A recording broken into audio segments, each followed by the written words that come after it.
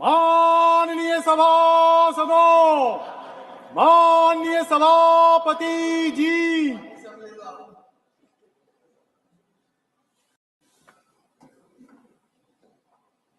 नमस्कार।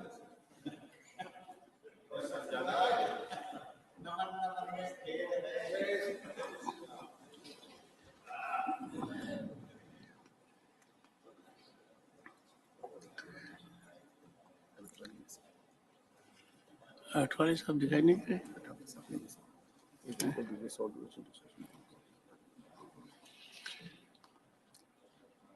Honorable members, we resume further discussion in short duration discussion motion on the economic situation in the country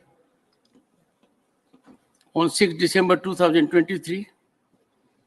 Srimati Sulata Dev had concluded her speech while participating in the discussion. I shall now call upon the names of remaining members whose names have been received for participation in the discussion.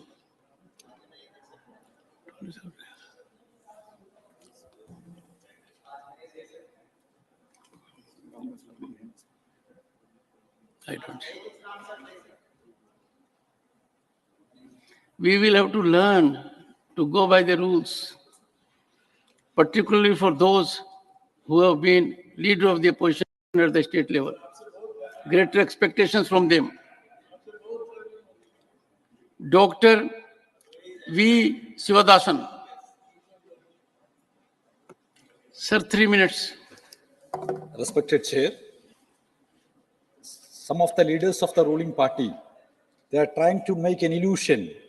India is growing. The economy is growing. What is the meaning of the growth of the economy? Sir, the corporate families, the big corporate families, the assets and income of the corporate families is increasing. That is not the development of the economy. Sir, the asset of the ruling party is increasing. Through the electoral bond, they are getting thousands of crore rupees. The increasing asset, increasing income of the ruling party is not the development of the economy. Here, Sarkari log, Sarkar, they are telling the ruling party is selling. They are rich. Sarkari log अमीर है लेकिन जनता गरीब लोग है सरकारी लोग अमीर है लेकिन जनता गरीब है madam here look the education sector thousands of 13,000 students have been dropped out from the higher education institutions. They are not providing the fellowship. Rajiv Gandhi fellowship, Maulana Azad fellowship. Where is the fellowship? Day by day, they are cutting the fellowship. Madam, the recruitment, if you are looking the recruitment, LIC, the recruitment is not there. Thousands of posts lying vacant. Development officer post lying vacant. Madam, BSNL, when is the last recruitment was happened in BSNL? When is the recruitment was happened? Madam, recruitment is not there. Railway, recruitment is not there. Everywhere, the ban of recruitment we are seeing. Madam, here, MGNRG, look the matter. Why are you not dispersing the pending amount of MGNRG? Thousands of crore are lying pending. Why they are not dispersing? Madam, as a wage component, as a material component, the pending amounts are there. They are telling they are rich, but they are not dispersing the amount to the poorest of the poor people. Madam, the ASHA workers, what is the condition of ASHA workers? Anganwadi workers, the Anganwadi workers is not getting minimum wage. ASHA workers is not getting minimum wage. They are telling they are rich. Then why they are not ready to provide the minimum wage to the Anganwadi workers and ASHA workers? This is the question from the people. Madam, respected madam, the workers are struggling in HECL. Workers are struggling NTC, workers are struggling in Bemal. Why they are struggling? Because of the policy of the government. They are stealing, they are rich. If they are rich, if economy is growing, then why are not providing the proper amount, proper wage to the workers in the companies? Madam, they are telling they are rich. But here in WHO is saying minimum one doctor for 1,000 people. But what is the condition of here in India? WHO is saying minimum 3 nurses for 1,000 people. But what is the condition here in India? Madam, look the matter here. Nurses in India, the number of the nurses is very less. But same time, thousands of nurses are going abroad. Why they are going? Here, nurses are not getting better salary here. That is why they are going outside. The Vishwaguru, the term is okay, but they are not providing the salary. They are not ready to invest the money to the in different sectors. Respected madam, you please look the condition of the people in here in India. Here, they are, madam, Please 1 conclude. minute, madam. Please conclude. Here, they are increasing the price of LPG. LPG price, they have increased. Madam, if they have reached, why they are increasing the price of the LPG? Sarkari log, Shri अमीर है, Aditya लेकिन Prasad. जनता गरीब है, गरीब लोगों के Your लिए time is हमारा up. भाषण है. Madam, Honorable member, thank you, your madam. time is up. Shri Aditya Prasad. Not present. Dr. L. Hanumathaya. Ma'am. Okay. Shri Syed Nasir Hussain. Not present. Dr. Lakshmikant Bajpai. या इस पे किस विषय पर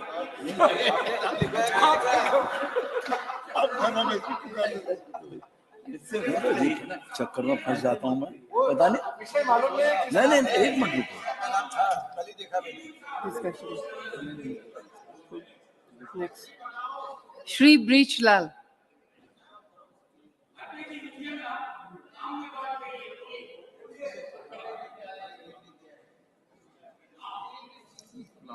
Shri Ghulam Ali. He will speak later. Shri Nihari Amin. Nihari Amin.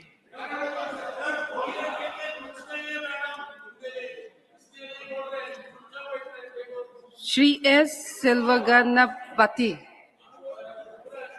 Please be seated. Honorable Deputy Chairman, Madam, thank you very much for giving me an opportunity to participate in this very important discussion on economic situation in the country. First, I would like to thank the Honorable Prime Minister and the Honorable Finance Minister for achieving a historic milestone in gross domestic product, GDP, which has surpassed the 4 trillion mark for the first time. Sir, Madam, I would like to praise the Honorable Prime Minister Modi ji, who brought an unprecedented zeal to his economic reformist agenda.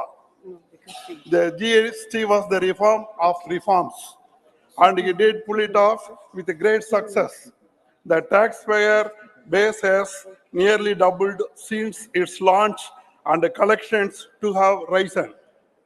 The GST collections in April rose 12% from the year earlier to an all-time monthly high. It is of 1.87 lakh crore. Majority of large states have reported 20% plus GST growth over the same period last year, indicating a broad level growth across sectors and states. 90 million e-way bills were generated in March 2023, 11% higher than 81 million in the preceding month.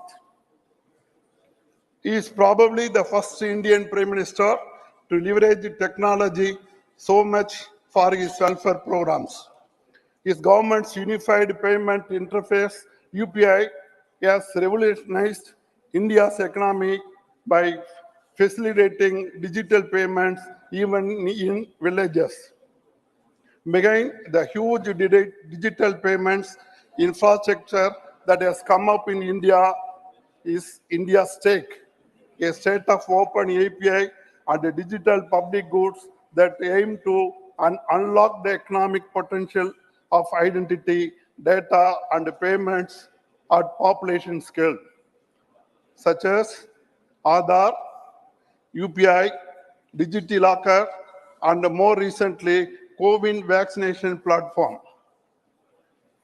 The core idea behind State Stack is to lower the cost of transactions so that 1.3 billion people get access to socially and economically important services, and those services can be delivered by the private as well as public sector.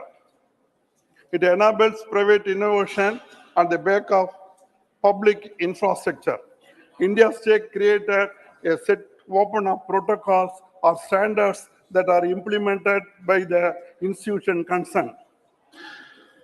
The UPI has helped private sector companies to rely on business models based on digital payments. IMF has said in a working paper recently, nothing that digitalization has supported formalization of India's economy, and the other has helped in direct transfer of payments to beneficiaries without reducing leakages, without any leakages. National logistic policy, the logistic cost in India is 13% of GDP, as compared with 8% in developed economies, making it difficult for Indian exports to compete globally. With a massive drive to build roads, trains, railways, ports, and bridges, a logistics policy is now set to revolutionize India's trade by making goods move faster across India, reducing the cost of logistics to be comparable to global benchmark by 2030. Our country recorded a robust GDP growth of 7.8% in the April-June period of 23-24, outpacing China's 6.3%.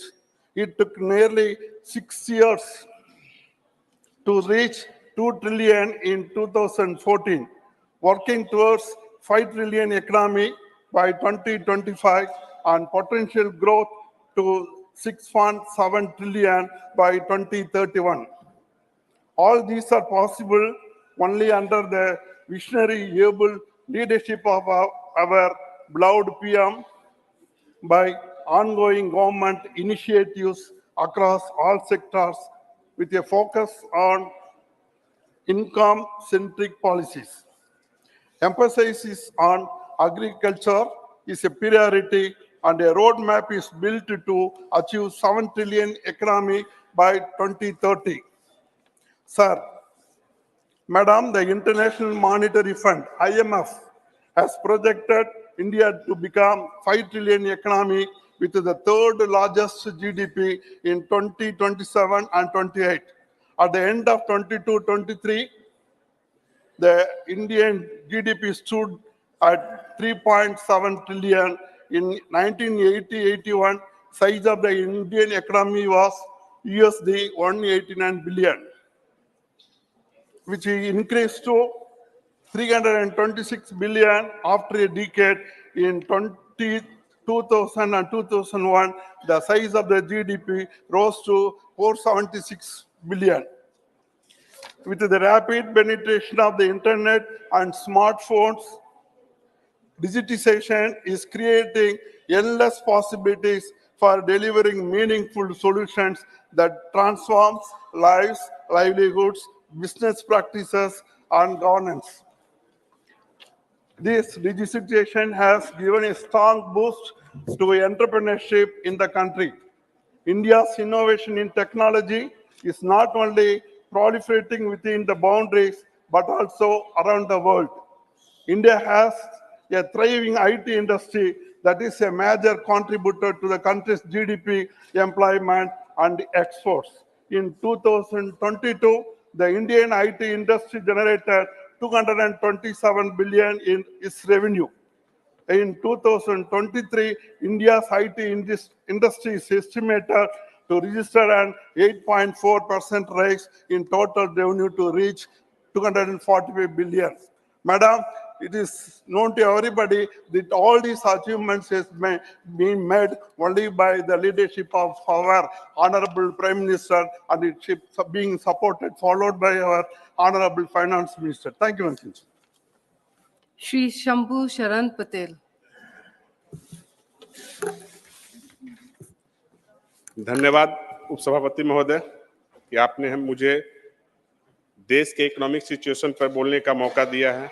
महोदय, मैं सबसे पहले अपने देश के यशस्वी प्रधानमंत्री आदरणीय श्री नरेंद्र मोदी जी को धन्यवाद देना चाहता हूं कि जो देश के करोड़ों लोगों के हित को ध्यान में रखते हुए समाज के सभी वर्गों के प्रति उदारता एवं जन कल्याण की भावना एवं भारत देश को परम वैभव तक पहुंचाने की भावना को ख्याल में रखते हुए देश को आर्थिक रूप से संपन्न बनाने का कार्य किया है। माननीय प्रधानमंत्री जी के अथक प्रयास और 9.5 वर्षों तक बिना रुके बिना थके और उनकी कड़ी मेहनत का नतीजा है कि आज भारत पूरे विश्व में सबसे तेजी से बढ़ती हुई अर्थव्यवस्था बन गई है। सभापति महोदय, उपसभापति महोदय, माननीय प्रधानमंत्री जी के नेतृत्व में देश में चौतरफा विकास हो रहा है। भारत का कोई भी सेक्टर इस विकास से अछूता नहीं रहा है। देश के स्वास्थ्य का क्षेत्र हो या रेलवे का क्षेत्र हो, जलमार्ग से लेकर वायुमार्ग तक का क्षेत्र हो, चाहे संचार का क्षेत्र हो, सूचना प्रौद्योगिकी का क्षेत्र हो, रक्षा का क्षेत्र हो एवं देश के ऑटोमोबाइल का क्षेत्र हो या अंतरिक्ष का क्षेत्र हो, आज देश चारों तरफ चौमुखी विकास कर रहा है। महोदय, हमारे पार्टी के नेता श्रद्धेय पंडित दीनदयाल उपाध्याय जी की सोच थी अंत्योदय, यानी कि समाज के अंतिम व्यक्ति का जब तक विकास नहीं हो जाता तब तक उस राष्ट्र का, उस देश का विकास नहीं हो जाता है। उन्हीं के राह पे चलते हुए हमारे प्रधानमंत्री जी अंत्योदय को जो है अक्षर पालन करते हुए देश को परम वैभव तक पहुंचाने के कार्य में लगे हुए हैं। महोदय, पूर्ववर्ती की कांग्रेस की सरकार पूरी तरह से तुष्टीकरण की राजनीति करते आई है। उन्होंने मुसलमानों को सिर्फ वोट बैंक के रूप में इस्तेमाल किया और हम देश के करीब 52% पिछड़ों समाज के लोगों के साथ समाज को विकास से महरूम रखा। और मैं अति पिछड़ा समाज से आता हूं और देश में जब कांग्रेस ने 60 वर्षों तक राज्य की शासन करने के बावजूद भी पिछड़ा वर्ग आयोग को संवैधानिक दर्जा नहीं दिया।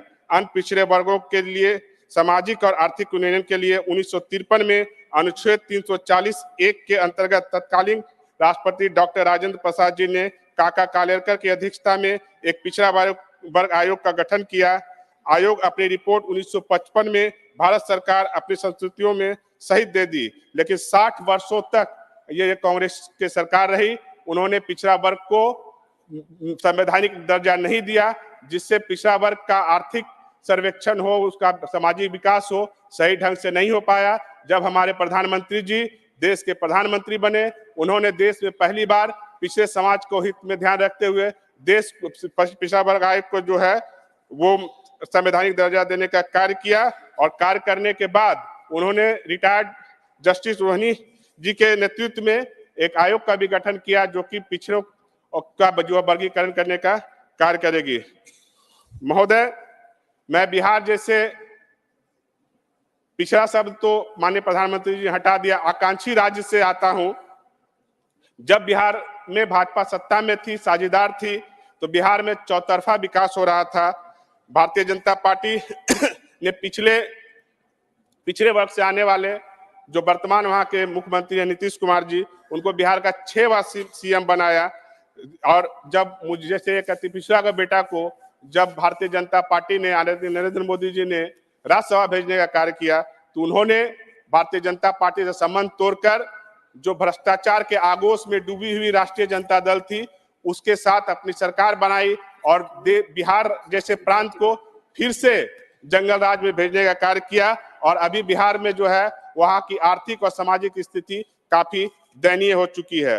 महोदय, भारत आज विश्व में सबसे बड़ी सबसे तेज गति से विकास करने वाली अर्थव्यवस्था बन गई है। पूरा विश्व भारत को एक उभरती हुई आर्थिक शक्ति के रूप में देख रही है। महोदय, स्वास्थ्य के क्षेत्र में जिस तरह से कांग्रेस सरकार के कार्यकाल में 60 वर्षों में लगभग शून्य कार्य हुआ, 2014 के बाद जब से नरेंद्र मोदी जी की सरकार आई, पूरा विश्व भारत के हेल्थ मैनेजमेंट सिस्टम का लोहा मान रहा है। 100 वर्षों के बाद आई वैश्विक महामारी कोरोना में जहां पूरा विश्व की स्वास्थ्य व्यवस्था को पोल खोल कर रख दी, वहीं श्री नरेंद्र मोदी जी के कुशल नेतृत्व की वजह से देश के करोड़ों लोगों की जान बच पाई। जहां विश्व के सभी विकसित देश जैसे अमेरिका, चीन, European country, Italy, Britain, France इत्यादि की स्वास्थ्य व्यवस्था पूरी तरह चरमरा गई, वहीं भारत ने सिर्फ देश में कोरोना वैक्सीन बनाया, बल्कि 220 करोड़ डोज भारतीयों को लगाया गया और देश यह डोज जो है मुफ्त जो है भारतीयों को लगाया गया। और वैक्सीन लगने के बाद विदिन मिनट जो है आपको वैक्सीनेट आप हो गए, उसका सर्टिफिकेट भी हमारे स्वास्थ्य विभाग ने लोगों को प्रदान किया। और बहुत सारे कंट्री में हमारे देश के प्रधानमंत्री नरेंद्र मोदी जी के नेतृत्व में बहुत सारे देशों को हमने मुफ्त में वैक्सीन और दवाइयां भी कोरोना काल में जो है वो सप्लाई किया। महोदय, विपक्ष के साथियों को सिर्फ हमारे नरेंद्र मोदी जी के नेतृत्व वाली सरकार में त्रुटियां नजर आती हैं, लेकिन कोविड काल से लेकर अभी तक भारत के 80 करोड़ लोगों को जो मुफ्त अनाज देने का कार्य कर रही है, जिससे देश का कोई भी गरीब, कोई भी मजबूर, कोई भी बेसहारा भूखा सो ना पाए। इस मुफ्त अनाज देने की योजना आगे भी हमारी सरकार ने बढ़ाया है। इस 80 करोड़ लोगों को मुफ्त देने की योजना में हमारी सरकार ने ना कभी कोई जाति देखा, ना कोई धर्म देखा, ना कोई पंथ देखा, कोई बैरियर नहीं रखा। और यही वजह है कि 2014 के बाद देश जो है हर क्षेत्र में विकास कर रहा है। 2014 में जहां हम देश की विश्व की 10वीं अर्थव्यवस्था, बड़ी अर्थव्यवस्था थे, अभी हम विश्व की 5वीं बड़ी अर्थव्यवस्था है। और जब नरेंद्र मोदी जी तीसरी बार 2024 में प्रधानमंत्री की शपथ लेंगे तो भारत जो है वो तीसरी विश्व की सबसे बड़ी अर्थव्यवस्था बन जाएगी। और जब देश हमारा 100वां स्वतंत्रता दिवस मना रहा होगा तो भारत जो है विश्व का नंबर 1 आर्थिक क्षेत्र में बन जाएगा। महोदय, हमारे जो साथी हैं, कांग्रेस साथी है, हमारे विपक्षी दलों जो है उनको सिर्फ हमारी सरकार में त्रुटियां नजर आती हैं। हमारे सरकार का जो योजना है, जो हमारी सरकार का थीम है, सबका साथ, सबका विकास, सबका विश्वास और सबका प्रयास, ये नजर नहीं आता है। आप देखिए 2014 के पहले जहां देश में 74 एयरपोर्ट था, अभी लगभग 148 एयरपोर्ट बन के तैयार हो गया है। जहां देश में 2014 के पहले 7 एम्स था, 7 एम्स में वो भी 6 हमारे श्रद्धेय अटल बिहारी वाजपेयी जी का देन था। और अभी देश में जो लगभग 23 एम्स हो गया है। बिहार में बिहार सरकार की नाकामियों की वजह से हमारा जो दरभंगा का एम्स है अभी बन नहीं पाया, नहीं तो वो 23वां पूर्ण हो चुका होता। उसके बाद अभी देखिए सबसे आधुनिक सुविधा से युक्त हमारा जो वंदे भारत ट्रेन है वो अभी अपने आप में एक बेमिसाल है। हमारे बिहार को भी कुछ मिला है और मैं आगे और भी मांग करूंगा माननीय रेल मंत्री जी से कि और वंदे भारत ट्रेन जो है वो बढ़ाया जाए। हमारी जो 9.5 वर्षों का जो अचीवमेंट है हमारे सरकार का, अगर उसको ठीक से अगर बोला जाए तो अपने आप में एक डिक्शनरी बन जाएगा। लेकिन एक छोटा सा जो उसकी वानगी है वो बताने का काम करता हूँ। छोटा सा जो समरी है, आप किसानों को ले लीजिए तो हमारे प्रधानमंत्री फसल बीमा योजना लगभग 12.5 करोड़ लोगों को दिया गया। प्रधानमंत्री किसान सम्मान योजना, प्रधानमंत्री कृषि सिंचाई योजना, अंतर्राष्ट्रीय अनाज मेला, गरीबों के लिए जल जीवन मिशन योजना, प्रधानमंत्री जन औषधि केंद्र, ये अपने आप में एक मिसाल है कि प्रधानमंत्री जन औषधि केंद्र के माध्यम से लगभग 10,000 जो है जन औषधि केंद्र खोले गए। आयुष्मान भारत योजना, ये पूरे वर्ल्ड में अपने आप में एक मिसाल है कि आप पूरे जो है 5 लाख तक का जो है आप फ्री में इलाज, समाज का कोई भी गरीब वर्ग, उसमें ना कोई जात, ना पंथ, ना धर्म का कोई बैरियर रखा गया है, हमारी सरकार ने देने का कार्य किया है। प्रधानमंत्री आवास योजना, क्या मैडम मेरा समय समाप्त हो गया क्या? अच्छा, 1 मिनट कंक्लूड कर दूं। प्रधानमंत्री आवास योजना, प्रधानमंत्री आवास योजना, प्रधानमंत्री ग्राम सड़क योजना, उज्ज्वला योजना, प्रधानमंत्री मातृ वंदना योजना, स्वच्छ भारत मिशन के तहत हमारी जो अति पिछड़ा और दलित समाज की महिलाएं थी, जिन्हें शाम होने का इंतजार और सुबह में सूरज उगने के पहले का इंतजार होता था कि मुझे शौच के लिए जाना है, उसका ख्याल रखते हुए, उनकी इज्जत और मर्यादा का ख्याल रखते हुए जो करोड़ों शौचालय बांटे गए, बनाए गए हमारे प्रधानमंत्री के द्वारा, यह दर्शाता है कि 2024 में जब जो बचा हुआ कार्य है, हमारे प्रधानमंत्री जब फिर से पुनः 2024 में तीसरी बार देश के प्रधानमंत्री बनेंगे तो देश उन्नति करेगा और वह दिन दूर नहीं जब भारत देश की विश्व की सबसे बड़ी आर्थिक व्यवस्था बनेगा। आपने मुझे बोलने का मौका दिया, बहुत बहुत धन्यवाद। श्री आदित्य प्रसाद।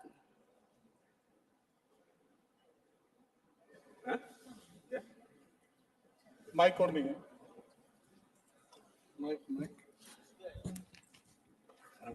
सभापति महोदय, बहुत बहुत धन्यवाद, आपने आर्थिक विषय पर बोलने का अवसर दिया है। सभापति महोदय, 2014 की शुरुआत से देश के यशस्वी प्रधानमंत्री आदरणीय नरेंद्र मोदी जी के नेतृत्व वाली एनडीए सरकार ने सबका साथ, सबका विकास, सबका विश्वास, सबका प्रयास के सिद्धांत पर काम किया है और वर्ष 2014 में भारत विश्व की 10वीं सबसे बड़ी अर्थव्यवस्था के रूप में अपनी स्थिति से ऊपर उठते हुए आज 5वीं सबसे बड़ी वैश्विक अर्थव्यवस्था के रूप में स्थापित है और माननीय प्रधानमंत्री जी के नेतृत्व में भारत दुनिया की तीसरी सबसे बड़ी अर्थव्यवस्था बनने के मार्ग पर अग्रसर है। विश्व में लगभग हर जगह एक बड़ी आर्थिक चुनौतियों का सामना कर रहा है, लेकिन इस विपरीत परिस्थिति में भी हमारा देश निरंतर आगे बढ़ रहा है। आज मोबाइल विनिर्माता के क्षेत्र में दूसरे नंबर पर, ऑटोमोबाइल निर्माता के क्षेत्र में तीसरे नंबर पर और स्टॉक एक्सचेंज में चौथे नंबर पर है। वित्तीय वर्ष 2023 के लिए भारत की जीडीपी की वृद्धि दर 7.2% थी, जो कि दुनिया की प्रमुख अर्थव्यवस्था में सबसे तेजी से बढ़ती अर्थव्यवस्था थी। महोदय, इतनी बड़ी महामारी कोविड के समाप्त होने के बाद जिस प्रकार से भारत में सड़कें, रेलवे, हवाई अड्डों का निर्माण तेज गति से हो रहा है, ये कोई साधारण बात नहीं है। पूरा दुनिया जब अपनी आर्थिक व्यवस्था से चरमराई हुई स्थिति में थी, तब पूरी दुनिया के लोग भारत को बहुत आशा भरी निगाहों से देख रहे थे, उम्मीद भरी निगाहों से देख रहे थे कि आखिर भारत की स्थिति क्या होगी। इतना बड़ा लोकतांत्रिक देश है, इतनी बड़ी आबादी वाला देश है, लेकिन देश का यशस्वी प्रधानमंत्री जो गरीब परिवार से आने वाले व्यक्ति है, जो गरीबी में पला है, बढ़ा है, गरीबी में जिया है, गरीबी को बहुत नजदीक से देखा है, माननीय प्रधानमंत्री जी के नेतृत्व वाली कुशल सरकार में यह संभव हो पा रहा है कि गरीब कल्याण योजना के माध्यम से कोई गांव का व्यक्ति जब घर से काम करने के लिए नहीं निकलता था, चूंकि हम लोग गांव में रहते थे, गांव में रहते हैं, गांव के लोग अपने घरों में जो मजदूर था, किसान था, जो श्रमिक था, दिन भर घर में रहता था, दिन भर घर में आराम करता था।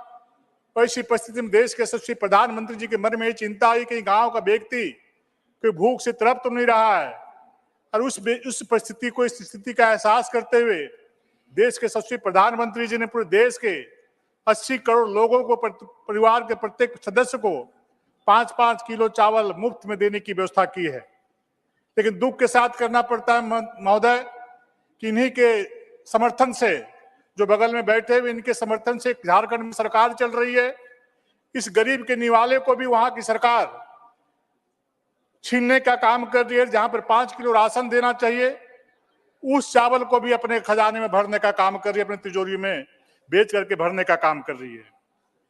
महोदय, हमें 2 अरब से अधिक कोविड वैक्सीन इस देश में देश के यशस्वी प्रधानमंत्री के माध्यम से लगाए गए हैं, और देश में तो लगा ही लगा, देश के अन्य बाहर देशों में भी, दुनिया के अन्य देशों में भी आदरणीय प्रधानमंत्री जी ने कोविड वैक्सीन के माध्यम से देश को, अन्य लोग, दुनिया के लोगों को भी सुरक्षित बचाने का काम किया है।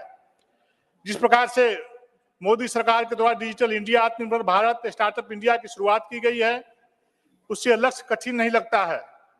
अक्टूबर 2023 जिसमें कुल निर्यात वर्ष 10 वर्ष के आधार पर 9.43 बढ़कर 62.26 बिलियन अमेरिकी डॉलर हो गया।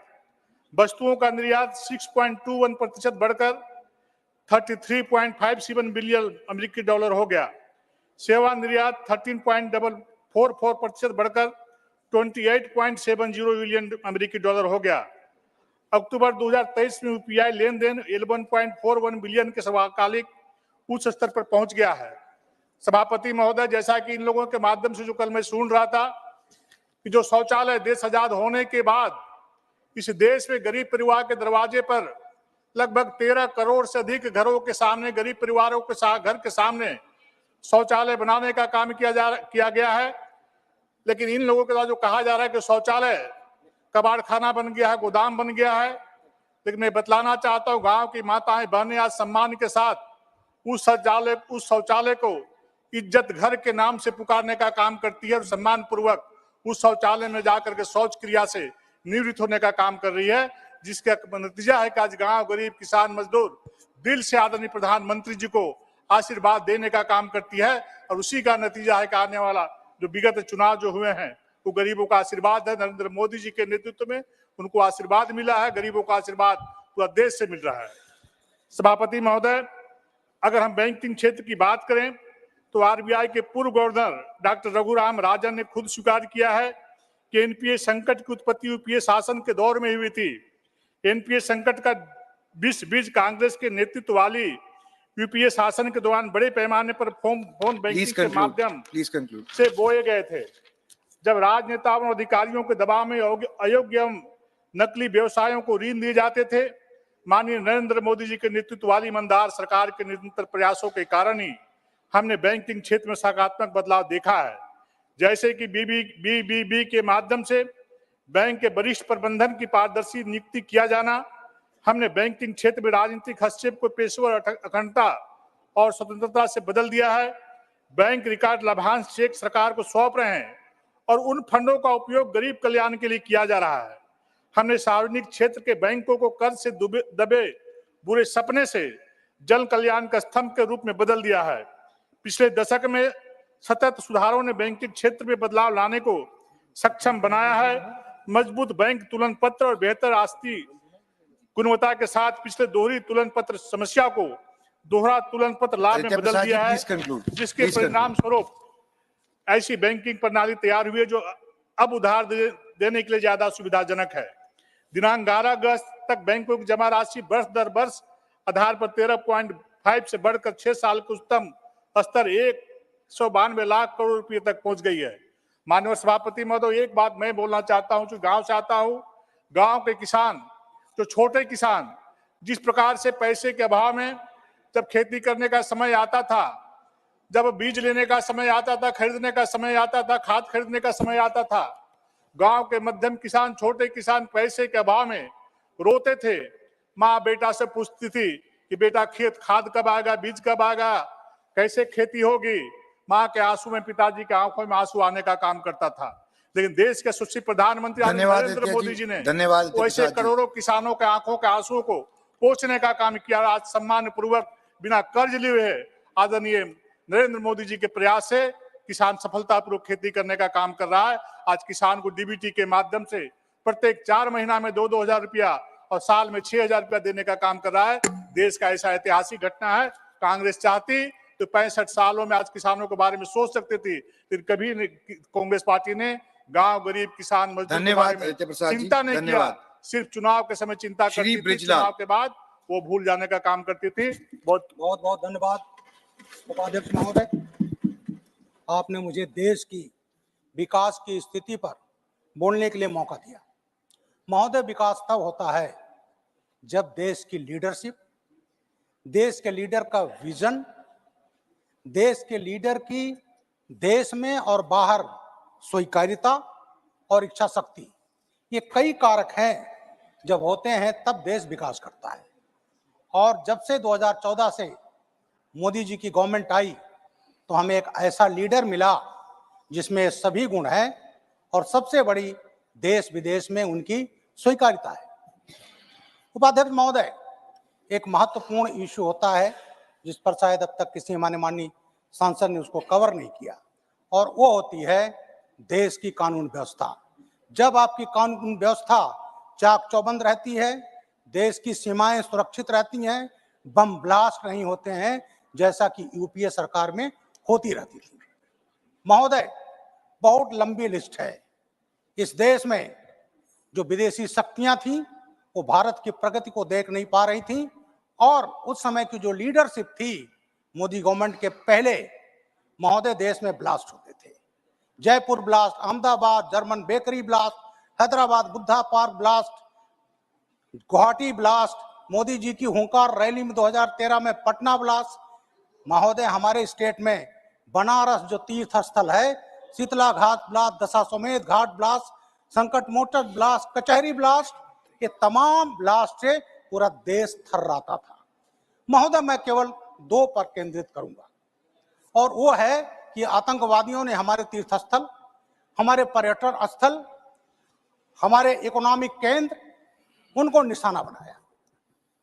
महोदय, दिल्ली जो राजधानी है, महोदय यहाँ 29/10/2005 को सरोजनी नगर पहाड़गंज में आतंकवादी घटना हुई थी। धनतेरस के 2 दिन पहले महोदय यहाँ करीब 70 लोग मारे गए थे। इसी दिल्ली में महोदय हाईकोर्ट में ब्लास्ट हुआ था। 7/9/2011 को 15 लोग मारे गए थे, कोर्ट भी सुरक्षित नहीं था। यूपी में भी कचहरी ब्लास्ट हुआ था 2007 में, वो था बनारस, अयोध्या, लखनऊ। महोदय, दिल्ली में फिर 13/9/2008 को ब्लास्ट हुआ था बटला हाउस के 1 हफ्ता पहले, और इसमें 30 लोग मारे गए थे। महोदय, जामा मस्जिद 19/9/2010 को ब्लास्ट हुआ था। उस समय कॉमनवेल्थ गेम था देश में। यूपी में 30 नवंबर को अयोध्या मामले में हाईकोर्ट का जजमेंट आना था। मैं ही उस समय प्रदेश का एडीजी लॉ एंड ऑर्डर था। सेंसिटिव थी हमारी स्थिति, और उस समय जामा मस्जिद के पास उन्होंने एक ताइवानीज बस, उस पर फायर किया, घायल हुए। उसके बाद थोड़ी देर बाद जब मीडिया पुलिस सब पहुंच गई, तब उन्होंने एक कार में ब्लास्ट किया। ईश्वर की कृपा रही, उसमें आग लगी। ब्लास्ट नहीं होता, नहीं तो 200-250 लोग मारे जाते। क्या था उनका? देश में दंगा फैलाना और कॉमनवेल्थ गेम को ये करना कि देश सुरक्षित नहीं है। तो महोदय, ये पक्ष था, और वो सब थे इंडियन मुजाहिदीन के। महोदय, यहीं पर बटला हाउस की घटना हुई 19 सितंबर 2008 से, टाइम हो रहा वो तभी। बटला हाउस में जो घटना हुई उसमें मारा गया यातिफ अमीन, इंडिया कमांडर था नॉर्थ इंडिया का। और जितने देश में ज्यादातर ब्लास्ट हुए उसमें आजमगढ़ मॉड्यूल जो हमारे प्रदेश में स्थित है वो ज्यादातर जिम्मेदार था, और उसका साथी साजिद मारा गया। महोदय, जब ये घटनाएं हुई तो हमारी बंगाल की एक चीफ मिनिस्टर, वो भी समाजवादी पार्टी के एक नेता थे, गए वहां। उन्होंने कहा अगर ये झूठा नहीं है जिसमें इंस्पेक्टर शर्मा मारे गए थे तो मैं राजनीति से इस्तीफा दे दूं। महोदय, इसी दिल्ली में, इसी पार्लियामेंट के सामने कुछ मीटर दूर 13/1/2001 को यहां पर हमला हुआ था जैसे मोहम्मद का। महोदय, हमारे 9 कर्मी, सचिवालय कर्मी और पुलिस सीआरपी के मारे गए थे। अभी हम लोग 13 तारीख उनको श्रद्धांजलि देंगे। जगदीश प्रसाद यादव, मातबर सिंह नेगी, कमलेश कुमारी, नानक चंद, रामपाल, ओम प्रकाश जी, विजेंद्र सिंह जी और घनश्याम और देशराज जी। तो महोदय, ये ब्लास्ट होते थे। दूसरा टारगेट किया इन्होंने मुंबई को 93 में टारगेट किया गया, जब दाऊद इब्राहिम ने मार्च 93 में ब्लास्ट किए, और उस ब्लास्ट में मुंबई में 257 लोग मारे गए। महोदय, इसी पर मैं कहना चाहता हूं, 257 मारे गए। और महोदय, उस समय जो मुख्यमंत्री थे 2093 में, जानते उन्होंने क्या कहा? जब ब्लास्ट हुआ उन्होंने कहा था एलटीटी का काम है, कहीं उनके वोट बैंक पर असर ना पड़े। महोदय, 26/11 हम सभी जानते हैं, लश्करे तोयबा का हमला था। उसमें 2 आईपीएस अफसर हमारे और मेजर उन्नी कृष्णन, 15 पुलिसकर्मी मारे गए थे, 26 विदेशी मारे गए थे। पूरे दुनिया में हाहाकार मच गया था। महोदय, उसको भी कांग्रेस पार्टी ने झुठलाने की कोशिश की। एक बड़े नेता कांग्रेस के, मैं नाम लेना नहीं चाहता, बिजलाल जी, प्लीज उन्होंने, कंक्लूड। प्लीज, हमारे पास टाइम बहुत बड़ा है अदर स्पीकर्स आल्सो। जी। तो उन्होंने किताब लिखवाई अजीज बर्नी से कि 26/11 ये साजिश है आरएसएस की। तो महोदय, हमारे जो तीर्थ स्थल, इकोनॉमिक केंद्र दिल्ली, सबको आतंकवाद का इसलिए बनाया गया, निवेश ना आए, एडवाइजरी जारी हुई, भारत मत जाओ, क्योंकि असुरक्षित देश है।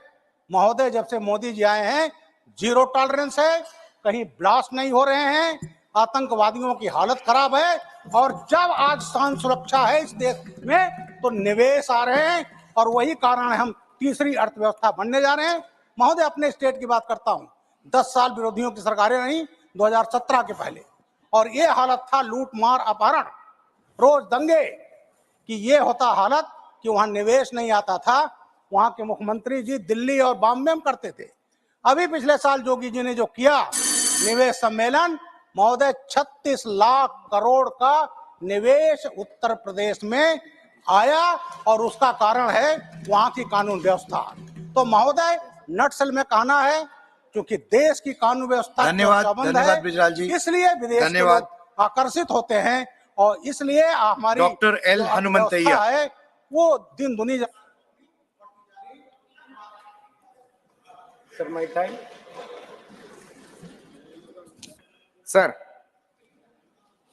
thank you very much for giving me this opportunity on discussion on the economic situation in the country. Sir, one thing that fits this government is do work for a teaspoonful, talk for a gallon. And also in this government, sir, the Modi government development model, which has been told by many people, the poor forced to eat less while the rich make merry. That is the situation in the last 10 years of the administration. Sir, in 2023, the Indian economy is facing high inflation and income inequality. The high inflation is not the product of market forces alone, but the governmental interventions that prioritize one section over the another section. Sir, while the reduction is, particularly the LPG reduction, is a drop in the ocean, it does not provide any example, but lakhs of people, the families, are still suffering. So persistently, high inflation has been a constant alongside high unemployment and tepid growth, sir. Sir, I just give some figures of the UPA government and this government for the last 10 years. So the major difference between the UPA government and this government, the net foreign direct investment, it is the difference between the investments made by foreign entities in India and investments made by Indian entities in the foreign countries. Sir, during 2003 and 4 and 13-14, it was 1,087 for 6%. After the percentage of change during Modi ji's government, that is 2013-14 to 22 and 23, it is 462.2%. Sir, whereas the gross domestic product, it is the market value of the final goods and services produced in the year by a country. That is the gross domestic product. Sir, it was 302.3% during UPA government, and now it is 142.5%. You can see the difference. Sir, in real gross domestic product, which is very important, it is the total value of the final goods and services produced within the country in a year adjusted for inflation. Please conclude. Sir? Please conclude. I have not yet started, sir. Your time is up. Then why should you call me? 3 minutes have been given. I was told I will be given 10 minutes. 3 minutes were given to you, sir. 3 minutes. I would not have taken it. Kindly conclude. Then no point in continuing, sir. Thank you very much. Shri Sakaldeep Rajbhar ji. So please conclude. Please conclude. Please conclude. माननीय उपसभापति महोदय Please ji, conclude. आपने भारत की आर्थिक नीति पर बोलने का अवसर दिया, इसके Sir, लिए let him conclude. आपका दिल से Rajbhar ji, उनको conclude करें. Please conclude. Points and conclude this. Sir, there are two important things which I wanted to tell. The rich getting richer and the poor getting poorer is the major characteristics of this economy which is now running in the country. That is because, sir, 5% Indians now own 60% of the country's wealth, and whereas the bottom 50% of Indians own only 3% of the wealth. That is a very, very important issue, sir. Sir, the absolute number of poor in India has risen by 76 million. From 217 million in 1213, it is 283 million in 1920 in rural areas, and from 53 million to 63 million in urban areas. Sir, this is a very important factor that whenever we talk about rich and poor, this is the statistics. Sir, I just want to bring it to your notice, sir. The bank loan write-offs. Sir, banks have written off loans worth 14.56 lakh crore since 14-15. In the last financial year alone, it is 2.09 lakh crore were written off. But when the questions were asked in the parliament, the answers were different. Sir, now I know the finance minister may say that the loans written off and there are procedure and recover such loans, and write-off is not the same as waive off. That is what the answer we got. But sir, we look at the data, we see that devil in the details.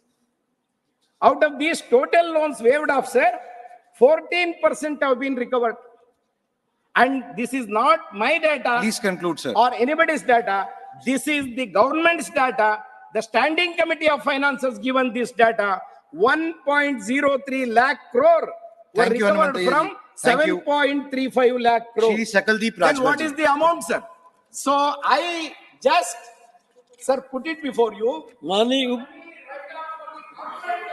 माननीय उपसभापति महोदय जी, आपने भारत की आर्थिक नीति पर बोलने Sir, it's का not अवसर going दिया, on record, sir. इसके It's लिए not going on record. आपका दिल से आभार व्यक्त करता हूं। माननीय महोदय जी, आज के देश के यशस्वी प्रधानमंत्री श्री नरेंद्र मोदी जी के नेतृत्व में भारत आर्थिक क्षेत्र में दिन दूना रात चौगुना प्रगति के पथ पर है। 2025 तक भारत 5 ट्रिलियन लक्ष्य को प्राप्त कर लेगा। माननीय प्रधानमंत्री जी का कुशल नेतृत्व और बढ़ते आर्थिक स्रोत का यह परिणाम है कि आज भारत में राष्ट्रीय राजमार्ग का जाल बिछ गया है। इसके लिए इस विभाग के माननीय मंत्री श्री गडकरी जी को भी दिल से बधाई देता हूं। रेलवे के क्षेत्र में हम प्रगति की ओर अग्रसर हैं। 2 सालों के अंदर पूरे देश में बुलेट ट्रेनें चलने लगेगी। सभी प्रदेशों में एम्स खुलता जा रहा है। स्वास्थ्य के क्षेत्र में हम बहुत आगे बढ़ चुके हैं। देश में IIT, इंजीनियरिंग, IIM नए खुल रहे हैं। शिक्षा क्षेत्र में उस शिक्षा का प्रावधान है। पूरे देश में हर घर में बिजली, हर घर नल से जल और गैस सिलेंडर, आवास, शौचालय, पेंशन सब गरीबों को दिया जा रहा है। यह सब प्रगति जो है आर्थिक नीति कुशल हाथों में होने के कारण है। आज हमारे देश के GDP दुनिया के तमाम मुल्कों से आगे 8.2 पर है। कृषि के क्षेत्र में भी किसानों का आय बढ़ा है और हमारा देश अन्न के मामलों में आत्मनिर्भर है। पिछले दिनों 2020 से 2021 में कोरोना काल में भी हमारे देश का आर्थिक विकास थोड़ा धीमा हुआ था, लेकिन माननीय प्रधानमंत्री जी के कुशल नेतृत्व में प्रगति कर रहे हैं और आज हमारी आर्थिक विकास दुनिया के तमाम मुल्कों से भी आगे चल रहा है। भारतीय वित्त बाजार में विदेशी संस्थाओं को अनुमति दी गई है, विदेशी व्यापार को बढ़ाया गया है, आयात निर्यात में छूट दी गई है। इसके अलावा विस्तारीकरण नीति के तहत कृषि सुधार और श्रम सुधारों पर भी विशेष लोन दिया जा रहा है। सुरक्षा के क्षेत्र में हम काफी मजबूत स्थिति में हैं। विज्ञान के क्षेत्र में हम चंद्रयान के दक्षिण ध्रुव तक पहुंच चुके हैं। इस क्षेत्र में हमारा देश पहले स्थान पर है।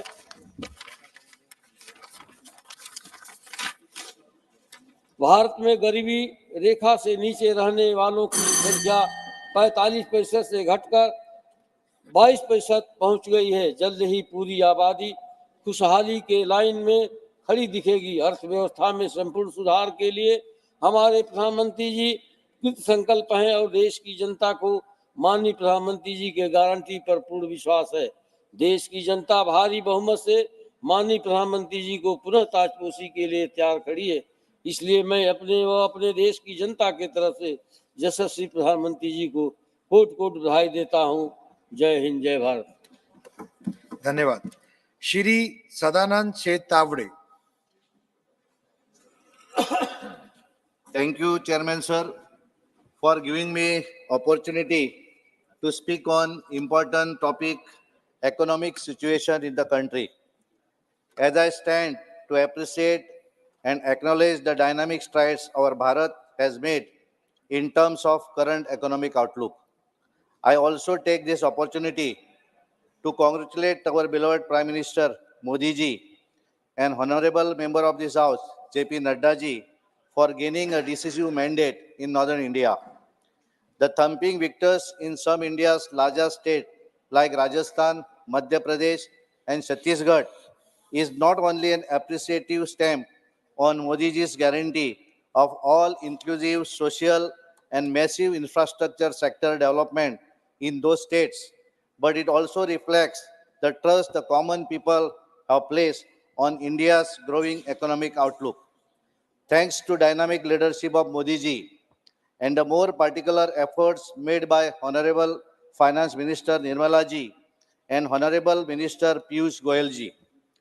Sir, as we celebrate Bharat's changing face and image, I am more thrilled at what is in store for all of us concerning digitization, exports, industry growth, and the economic outlook.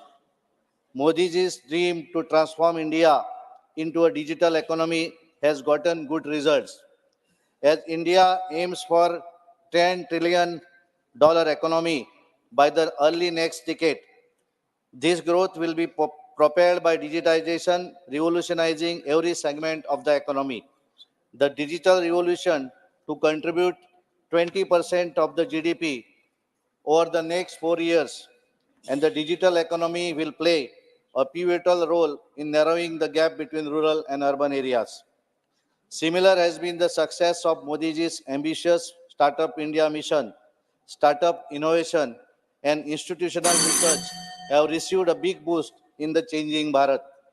With tech startup taking the lead, Bharat has a third largest startup ecosystem, creating close to a million jobs since 2017. The total number of tech startups in Bharat is estimated to grow almost 3 times from 68,000 in 2023 to 180,000 in 2030. Thanks to my party and my senior leaders in the government, Bharat has now thriving IT industry that is a major contributor to the country's GDP, employment, and exports. It also excites me to state that Bharat investment inflation ratio is at lowest, making it easy to expand and diversify the businesses, and the GDP growth is above expectation. I would like to remind the August House that Bharat GDP growth has far exceeded the negative outlook projected by textbook economists like Raghuraman Rajan sitting in the AC chambers. Bharat economy is poised to grow over 6% in the financial year 2024, ranking among the world's fastest growing economies, much higher than China. And this may be piece of bad news for China lovers in Indian politics. Bharat GDP is expected to grow 6.4% to 6.8% this fiscal year, accelerating to 7% by 2026. In contrast, China's economic growth is projected to slow to 4.6% by 2026. I welcome the recent report by Global Credit Outlook 2024. New risk, new playbook, documented by S&P Global Ratings, and Bharat is set to become the third largest economy by 2030 and is expected to be the fastest growing major economy in the next 3 years. Currently, Bharat population has one of the best ratio between its working age population and its number of children and elderly. With the all right indicators at our right, Bharat is now becoming a gateway for setting up global manufacturing capacity, continuing to grow services and industry alongside the growth of infrastructure. Thanks to the resilient quality of the Indian industry, under the leadership of global leaders like Modi ji, for doing all that is required and all that is good for the industry and the economy. I am certain that the momentum for growth will further growth with the historical blessing in the form of popular vote for Modi ji and our glorious regime since 2014 and the year 2024 beyond. Thank you, Chairman, sir. Thank you.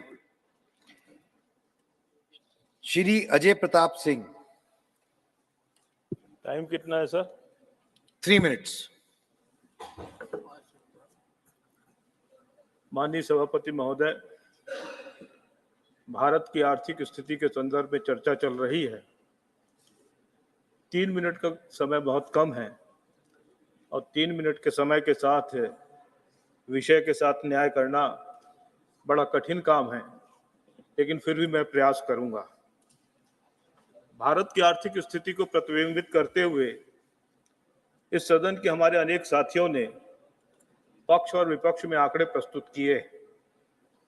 इस पक्ष से आंकड़े प्रस्तुत करके बताया गया कि आर्थिक स्थिति बेहतर हुई है, उस पक्ष से आंकड़े प्रस्तुत करके बताया गया कि आर्थिक स्थिति बिगड़ी है। हमारे वरिष्ठ साथी आज सदन में नहीं है, राम गोपाल जी ने कहा कि इन आंकड़ों का बहुत भरोसा नहीं करना चाहिए। मैं भी उनकी राय का हूं कि इन आंकड़ों का बहुत भरोसा नहीं करता, तो फिर भारत की आर्थिक स्थिति का सही अनुमान कैसे लगाएं? तो मेरा उत्तर है कि भारत की आर्थिक स्थिति का सही अनुमान लगाने के लिए और किसी से नहीं पूछें, चलिए कलावती से पूछ लेते हैं। कलावती कौन है? कलावती वो महिला है जो उत्तर प्रदेश में रहती थी। कलावती के घर में कांग्रेस के तत्कालीन अध्यक्ष गए थे। कलावती की खाट में बैठकर उन्होंने भोजन किया था। कलावती की झोपड़ी में वो घंटे 2 घंटे रुके थे।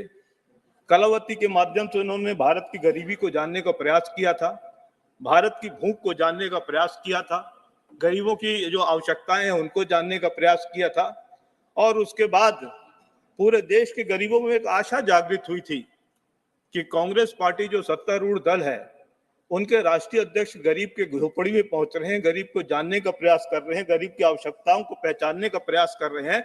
निश्चित रूप से गरीबों के जीवन में परिवर्तन कांग्रेस पार्टी की सरकार के द्वारा आया है, लेकिन उस झोपड़ी से जाने के पश्चात कलावती भी निराश हुई और भारत का गरीब भी निराश हुआ। कलावती के जीवन में अगर रोशनी आई, भारत के गरीबों के जीवन में रोशनी आई, तो सन 2014 के पश्चात जब इस देश की बागडोर आदरणीय नरेंद्र मोदी जी ने संभाली, कलावती जी को पक्का मकान दिया तो आदरणीय नरेंद्र मोदी जी की सरकार ने दिया। कलावती के घर में अगर उज्ज्वला गैस आई तो नरेंद्र मोदी की सरकार के कार्यकाल में आई। कलावती की झोपड़ी में अगर बिजली आई तो नरेंद्र मोदी जी की सरकार के कार्यकाल में आई। कलावती को अगर पानी पीने की व्यवस्था उपलब्ध हुई तो कलावती तो नरेंद्र मोदी जी के जमाने में उपलब्ध हुई। यानी कि कलावती के जीवन में जो परिवर्तन आया, जिसको हम सुख कहते हैं, जिसको हम समृद्धि का आधार कहते हैं, जिसको हम प्रगति का मानक मानते हैं, अगर वो कलावती को प्राप्त हुआ है तो नरेंद्र मोदी के कार्यकाल में प्राप्त हुआ है। इसलिए मैं कहता हूं कि अगर भारत की आर्थिक समृद्धि का आकलन करना है तो कलावती से पूछ लीजिए। कलावती आज इस विषय पर सबसे उपयुक्त और सबसे सही जज है जो भारत की आर्थिक स्थिति को प्रतिबिंबित करती है। हमारे एक साथी हैं इस सदन के, उन्होंने कहा कि 80 करोड़ लोगों को मुफ्त अनाज दिया जा रहा है, एक तरफ मुफ्त अनाज दिया जा रहा है और दूसरी तरफ आप कह रहे हैं कि भारत की आर्थिक प्रगति हो रही है। 1 मिनट और समय लूंगा मैं सभापति महोदय कि ये जो 80 करोड़ लोगों को मुफ्त अनाज दिया जा रहा है तो वो उन लोगों पर कृपा नहीं किया जा रहा है। याद रखना चाहिए कि भारत की सरकार एक लोक कल्याणकारी राज्य है और लोक कल्याणकारी राज्य होने के कारण हमारी ये जिम्मेदारी बनती है कि सरकार के जो भी वित्तीय उत्पाद हैं उसका समान रूप से वितरण हो। वो समान रूप से वितरण करने के लिए जो 80 करोड़ लोगों को मुफ्त अनाज दिया जा रहा है ये एक माध्यम है। अगर गरीबों को हमने पक्का मकान दिया है, गरीबों को अगर हमने बिजली दिया है, गरीबों को अगर हमने पानी पीने की व्यवस्था किया है, गरीबों को अगर हमने पक्की सड़क दिया है, गरीबों को अगर हमने नेशनल हाईवे दिया है, गरीबों का जीवन आसान बनाने के लिए सारी सुख सुविधाएं हमने उपलब्ध कराई है, तो एक लोक कल्याणकारी राज्य के कारण किया है। और इसके माध्यम से भारत के जीवन में जो परिवर्तन आया है, भारत की आर्थिक स्थिति, अभी आज ही हम लोग चर्चा कर रहे थे कि इस दीपावली में जो हमारे यहाँ व्यापार हुआ है भारत में, तो 4.5 लाख करोड़ का व्यापार हुआ है। और ये जो आंतरिक व्यापार हुआ है दीपावली के दिन में, तो 4.5 लाख करोड़ का व्यापार पहली बार हुआ। इसलिए हुआ क्योंकि भारत के जीवन में समृद्धि आई, भारतवासियों के जेब में पैसा आया है, इसलिए वो बाजार जा सके, इसलिए वो अपने बच्चों की अभिलाषा पूरी कर सके, इसलिए वो दीपावली पूजन अच्छी तरीके से कर सके, इसलिए वो मिठाई ला सके, इसलिए वो पटाखे ला सके, इसलिए वो दिए ला सके। तो ये जो बालक मैंने कलावती के माध्यम से, दीपावली के माध्यम से, खाद्यान्न योजना के माध्यम से बताया है, और अगर आप इसको स्वीकार करते हैं, अगर ये आपको दिखाई देता है, तो निश्चित रूप से आपको स्वीकार करना पड़ेगा कि भारत की स्थिति अच्छी हुई है, बेहतर हुई है और भारत का भविष्य उज्जवल है। भारत ठीक रास्ते पे बढ़ रहा है नरेंद्र मोदी जी के नेतृत्व में। धन्यवाद। डॉक्टर डीपी वत्स।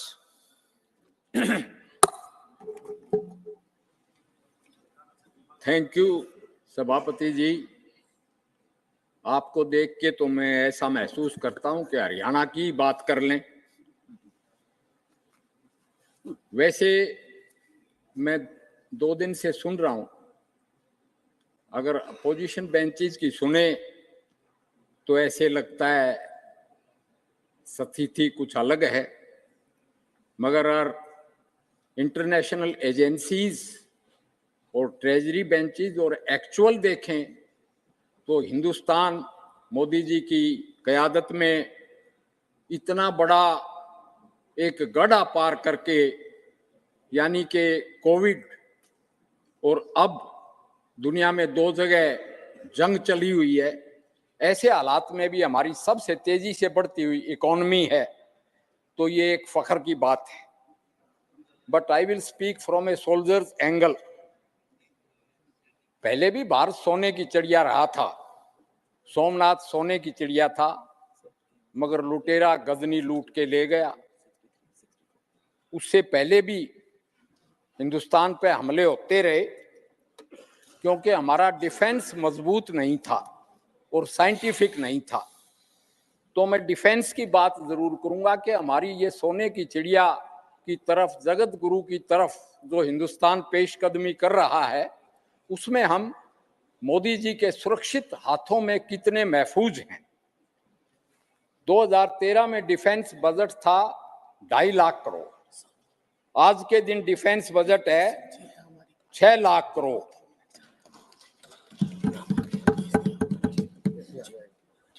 और इतना ही नहीं, आज के दिन हम एयरक्राफ्ट कैरियर भी बनाते हैं, चंद्रयान को भी लैंड करते हैं दक्षिणी ध्रुव, चांद के दक्षिणी ध्रुव पे, जो एक बहुत ही बड़ी अचीवमेंट है। हम अग्नि 5 भी बनाते हैं जिसकी रेंज में पूरा संसार आ जाता है। और मोदी जी तो लाइट कॉम्बैट एयरक्राफ्ट में बैठ के ही was looking as fit as a fighter pilot. ये भी बड़ी फख्र की बात है।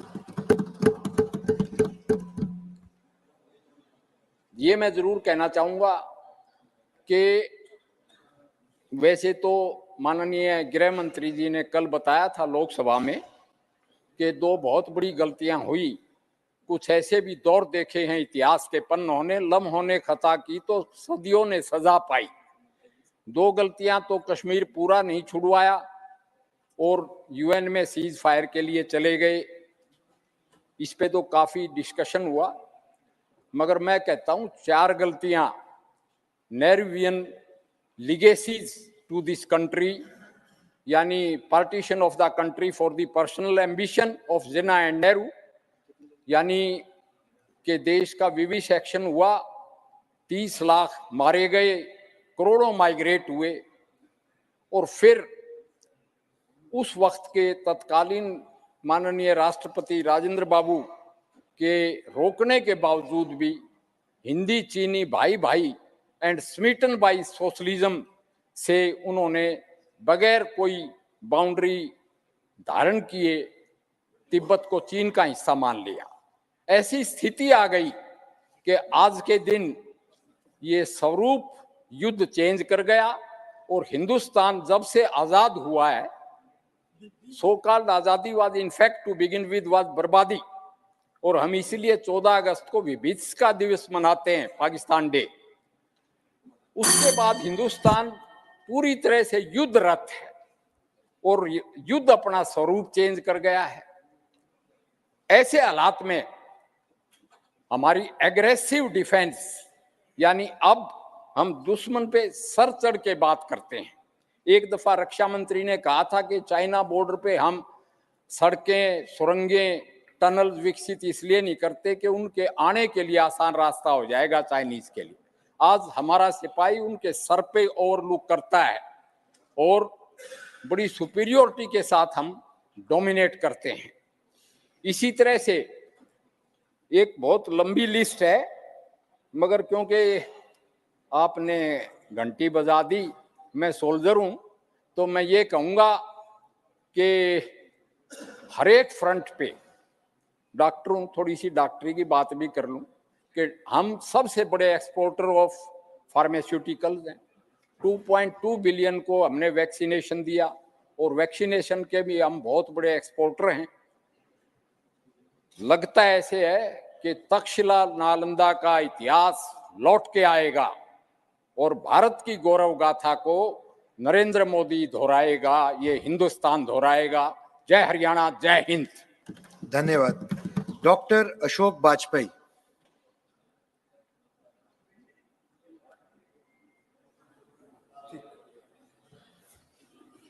माननीय उपसभापति महोदय,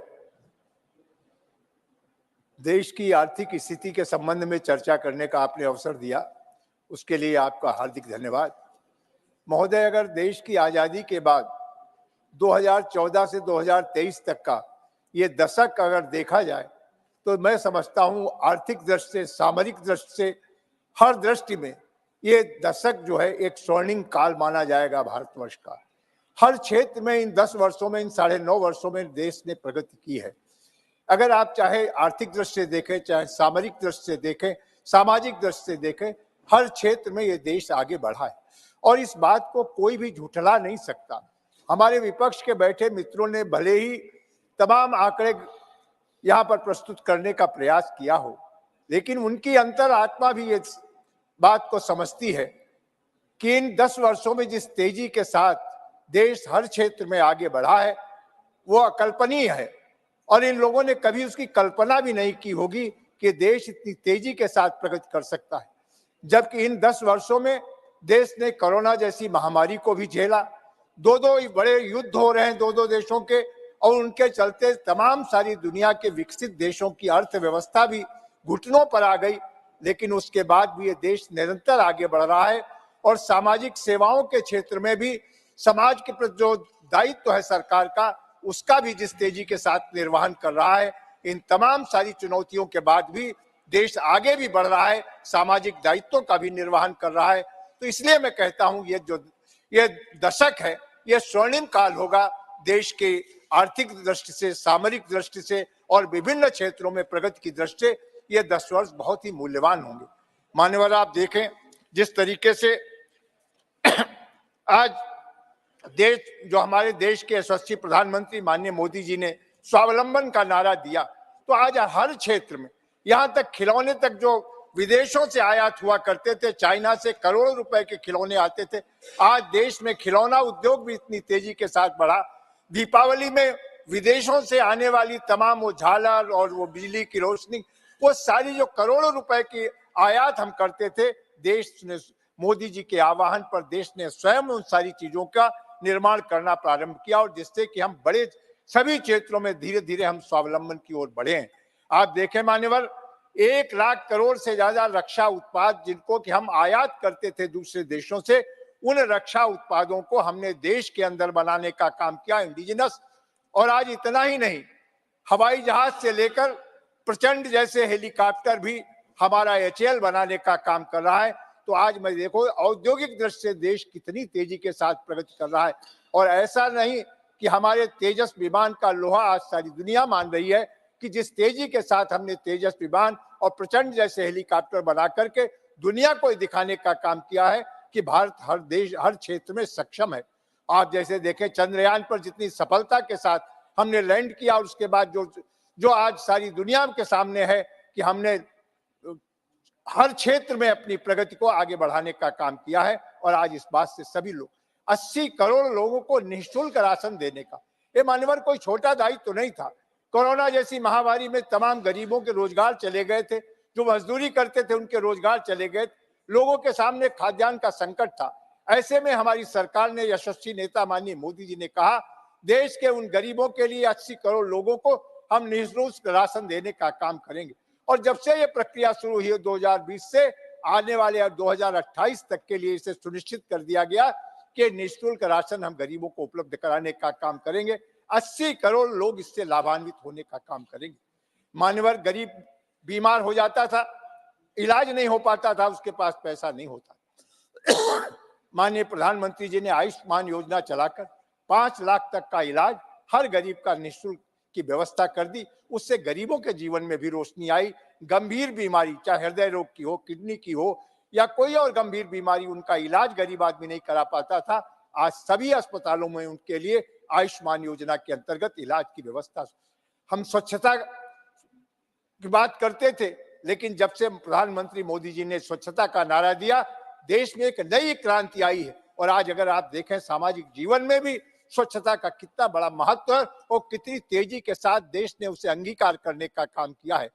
12 करोड़ से ज्यादा स्वच्छ शौचालय बनाकर हमारी महिलाओं की इज्जत और उनके सम्मान को बढ़ाने का काम किया, इज्जत घर का रूप देने का काम किया। उज्ज्वला गैस के माध्यम से 8 करोड़ से ज्यादा महिलाओं को निःशुल्क उज्ज्वला गैस दे करके, जो वो धुएं से खाना बनाती थी, गीली लकड़ी से खाना बनाती थी, उनके जीवन में परिवर्तन लाने का काम किया। करोड़ों की संख्या में प्रधानमंत्री आवास बनाकर मानवर गरीब को भी पक्की छत देने का काम किया। जेनेरिक दवाओं के माध्यम से दवाओं की कीमत इतने बड़े पैमाने पे कम की कि आज जो दवाएं बाजार में 100 रुपए में मिला करती थी, जेनेरिक स्टोर पर 10 रुपए 15 रुपए वो दवाएं मिलती हैं। और हजारों की संख्या में जेनेरिक स्टोर बनाकर गरीबों को भी अच्छी दवाएं उपलब्ध कराने का काम हमारी सरकार ने किया है। माननीय कृषि के क्षेत्र में अगर आप देखें, किसान सम्मान निधि के माध्यम से देश के करोड़ों किसानों को निरंतर सब्सिडी देने का, उनको सम्मान राशि देने का काम किया है। और इतना ही नहीं, यूरिया हो, DAP हो, NPK हो, सारे जो हमारे कृषि के जो भी खाद थी, फर्टिलाइजर थे, उनके ऊपर एक बड़ी छूट देने का काम सरकार ने किया। और यहाँ तक कि 20% ही उनसे लिया जाता, 80% सरकार सब्सिडी देती है, जिससे किसान के ऊपर कोई अतिरिक्त भार न आने पाए। पूरे देश को नल से जल पहुंचाने का काम किया। और उसके बाद भी आज हमारे विपक्ष के लोग कहते हैं आर्थिक स्थिति पर चर्चा करने की बात करते हैं। आप जिधर दृष्टि डालेंगे उधर आपको लगेगा इन 9.5 वर्षों में विकास ही विकास दिखाई देता है। मान्यवर, चाहे नेशनल हाईवेज का निर्माण हो, जहां इनके समय में 8 से 10 किलोमीटर नेशनल हाईवे बनती थी, आज 40 किलोमीटर पर डे से ज्यादा हाईवेज का निर्माण हो रहा है। इतनी तेजी के साथ हाईवेज का निर्माण हो रहा है। रेलवे के क्षेत्र में देखें, एक नई क्रांति आई है। सारे देश के रेलवे स्टेशनों का उन्नयन हो रहा है, उनका उच्चीकरण हो रहा है। नई नई ट्रेनें आ रही हैं, कहीं वंदे भारत ट्रेन आ रही, कहीं रैपिड रेल आ रही है। मान्यवर, कहीं पर जो है बुलेट ट्रेन आ रही है, शहरों के अंदर चलने के लिए मेट्रो ट्रेन आ रही। ये क्रांति आपको दिखाई नहीं पड़ती क्या? बिना आर्थिक समृद्धि के क्रांति हो सकती थी? आप स्वयं अपने दिल पर हाथ रख करके देखें कि इन 9 वर्षों के अंदर जो देश ने तरक्की की है वो कोई सामान्य तरक्की नहीं है, और ये तभी संभव थी कि आर्थिक दृष्टि से हम समृद्ध होते। और आज दुनिया के जो भी हमारे पैरामीटर्स हैं उन सब ने इस बात को माना है कि भारत बहुत तेजी के साथ बढ़ती अर्थव्यवस्था है, और ये अपेक्षा की है आने वाले दिनों में, जो आज भारत दुनिया की 5वीं सबसे बड़ी अर्थव्यवस्था है, आने वाले पंचवर्षीय में हम दुनिया की तीसरी सबसे बड़ी अर्थव्यवस्था होंगे, ऐसा हम सबको विश्वास है। क्योंकि हमारे पास ऐसा नेतृत्व है जिस नेतृत्व ने सारी आज केवल देश को ही नहीं दुनिया को दिशा देने का काम कर रहा है।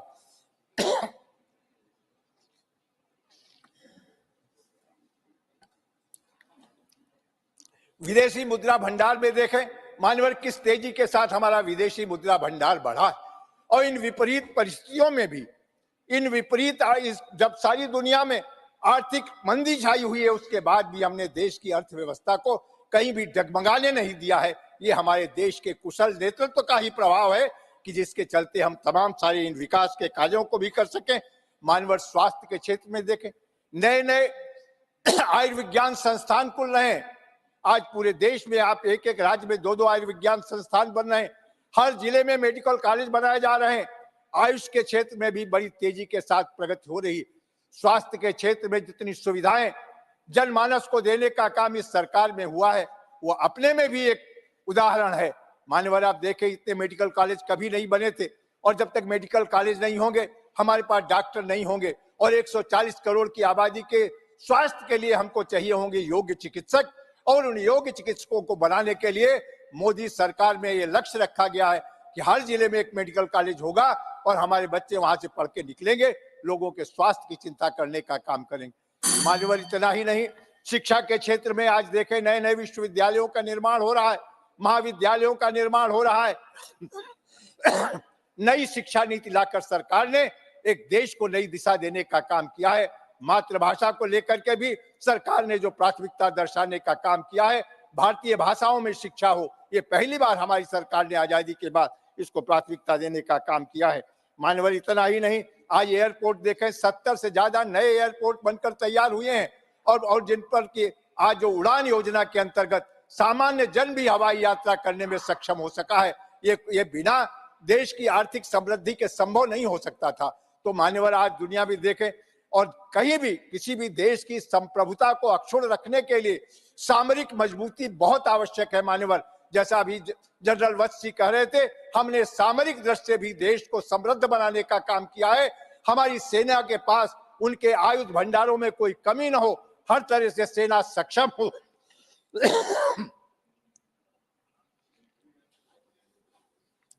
ताकि हम हर चुनौती का मुकाबला कर सकें।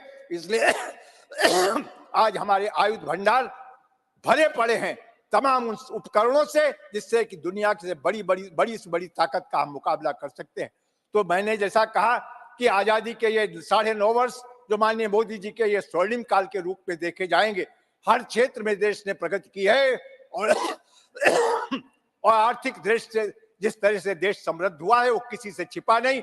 केवल हमारे विपक्ष के मित्र अपनी झेप मिटाने के लिए अनर्गल आंकड़े इकट्ठा करके पेश करने का काम कर रहे हैं।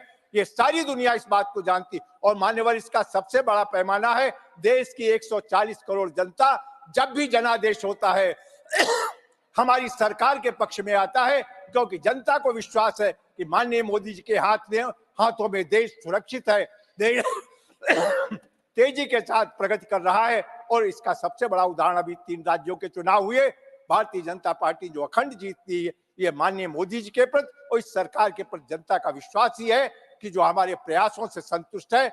सबका प्रयास सबका विकास, और ये जिस नारे के साथ हमारी सरकार आगे बढ़ रही है, आपने हमें अवसर दिया, बहुत बहुत धन्यवाद। धन्यवाद। श्री रामचंद्र जांगड़ा जी।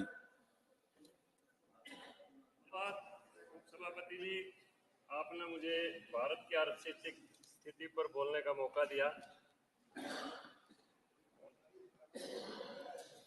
धन्यवाद। मान्यवर, परसों से इस विषय के ऊपर चर्चा हो रही है। भारत वास्तव में सोने की चिड़िया था और आज भी सोने की चिड़िया बनने के रास्ते के ऊपर है। इस देश में बाबर से पहले जितने भी हमलावर आए, भारत से लाखों मन, सोना चांदी, हीरे जवाहरात सब कुछ लूट कर लिए गए, फिर भी ये देश सोने की चिड़िया बना रहा। लेकिन अंग्रेजों ने न देश की संपत्ति को लूटा, बल्कि देश की संपत्ति के साधनों को भी लूटा। और अगर उसकी वास्तविक तस्वीर देखनी है तो कोई भी भाई प्रेमचंद का साहित्य पढ़ सकता है, उससे भारत की असली तस्वीर का अंदाजा लग जाएगा, जो अंग्रेजों ने जिस स्थिति में लाके भारत को खड़ा कर दिया था। लेकिन सवाल ये पैदा होता है कि आजादी के बाद भारत की स्थिति क्या होनी चाहिए थी। हमारे देश के शहीदों ने, सरदार भगत सिंह ने, सुखदेव सिंह ने, शहीद बिस्मिल्लाह अशफाकुल्लाह ने, शहीद चंद्रशेखर ने, शहीद राम प्रसाद बिस्मिल ने, खुदीराम बोस ने किस लिए गोलियां खाई थी, किस लिए फांसी का फंदा चूमा था, किस भारत की कल्पना की थी, किस भारत की तस्वीर सामने रखकर वीर सावरकर ने सेलुलर जेल के अंदर यातनाएं सही थी, और किस भारत की कल्पना करते हुए सुभाष चंद्र बोस ने अपने हजारों आजाद हिंद सैनिकों के साथ प्राणों की आहुति दी थी। वो भारत कौन सा भारत होना चाहिए था, उसकी आर्थिक स्थिति क्या होनी चाहिए थी, हमारे सामने सवाल ये है। अभी जनरल वत्स जी युद्ध की चर्चा कर रहे थे। चाइना वार के समय में हमारे सैनिकों के पास क्या था? एक 303 की राइफल और 50 कारतूस, इसके सिवाय कोई एमिनेशन नहीं था। रेजांगला के अंदर जो हमारे सैनिकों ने शहादत दी मेजर शैतान सिंह के नेतृत्व में, उन सैनिकों की डेड बॉडी को भी देख के किसी का भी हृदय कांप सकता था कि किस स्थिति में उन्होंने वो युद्ध लड़ा था। क्या था उनके पास? ना जूते थे, ना कपड़े थे, ना हथियार थे, ना कुछ नहीं था। आज भारत के पास राफेल है, आज भारत के पास तेजस विमान है, आज भारत के पास प्रचंड हेलीकॉप्टर है, आज भारत रक्षा उपकरणों का ना आयात बंद कर दिया है बल्कि निर्यात शुरू कर दिया है। आज भारत लाखों करोड़, हजारों करोड़ का रक्षा उत्पादन करके विदेशों को निर्यात कर रहा है। आज भारत की आर्थिक स्थिति ये है। अब सवाल ये पैदा होता है, मेरे साथी विपक्ष के कई बार चर्चा कर रहे थे कि 2014 के बाद की बात क्यों करते हैं, 2015-14 से पहले की बात क्यों नहीं करते। भारतीय जनता पार्टी के हमारे नेता इतने कंजूस और इतने छोटे दिल के नहीं हैं। सरदेव वाजपेयी जी ने कहा था कि टूटे मन से कोई खड़ा नहीं होता और छोटे मन से कोई बड़ा नहीं होता है। सरदेव प्रधानमंत्री जी कई बार नरसिम्हा राव जी की आर्थिक नीतियों की प्रशंसा कर चुके हैं, अपने शब्दों में कर चुके हैं, कोई कंजूसी नहीं बरती है। लेकिन मैं बात करता हूं 1998 में वाजपेयी जी के आने से पहले की, मैं किसानों की चर्चा की बात करता हूं। भारत के किसान को कोऑपरेटिव लोन 10,000 रुपये 24% ब्याज के ऊपर मिलता था, और अगर 500 रुपये किसी किसान की किस्त टूट जाती तो उसको तहसील के हवालात में बंद कर दिया जाता था। गुंडों के लिए, अपराधियों के लिए बंदी प्रत्यक्षीकरण कानून था। उनको 24 घंटे में बताना पड़ता था कि आपको किस अपराध में यहां पर बंद किया गया है। लेकिन किसान के लिए कोई कानून नहीं था। जब तक वो 500 रुपए की किस्त ना भर दे तब तक महीनों तक तहसील के हवालात में जिल्लत की जिंदगी जीते हुए किसान को रहना पड़ता था। इस किसान को अपमान से किसने पीछा छुड़वाया? वाजपेयी जी की सरकार आई, सरदेव राजनाथ जी कृषि मंत्री थे, किसान क्रेडिट कार्ड बना के जो 24% ब्याज का जो रेट था उसको 7% के ऊपर लेके आए और किसान को तहसील के हवालात की जिल्लत की जिंदगी से मुक्ति दिलवा दी। ये किसने किया? याद करने की चीजें हैं। और आज किसान को 0% के ऊपर मोदी जी की नीतियों की वजह से लोन मिल रहा है। जो किसान 10 रुपए अगर किसी पड़ोसी की लड़की को कन्यादान देना पड़ता तो महाजन की बही में को अंगूठा लगा के आता था, वो किसान आज 15 लाख रुपए का ट्रैक्टर लेने के लिए अगर जाता है एजेंसी में तो कहता है नगद लूंगा, बताइए डिस्काउंट कितना देना है। आज किसान की आर्थिक स्थिति ये है। आप कल्पना करिए कि इस समय देश के अंदर हमारे घरों की स्थिति क्या है। हरियाणा की चर्चा कर रहे थे जनरल साहब, इन्होंने पूरी बात नहीं बताई। हरियाणा सरकार एक ओलंपिक मेडल विजेता को 6 करोड़ रुपया इनाम में देती है, 6 करोड़ रुपया गोल्ड मेडलिस्ट को, और 4.5 करोड़ रुपया सिल्वर मेडलिस्ट को देती है, और 2.5 करोड़ रुपया ब्रॉन्ज मेडलिस्ट को देती है। और अगर कोई खिलाड़ी कोई मेडल नहीं जीत पाता, केवल मात्र ओलंपिक में पार्टिसिपेशन कर लेता है, तो उसको भी सरकार 25 लाख रुपए इनाम देती है। कहां पर है ये? कांग्रेस के लोग मुझे बताएं कि किस खिलाड़ी को कहां कब इनाम दिया गया था। तो मैं मान्यवर हरियाणा एक हरियाणवी एक थोड़ा सा मेरे ऊपर आप इतनी तो कर देंगे मेरे, थोड़ी सी मैं बात की अपनी चर्चा करूं तो मैं अभी युद्ध की चर्चा हो रही थी, सैनिकों को सम्मान किसने दिया? कारगिल के वार से पहले इस देश के सैनिक अगर अपनी शहादत देते तो उसके घर में क्या आता था? एक उसकी टोपी और एक उसकी बेल्ट या तार आ जाता था कि आपका बेटा वहां पर शहीद हो गया। वो तो डेड बॉडी का भी मुंह नहीं देख पाते थे। ये सैनिकों को सम्मान के साथ उनकी डेड बॉडी को वहां पर लाया गया और तोपों की सलामी, बंदूकों की सलामी के साथ गांव के शमशान घाट में उनका दाह संस्कार किया गया। और सैनिक विधवाओं को पेट्रोल पंप, गैस की एजेंसी, क्या कभी कांग्रेस को याद आया कि हमारे देश की सैनिक विधवाएं जिन्होंने अपना सब कुछ न्यौछावर कर दिया देश के लिए, जो इतनी विकट परिस्थितियों में लड़ाई लड़ते हुए विदेशियों से अपना प्राणों की आहुति दे दी, उसके बाद उनका गुजारा कैसे होगा? ये बात और किसी को याद क्यों नहीं आई? ये वाजपेयी के समय के बाद भाजपा शासन में याद क्यों आई? अभी मैं आंकड़ों की बात नहीं करता हूं, लेकिन कुछ बातें ऐसी हैं। आज हमारे हॉस्पिटल्स की व्यवस्था देखिए, आज हमारे कॉलेजेस की व्यवस्था देखिए, आज हमारे यूनिवर्सिटीज की व्यवस्था देखिए, आज हमारे इंफ्रास्ट्रक्चर में सड़कों की व्यवस्था देखिए, आज वंदे भारत ट्रेन की व्यवस्था देखिए, हवाई अड्डों की व्यवस्था देखिए।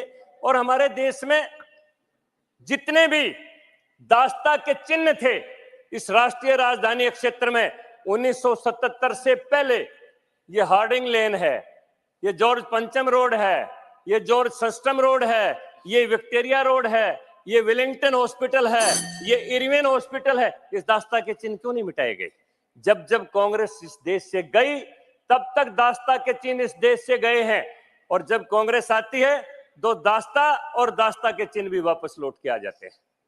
ये देश के हालात रहे हमेशा। तो मैं ये आपके माध्यम से ये बात कहना चाहता हूं कि देश की आर्थिक स्थिति के ऊपर चर्चा करते हुए अगर कोई आंकड़ों की भी बात करे तो मैं ये कह सकता हूं कि भारत एकमात्र ऐसा देश है कि 80 करोड़ लोगों को मुफ्त भोजन देने के बाद भी पहली बार भारत ने 75,000 करोड़ से ऊपर के खाद्यान्न उत्पाद विदेशों को निर्यात किए। आज किसान की आर्थिक स्थिति यह है, हमारे देश के सैनिक की स्थिति यह है, हमारे देश की व्यापारिक स्थिति यह है कि उसके घर पर कोई भी इस फैक्ट्री राज के लिए उसको तंग करने वाला नहीं है। अभी कल चर्चा हो रही थी, माननीय वित्त मंत्री जी बैंकों का सारा विश्लेषण दे रही थी, वो एनपीए कहां पर गए? ये विजय माल्या, ये मेहुल चौकसी, ये किन लोगों ने इनको लोन दिया था? ये देश से जितने भी भगोड़े हमारा धन लूट के ले गए, ये किन के राज में लेके गए थे? ये विश्लेषण की बात है। इसलिए मैं कहता हूं कि आर्थिक चर्चा करते हुए अगर कभी कोई भी बात आए तो माननीय प्रधानमंत्री नरेंद्र मोदी जी की नीतियों में भारत निश्चित रूप से विश्व की तीसरी आर्थिक शक्ति बनेगा, इसको कोई रोक नहीं सकता है। इन्हीं शब्दों के साथ डॉक्टर लक्ष्मीकांत वाजपेयी जी। मैं आपका आभार व्यक्त करना चाहता हूं कि आर्थिक स्थिति की चर्चा में आपने मुझको अवसर प्रदान किया है।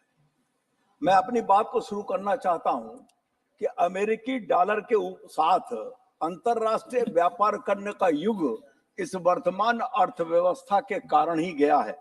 आज भारत रुपए से 22 देशों के साथ और संयुक्त अरब अमीरात जैसे देशों के साथ आयात और निर्यात रुपए में कर रहा है। भारत आज अमेरिका के बैंक दिवालिया हुए, भारत का कोई बैंक दिवालिया नहीं हुआ।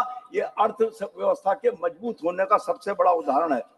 और अगर मैं कहूं डॉलर का प्रेम और रुपए का, पिछली सरकारों के काल में मैंने कहावत सुनी थी लैला और मजनू की। जब मजनू की पीठ पर बैत पड़ती थी तो लैला की पीठ पर उभरती थी। एक कहावत कही जाती थी, जब डॉलर गिरता था तो रुपया भी गिरता था, और ये था सब उस सरकार के कार्यकाल में। आज डॉलर से कोई संबंध रुपए का नहीं है और रुपया बिल्कुल नहीं कहीं गिर रहा है उनके डॉलर के मुकाबले। आज भारत की अर्थव्यवस्था मजबूत है।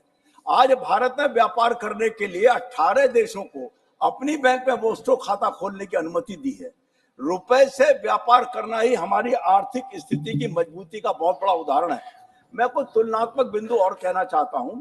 सकल घरेलू उत्पाद में यूपीए सरकार में 113.55 लाख करोड़ रुपए का था, मोदी सरकार के कार्यकाल में 272.04 लाख पहुंच गया।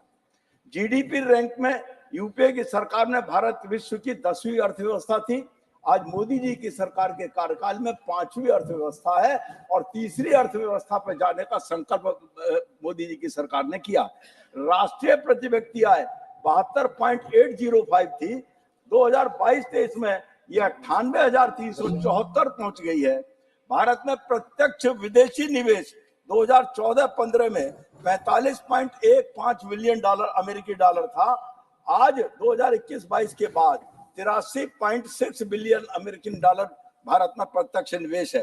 व्यापार करने की सुगमता 192वें स्थान पर थे यूपीए सरकार में और आज हिंदुस्तान 63वें स्थान पर है व्यापार करने की सुगमता में।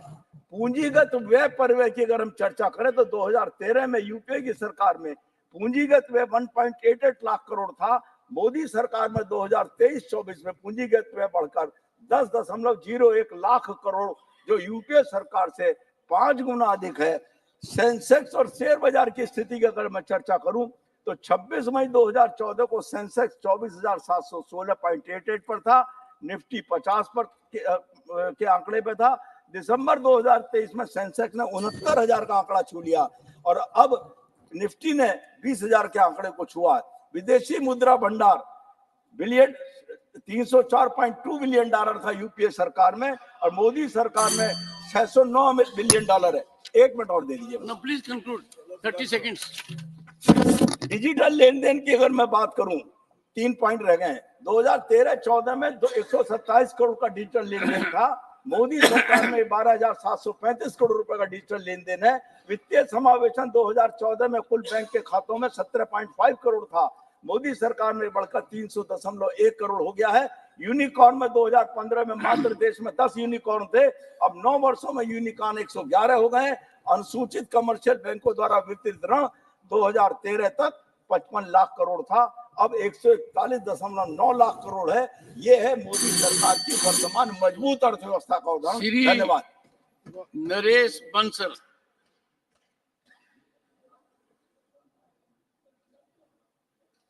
Naresh ji, this is your maiden speech. Yes sir, धन्यवाद सभापति जी। मेरा 3 वर्ष का कार्यकाल इस सदन के सदस्य के रूप में पूरा हुआ और आज मुझे मेडन स्पीच करने का मौका मिला है। मैं आपका आभारी हूं, उसमें किसी का कोई कसूर नहीं है। 1.5 साल कोरोना में गया और 1 साल विपक्ष के मित्रों ने सदन नहीं चलने दिया, इसलिए मेरे जैसे नए सदस्य बोल नहीं पाए। आज आर्थिक स्थिति पर देश की चर्चा हो रही है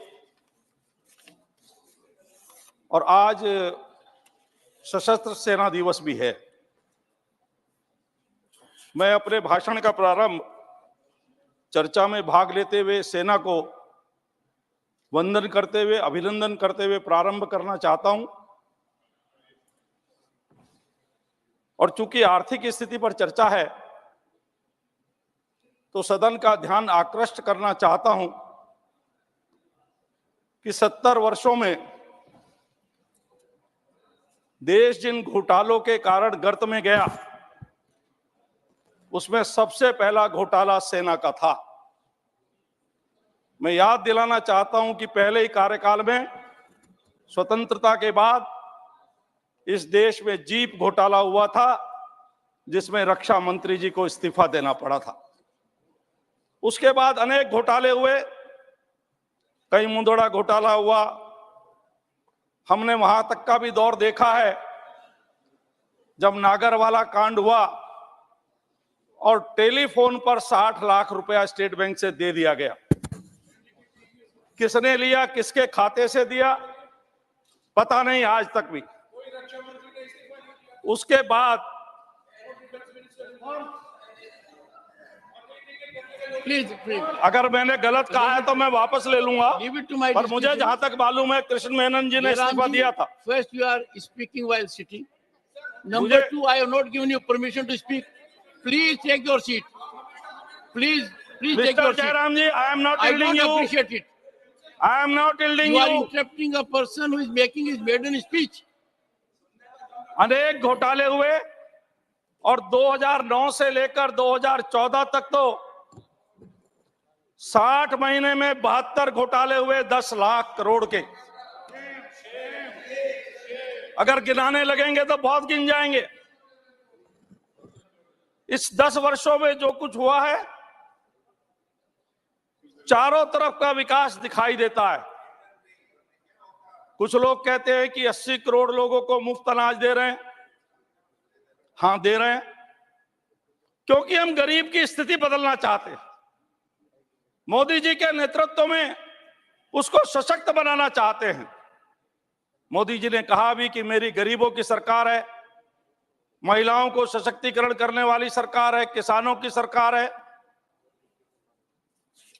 आपकी सरकारों में भी आप कर सकते थे, लेकिन आपने किया नहीं। जो अनाज उस गरीब का हक है, हम उस तक पहुंचा रहे हैं। आपने वो गरीब तक तो नहीं पहुंचाया, उसको सड़ा करके शराब के व्यापारियों को मुफ्त जैसे रेट में देने का काम किया। हमारे जमाने में वो नहीं होता। अभी बताया जांगड़ा जी ने भी कि हमने गरीबों को 80 करोड़ लोगों को मुफ्त अनाज देकर भी 75,000 करोड़ का अनाज निर्यात किया है। हाँ, मैं इतना बताना चाहता हूं कि हमारे राज्य में जहां road connectivity, rail connectivity, air connectivity ये सब बड़ी है, 38 kilometre per day national highway बन रहे हैं। आज सब तरफ की दूरी कम हुई है, आने जाने के साधन बढ़े हैं और पेट्रोल के कंजम्पशन में भी कमी आई है, डीजल के कंजम्पशन में भी कमी आई है। हाँ, इतना जरूर हुआ है कि वो चमत्कारी अर्थशास्त्र हमारे यहां नहीं आया जिसमें 3 करोड़ रुपए की गोभी बालकोनी में पैदा होती है। वो नहीं हुआ। 10 साल में कोई घोटाला भी नहीं हुआ। आलू से सोना बनाने वाली मशीन नहीं आई। मैं याद दिलाना चाहता हूं कि जिस प्रकार से गरीबों के लिए नीतियां बनी, मैं प्रारंभ करना चाहता हूं उस गरीब आदमी से जो रोज खाता है, रोज कमाता है, जिसके साथ कोई घटना हो जाए, दुर्घटना हो जाए तो क्या करे। वो गरीब आदमी जो रोज खाना, रोज कमाना, सवेरे घर से निकलता है, शाम को घर लौटेगा कि नहीं पता नहीं। आपने उस आदमी के बारे में कभी नहीं सोचा। पहली बार गरीब मां के बेटे नरेंद्र मोदी ने सोचा उसको 2 लाख रुपए का बीमा सुरक्षा चक्र 12 रुपए में देने का काम किया। आपके ध्यान में कभी वो गरीब आदमी नहीं आया। वो सुबह जाए, शाम को ना लौटे तो उसका परिवार चौराहे पर आ जाता था। उसकी जवान बेटी की शादी रुक जाती थी, उसके बेटे की पढ़ाई रुक जाती थी। इस 2 लाख रुपए के सुरक्षा चक्र से उसकी बेटी की शादी भी होगी, उसके बेटे की पढ़ाई भी होगी। ये काम नरेंद्र मोदी जी ने किया। इतना ही नहीं, मैंने अपने छात्र जीवन में बड़ा नारा सुना, गरीबी हटाओ। गरीबी हटाओ के नाम पर बैंकों का राष्ट्रीयकरण हुआ, लेकिन गरीबी नहीं हटी। गरीब हटते चले गए, गरीबी नहीं हटी। उन गरीबों के लिए अगर किसी ने सोचा तो प्रधानमंत्री नरेंद्र मोदी ने सोचा। जो जीवन में कभी घर नहीं बना सकते थे, ऐसे 4 करोड़ लोगों को छत देने का काम ये प्रधानमंत्री नरेंद्र मोदी जी के नेतृत्व में हुआ। वो गरीब जिनके लिए आपने बैंकों का राष्ट्रीयकरण किया, आपके शासन काल में कभी बैंक के अंदर प्रवेश नहीं कर सके। मैंने 24 साल बैंक में नौकरी की है। मैंने देखा है जिस समय गरीब खाता खोलने आता था तो मैनेजर कहता था तुम्हारी शिनाख्त कौन करेगा, हु विल इंट्रोड्यूस यू। उसका तो बेचारे का वेश ही उसकी शिनाख्त थी। वही मैनेजर जिसने उसको बाहर निकाला, मोदी जी के नेतृत्व में कैंप लगा लगा करके जनधन के खाते खुले। उन्होंने ही कहा ताऊ आओ खाता खोलो, ताई आओ खाता खोलो। उन्होंने कहा गरीब हैं, पैसे नहीं हैं। उन्होंने कहा, मोदी जी ने कहा बिना पैसे के खाता खोलो। कैंप लगा लगा करके जनधन के खाते खोले और ऐसे 50 करोड़ लोगों को हम आर्थिक जगत में लेकर के आए जो आपके शासन में कभी आए नहीं थे। उन्होंने भी कहा हम भी एटीएम वाले हैं, उनके खाते खुले। जनधन के खातों के साथ साथ उनको 1 लाख रुपए का सुरक्षा बीमा भी मिला। इतना ही नहीं, उस गरीब आदमी को और सशक्त करने के लिए, उसको सुरक्षा चक्र देने के लिए 330 रुपए में अटल बीमा योजना ये प्रधानमंत्री जी ने प्रारंभ की। 2 लाख रुपए का सुरक्षा चक्र और गरीब आदमी को मिला। 330 और 12 342, साल में दिन होते हैं 365। 1 रुपए रोज से भी कम में 4 लाख रुपए का सुरक्षा चक्र उस गरीब आदमी को मिला जिसकी बेटी की शादी रुक जाती थी, जिसके बेटे की पढ़ाई रुक जाती थी। उसको देने का काम ये गरीब मां के बेटे नरेंद्र मोदी ने किया। मैं उनका अभिनंदन करना चाहता हूं। इतना ही नहीं, हमारी माताएं बहनें, मैं उत्तराखंड से आता हूं, पहाड़ी प्रदेश है। मैंने संगठन मंत्री के रूप में वहां गांव गांव घुमा है। मैं देखता था, जब मैं गांव के अंदर जाता था भोजन करने के लिए, किसी परिवार में जाता था तो पूरी रसोई काली दिखाई देती थी। हमारी पहाड़ की मां बहन का जीवन बड़ा कठिन है। प्रातःकाल 4 बजे शुरू होता है, रात के 12 बजे तक चलता है। प्रातःकाल वो लकड़ी लेने के लिए जाती है, घास लेने के लिए जाती है और लकड़ी पर आकर खाना बनाती है। खाना बनाने से वो सारी रसोई काली दिखाई देती है। लेकिन बरसात में जब वो लकड़ी नहीं जलती, फूंक मारते मारते आंख नाक कान बराबर हो जाते हैं। मेरा गरीब परिवार में जन्म हुआ है। मैंने देखा मेरी माता जी जब खाना बनाती थी, खासकर बरसात के दिनों में वो लकड़ियां नहीं जलती थी तो उनकी हालत खराब हो जाती थी। मेरी माताएं बहनें समय से पहले बूढ़ी लगती थी, आंखें खराब हो जाती थी, अस्थमा की बीमार हो जाती थी। उनको निजात दिलाने का काम उज्ज्वला के 9.5 करोड़ कनेक्शन दे करके गरीब मां के बेटे प्रधानमंत्री नरेंद्र मोदी ने किया। मेरे उत्तराखंड के तो मुख्यमंत्री जी ने उसमें जो बीपीएल परिवार को जिनको उज्ज्वला गैस कनेक्शन मिला है, उनको 3 सिलेंडर मुफ्त में साल भर में रिफिल करने का काम भी सहयोग करके किया है। मैं बताना चाहता हूं कि वो गरीब जिसको इस प्रकार से कभी सोचा नहीं गया, आज सारी आर्थिक नीतियों में गरीब है। अभी हमारे एक सांसद कह रहे थे कि सरकार रिच है, बीजेपी रिच है, पर लोग गरीब हैं। मैंने भी अर्थशास्त्र में पढ़ा था, India is a rich country inhabited bye poor people. लेकिन मैं पूछना चाहता हूं क्यों है? वो जिस दल के सदस्य हैं उनके सहयोग से जो सरकारें चलती थी, वो कम्युनिस्ट पार्टी की नीतियों पर जो सरकारें चलती थी, उन सरकारों की नीतियों के कारण ये देश गरीब बना रहा। इस देश के अंदर बहुत क्षमता है, बहुत ताकत है, लेकिन कांग्रेस ने 70 साल में उसको कभी पहचानने का काम नहीं किया। नरेंद्र मोदी जी ने उस ताकत को पहचाना है। उन्होंने कहा भी है कि 4 ही जातियां हैं, गरीब है, किसान है, महिला है, युवा है। हर वर्ग के लिए काम हो रहा है। जहां आप लोग देश को जातियों में बांटने की कोशिश कर रहे हो, जातीय जनगणना की बातें कर रहे हो, वहां जो जिनका विकास होना चाहिए वो जातियां गिराई गई हैं। उन जातियों के उद्धार के लिए युवाओं के लिए अवसर प्रदान किए गए। फिट इंडिया, खेलो इंडिया, खेलेगा इंडिया, खिलेगा इंडिया। आज हम देख रहे हैं खेलों में भारत डंके गाड़ रहा है, भारत का डंका बज रहा है। हर खेलों में पदकों की तालिकाओं की कतार लगी है, चाहे वो रेसलिंग हो, चाहे वो जेवलिन हो, चाहे वो बैडमिंटन हो, कोई से भी खेल हो, हर खेलों में पदकों की तालिका बढ़ती जा रही है क्योंकि उसको प्रोत्साहन दिया है, युवकों को अवसर प्रदान किया है, युवकों को अग्निवीर के माध्यम से भी देश की सेवा का अवसर प्रदान किया है। आप आलोचना कितनी भी कर सकते हैं, लेकिन देश के लिए, युवकों के लिए क्रांतिकारी योजना है। हमारा युवा और खेल मंत्रालय इसमें अपनी भूमिका निभा रहा है। ऐसे ही हमारी माताओं बहनों के लिए, माताओं बहनों के सशक्तिकरण करने में काम हुआ है। कितना काम हुआ है आप देख सकते हैं कि किस प्रकार से माताओं बहनों को 70 साल की आजादी में भी रोजाना प्रातःकाल सूर्य उदय से पहले, सायंकाल सूर्यास्त के बाद नित्य कर्म के लिए जाना पड़ता था। जंगलों में जाना पड़ता था, अनेक दुर्घटनाओं का शिकार होती थी, प्रतिदिन आत्मग्लानि से ग्रसित होती थी।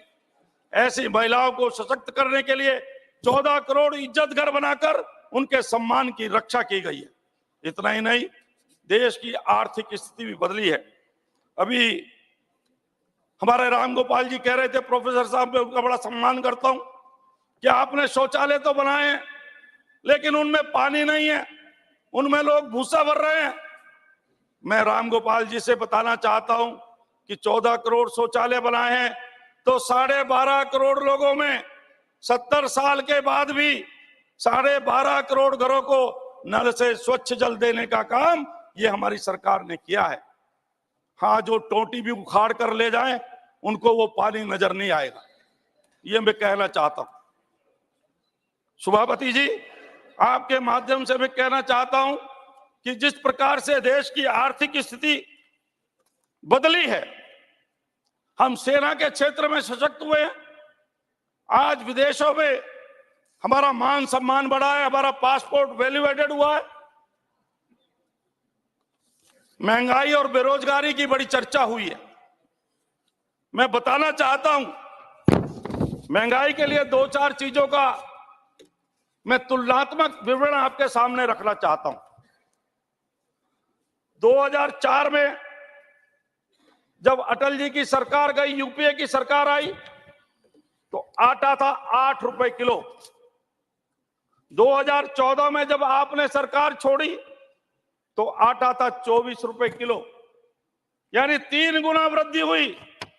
और आज वही 10 साल हो गए, हमारी सरकार में आटा है 30 रुपए किलो, यानी 1/4 वृद्धि हुई। आपके 10 साल में 3 गुना वृद्धि हुई। आप इससे अंदाजा लगाइए कि महंगाई घटी है कि बढ़ी है। आप पर छोड़ता हूं। कोकोनट ऑयल 26 रुपए किलो, और हमने जब छोड़ा अटल जी की सरकार में तो 26 रुपए किलो था, आपने 2014 में तो 78 रुपए था, यानी 3 गुना, और आज है 88 रुपए। 10 साल में केवल 10 रुपए बढ़े हैं। आपके उसमें तो 26 से 78 हुआ। महंगाई आपके कार्यकाल में थी या अब है, मैं पूछना चाहता हूं। इसी प्रकार में पेट्रोल की बड़ी चर्चा होती है। पेट्रोल पर हमारी सरकार ने 2-2 बार एक्साइज, डीजल पर भी 15-20 रुपए घटाई।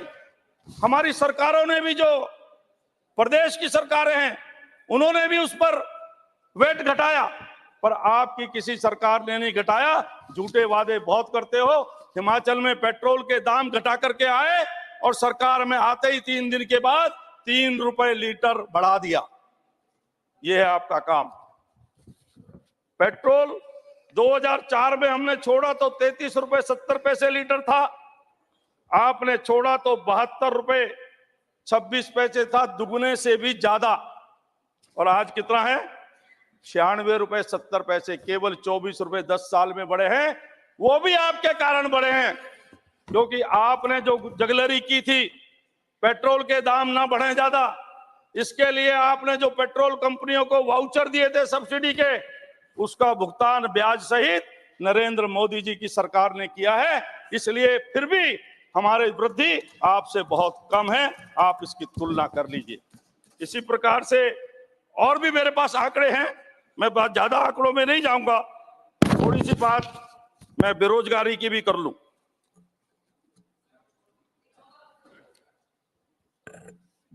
आपके जमाने में रोजगारों की जहां तक बात है, बेरोजगारी हमारे जमाने में घटी है। अनएम्प्लॉयमेंट 20-21 में 4.2% था, 21-22 में 4.1% हुआ, और 22-23 में 3.2% निरंतर घटता हुआ आ रहा है, पहले के जमाने से भी। इस प्रकार से रोजगार की बात करें तो जो 9 क्षेत्र हैं उनमें भी 2.3 करोड़ से बढ़कर 3.18 करोड़ रोजगार मिले हैं। ईपीएफओ के नए आंकड़े हैं। ईपीएफओ में जिनके नाम आते हैं, जो संख्या आती है, उनके आते हैं। जिनको रोजगार मिला है, जिनका पीएफ कट रहा है, उन आंकड़ों को झुटलाया नहीं जा सकता। ईपीएफ के आंकड़ों के अनुसार 2021 में 77,08,375 लोगों को रोजगार मिला। 21-22 में 1,22,34,625 लोगों को रोजगार मिला और 23 में सितंबर तक 22-23 में 1,38,51,659 लोगों को रोजगार मिला। इस प्रकार निरंतर जो आप कहते हैं 2 करोड़ पर ईयर के रोजगार कहां गए, वो आप आंकड़ों में देखें तो केवल ईपीएफओ के नहीं, 1.25 लाख स्टार्टअप आज रजिस्टर्ड हो चुके हैं, जिनमें से लाखों लोगों को रोजगार मिल रहा है। मैं कंक्लूड कर रहा हूं सभापति जी। इतना ही नहीं, आपके जमाने में 450 स्टार्टअप होते थे, आज 1.25 लाख है। नौजवानों को समय मिल रहा है तो वो करके दिखा रहे हैं, हमने अवसर दिया है। स्टार्टअप नहीं, चाहे पेटेंट की दुनिया में देखें, नए इनोवेशन की दुनिया में देखें। आपके जमाने में 2 मोबाइल फैक्ट्रियां हुआ करती थी, आज 100 से ऊपर मोबाइल फैक्ट्री है। आज हम मोबाइल का निर्यात कर रहे हैं। रक्षा के क्षेत्र में हर चीज हम आयात करते थे, आज हम 20,000 करोड़ का रक्षा के क्षेत्र में निर्यात कर रहे हैं। गरीब आदमी जो दवाइयों के कारण से अपना इलाज नहीं करा पाता था, मोदी जी के नेतृत्व में अभी 10,000 जन औषधि केंद्र का उद्घाटन हुआ है और आगे हम 25,000 तक जन औषधि केंद्र लेकर जाएंगे, जो गरीबों को सस्ती दवाइयां 50% से लेकर के 90% तक सस्ती दवाइयां मिलेगी। मैं एक उदाहरण देकर बात समाप्त करूंगा। मैं अभी एम्स ऋषिकेश में गया किसी को देखने के लिए। क्या है 5 लाख रुपए की कैशलेस योजना, उसका प्रभाव देखिए।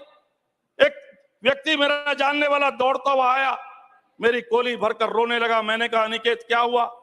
कहने लगा भाई साहब मुझे आज पता लगा कि प्रधानमंत्री जी की 5 लाख वाली कैशलेस योजना कितनी अद्भुत है।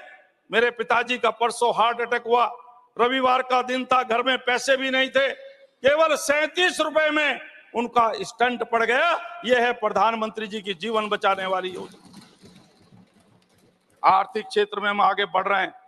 25 वर्ष का हमने संकल्प लिया है। मैं उनको बताना चाहता हूं शिवदासन जी को कि जो वो कह रहे थे रिच बनने की बात, हम हर आदमी को रिच बनाएंगे। कैसे बनेगा?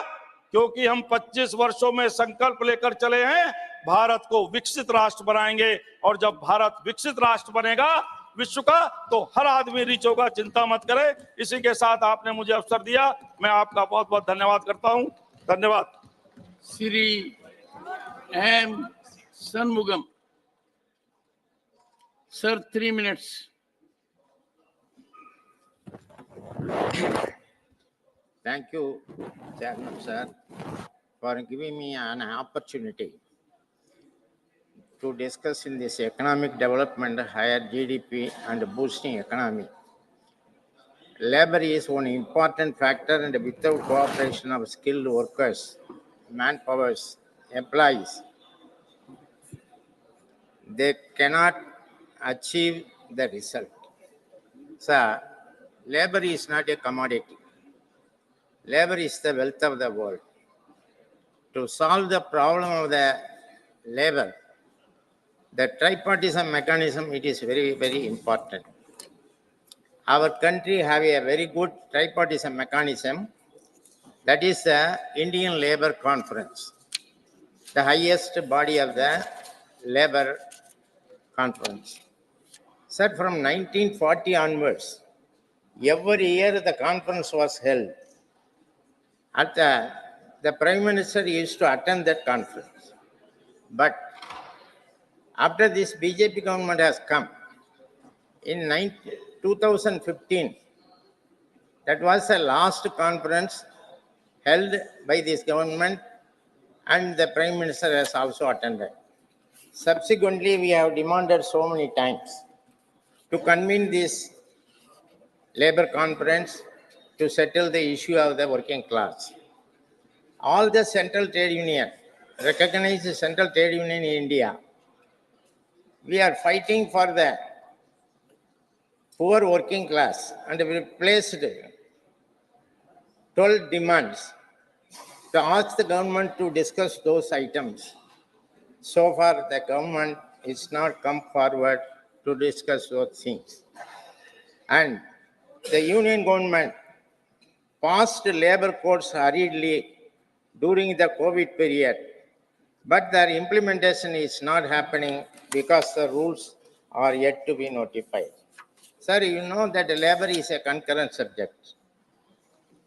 Even though if you pass the codes in this August House, the respective states should also be pass the rules. Most of the states, except 3 states, they have passed the rules.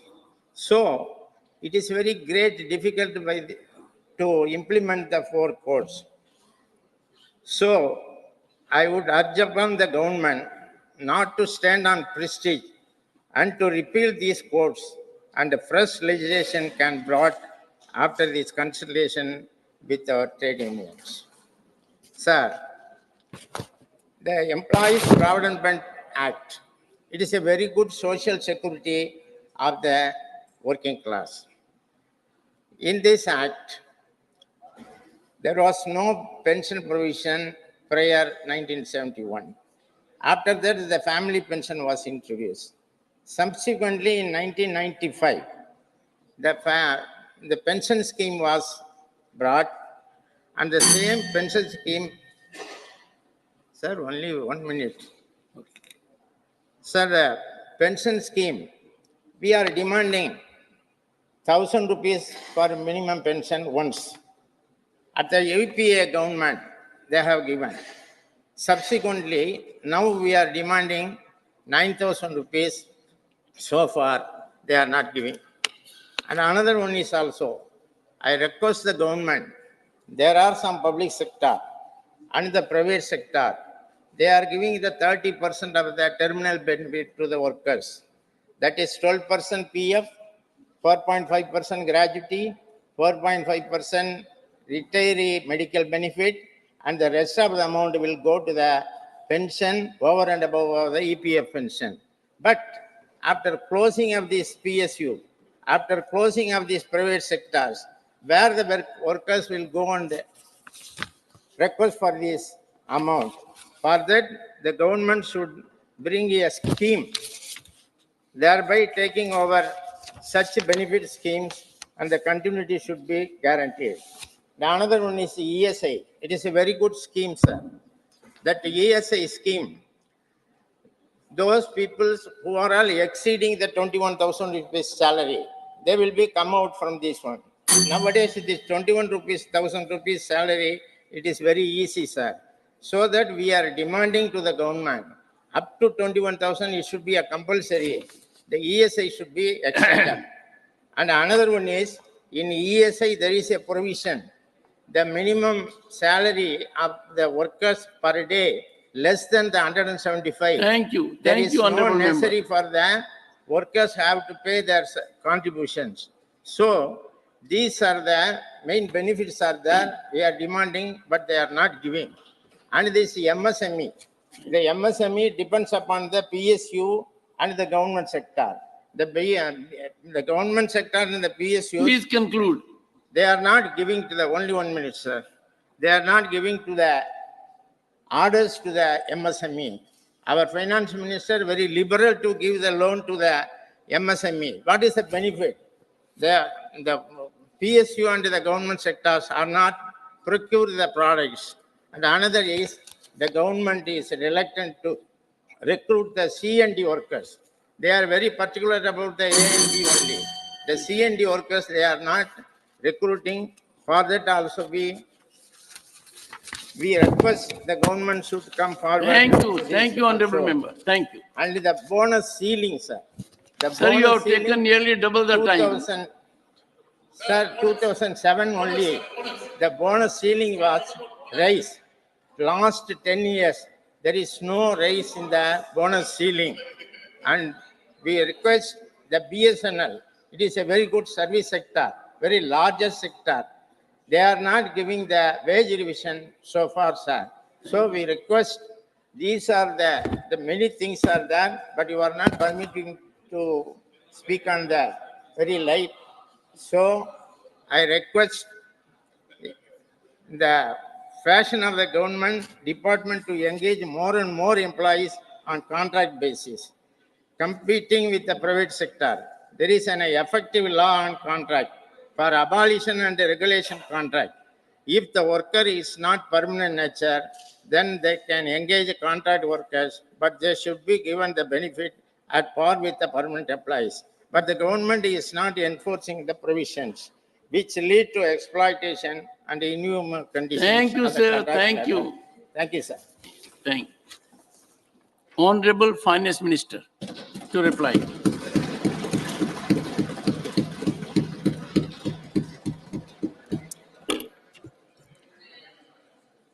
So thank you very much, Chairman, sir. What began as a short duration discussion on the economy, because of the interest which honorable members have shown, have lasted 3 half days, and 60 honorable members have spoken during this debate. And I'm indeed grateful for the various issues that have been discussed, and certainly some concerns and questions which have been raised. I'll try to address them.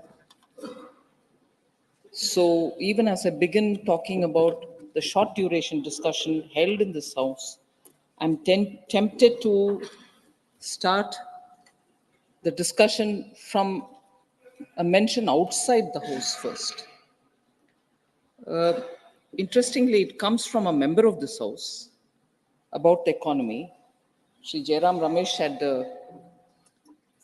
mentioned that in all probability there will be a discussion, something to the extent of saying we've been asking for these debates in the previous sessions, but the government has not been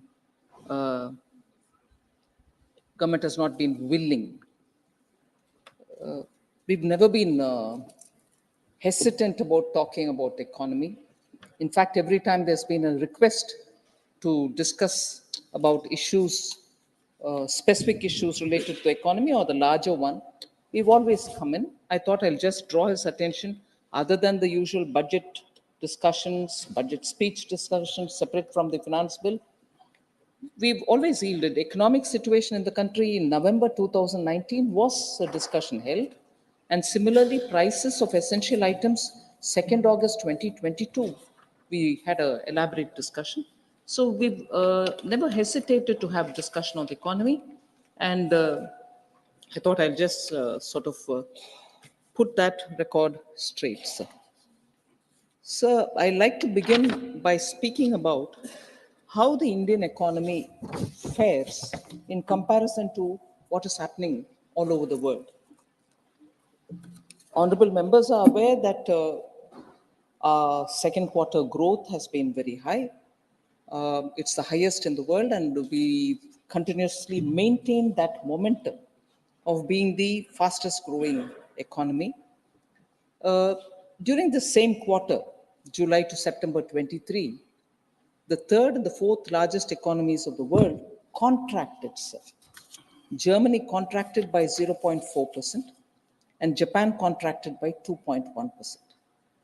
The other emerging economies, which are largely credited to be the engine of growth for the world as a whole, even emerging economies such as Vietnam grew by 5.33%, Malaysia by 3.3%, and Thailand by just about 1.5%. So when you compare all these developments around the world, and for India to have reached 7.6% in the second quarter is a very significant number that we cannot afford to miss. In just last 8 years, sir, India has become the 5th largest economy from being the 10th largest in 2014. So just in these last 8 years, we have reached the 5th largest in size. Sir, the activities are all across the economy. It's not as if one sector is doing well and on the back of that, because the temptation is to say that the services sector, particularly given the fact that the service sector in its software services and the newly coming in global capacity centers and so on, gives us the feeling, and also because the contribution of the service sector to the GDP is very high, touching almost 60%, there is a temptation to think, is this growth on the back of only one sector, whereas it's not. All sectors are growing and growing significantly for us to notice it. So because of the Make in India program and also because of the Prime Minister's production-linked incentive schemes, the manufacturing sector is also now significantly contributing to the economy. The manufacturing sector has registered the highest growth of 13.9% in Q2 of this year. Now, if that is one other point that we would like to notice, there is this emphasis that I like to place on the Purchasing Managers Index. Manufacturing number itself is 13.9% growing, but the Purchasing Managers Index in November 23 was 56, which is in the expansionary territory. Now, PMI has been in the expansionary territory for more than 29 consecutive months. So the sustained growth of manufacturing is very indicated by that. Now, again, a comparison for the manufacturing sector is comparatively, if you're looking at the major economies, including that of the United States of America, Australia, Eurozone, Brazil, China, and South Korea, they have seen a contractionary manufacturing PMI. Let's not miss this point, because all developed countries are all showing in their PMI, the Purchasing Managers Index, a contractionary terrain number. So just to highlight what I'm trying to say is, I've mentioned that 29 consecutive months we have seen the PMI in India in the expansionary territory, whereas in those countries, USA inclusive, they are in the contractionary trend. Now, I'll just read the October and November 23 numbers. For USA, it is just 50 in October, 49.4 in October, and 49.4 in November 2023. Similarly, for Canada, 48.6, 47.7. Australia, 48.2, 47.7. South Korea, 49.8, November 23 is 50. So on, everyone, in fact, the Eurozone collectively, 43.1, 44.3. So on, China's is 50.7 and 49.5. When I bring in China, I know I'm consciously bringing in, knowing that it's a larger economy, we are not matching up to them on many scores. But the index today, this is how it is. They're all in the contractionary territory, whereas we are moving forward. So overall, manufacturing. Now, what about exports? Overall exports in October 2023 rose by 9.43% year-on-year to US dollars 62.26 billions. So exports are also showing very clearly a sign to say that in spite of the consumption and also the demand coming down in the Western economies, our export is showing a growth. WTO halved the world's merchandise trade numbers. They said it's going to come down in 2023, and they said it will come down to 0.8%. India's merchandise exports in the same time has increased by 6.21% to 33.57 billion in October. So WTO tells you that everywhere it's going to come down to the level of 0.8%, whereas Indian merchandise export is going up, and it's gone up to 6.21%. Last year, sir, India was the world's second largest mobile phone manufacturer. We've exported $10 billion worth of mobile phones in 22-23. Now, passenger vehicles is very important. It's not a luxury item, it's a passenger vehicle. Middle class buys them. The export of passenger vehicles and commercial vehicles from India to many countries has increased. PV exports, therefore, increased by 15% to 6.62 lakh units in the year 22-23 compared to 5.77 lakh units in 21-22. Sir, as per the BCG report, made in India products are now seen increasingly. They're visible in the American supermarkets. Is that an indicator? Maybe not, maybe yes, but we can just gauge what is happening. In the American supermarkets, made in India products are now being increasingly seen in the shelves. While US goods imports from China have declined by 10% from 2018 to 2022, they rose by 44% from India during 18 to 20.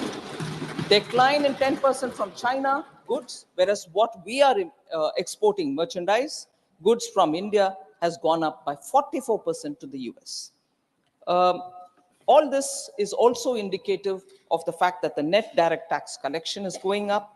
Till November 9th, 10.60 lakh crore has been collected, 21.82% increase year on year.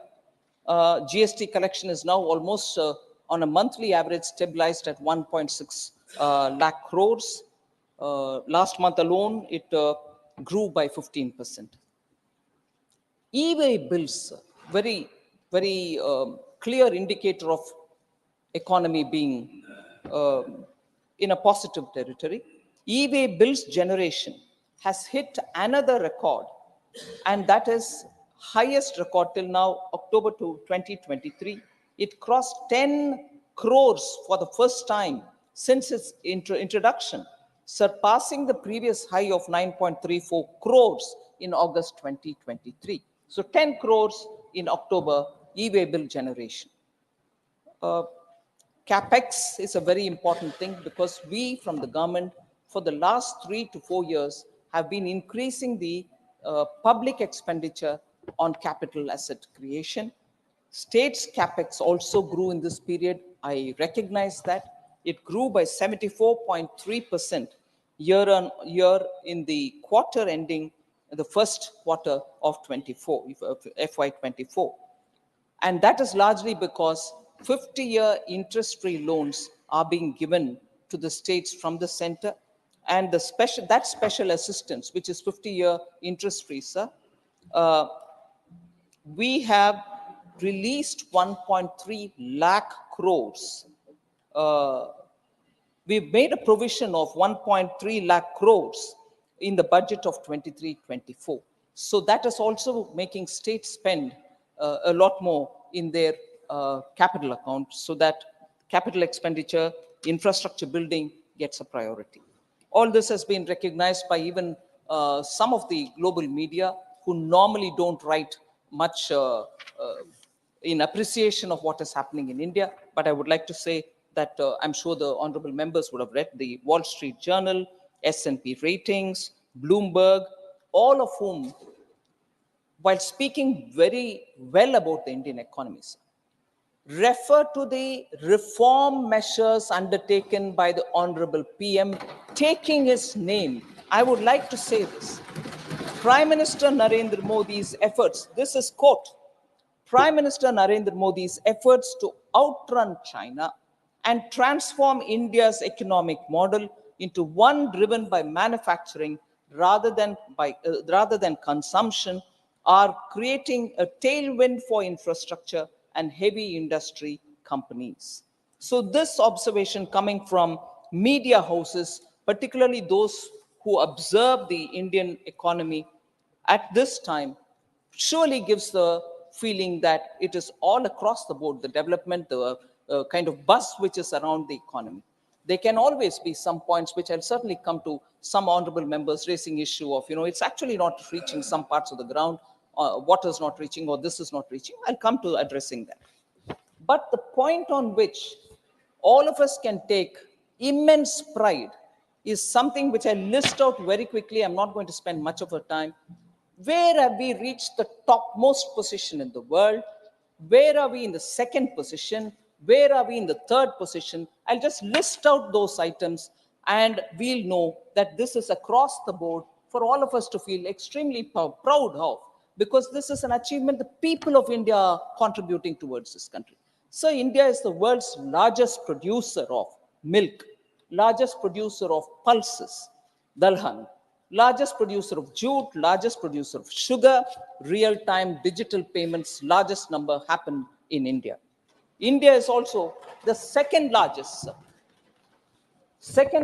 production of rice, of wheat, sugarcane, groundnut, vegetables, fruits, cotton, aquaculture, which is inclusive of seaweeds and lotus and so on,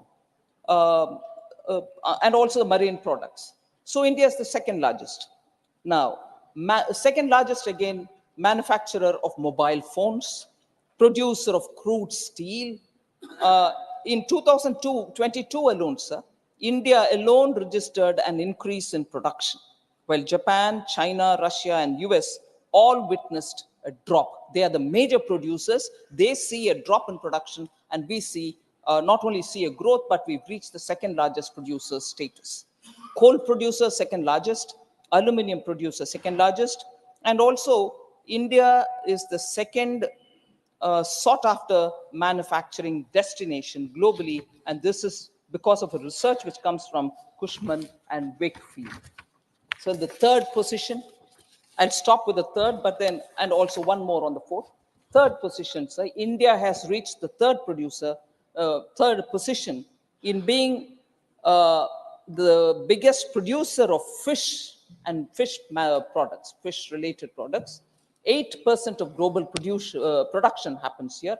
Startup ecosystem, third largest. Automobile market, third largest. Pharmaceutical industry, third largest.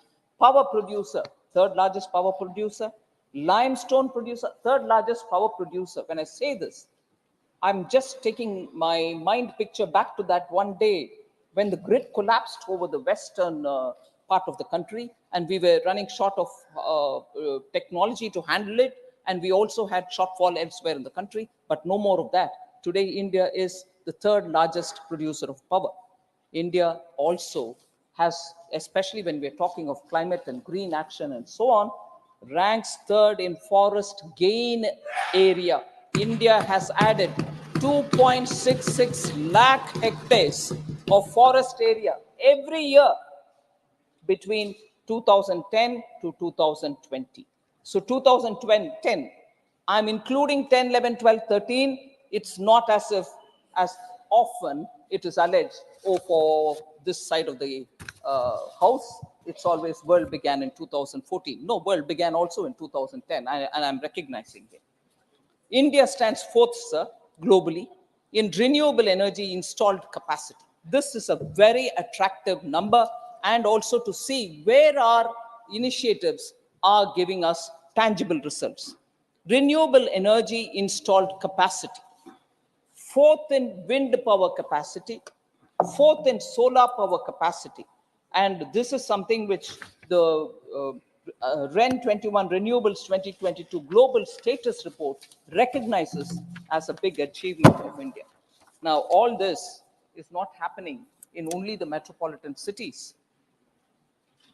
Several things have changed in rural India, and as a result of which, our economy is getting the best from the rural area and also from the metropolitan.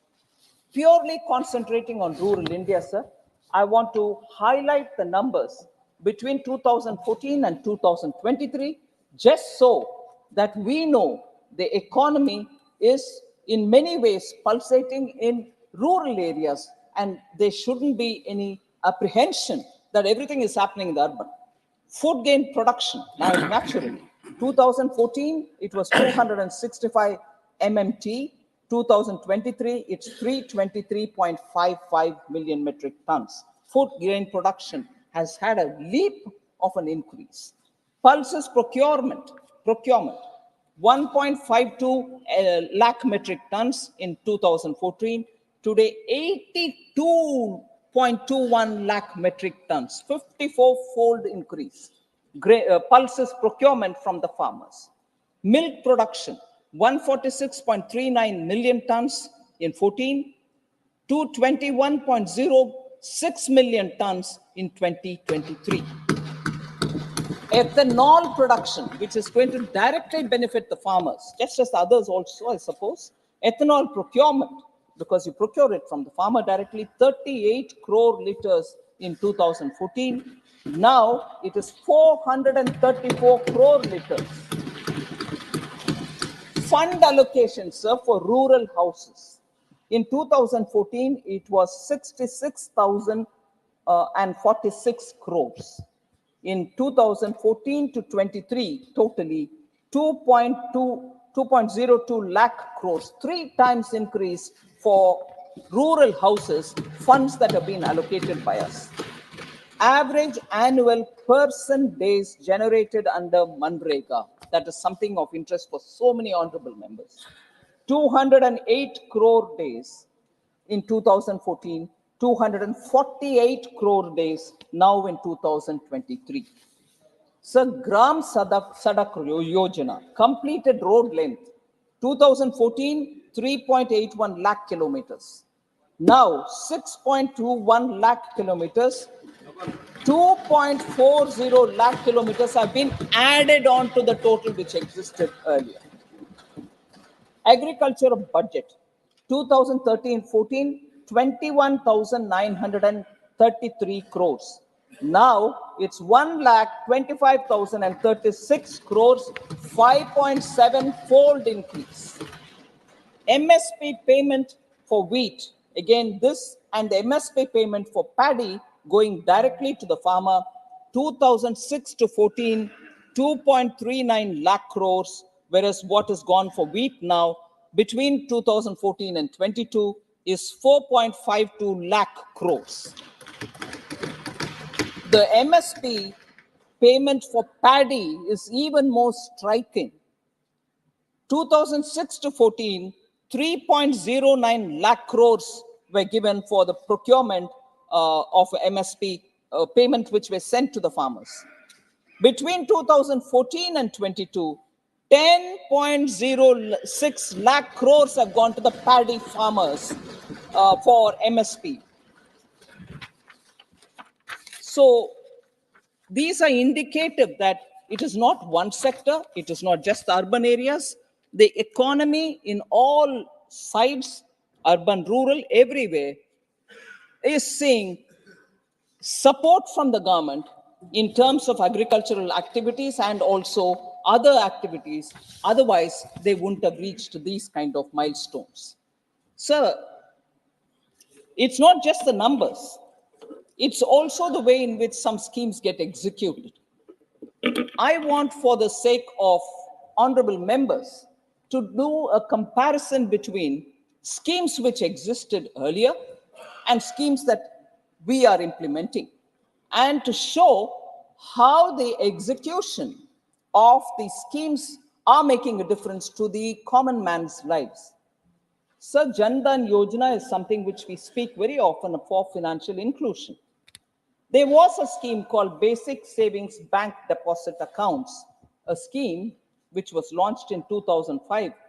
In nearly 10 years of that scheme, after being launched in 2005, in 2014, 10 years afterwards, there were 24.3 crore this Basic Savings Bank Deposit bank accounts which were opened. That account, which was open for these poor people, had no facility for a debit card, had no overdraft facility, and also no insurance coverage. Suppose this person who gets this account dies in the after opening the account, there is an insurance payment. None of these provisions existed in that scheme. Whereas under NDA now, Jan Dhan Yojana, which was launched in 2014, and in 10 years, I'm comparing that 10-year set of 10 years and here 10 years. In December 2023, 51 crore Jan Dhan accounts have been opened. Compare the 24.3 crore, which had no other highlights, whereas here with the highlights. What are the highlights here? KYC have been made easy, debit cards and UPI payments have been made, 10,000 rupees overdraft without collateral is provided for that account, and accident insurance cover is also provided. So just want to show that looking at a recipient, the beneficiary who lives in the village, who needs financial inclusion, not just opening of an account, but also coverage, and also for him to do his business further with working capital. This scheme and that scheme, I just want to highlight. So in a way, I'm going to call these Naam Ke Vaste scheme, which existed earlier, find life now and actually reach the right kind of target in the beneficiary's name. So BSBD accounts were Naam Ke Vaste. Pension, again Naam Ke Vaste. Launch it, forget it. Swalamban scheme launched in 2010. 2010. In 5 years, they had 29.42 lakh accounts opened. That is in 2014, they ended up with only 29.42 accounts. Now, Swalamban scheme is what is Atal Pension Yojana, launched in 2015, 8 years only. And in 8 years, I'm comparing that with this, 5.95 crore subscribers have come into this scheme. 20 times more than Swalamban. Again, a Naam Ke Vaste's program, until brought in and then left where it is.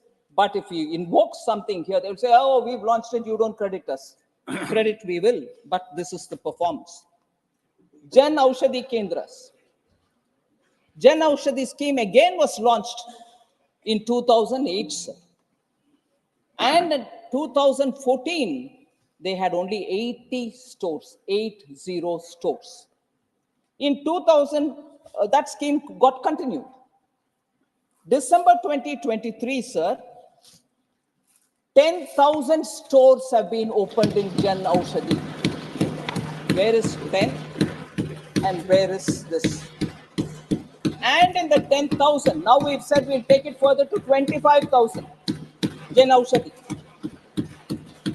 In the Jan Aushadhi Kendras, the common people, I go visit Jan Aushadhi Kendras and talk to the people who are buying medicines there, check up with them, whether the claim that in many cases, the prices are less by 66%, 72%, 89% in some other, are true or not. And people tell you what they're buying. 1,800 medicines are available, more than that, but I'm rounding it off. 1,800 medicines are available for the common citizen. Blood pressure, fever, seasonal illnesses, sugar, everything. And 2,000 plus equipments are also available there. So I want to say again, another Naam Ke Vaste scheme, Jan Aushadhi scheme, has become meaningful for the common citizen, and this is how far it reaches. Another Naam Ke Vaste, sir, Rashtriya Swasthya Bima Yojana, launched in 2008. It ran 5 years till 2014. How many BPL families were provided any kind of insurance cover? 3.85 crores. And what was that cover? 30,000 per annum was the cover given. Ayushman Bharat, launched in 2018. By December 2023, 27.89 crore individuals have been provided health insurance cover, and that is 5 lakh an annum per family. Again, a Naam Ke Vaste. Another Naam Ke Vaste, sir, housing. Indira Awas Yojana, launched in 1985. 1985 to 2014, 29 years it ran, sir. 3.25 crore rural houses built. 3.25 rural houses built. PM Awas Yojana, launched in 2016, comparable. In 8 years, sir, both Grameen and urban put together, we have 3.6 crores of houses built.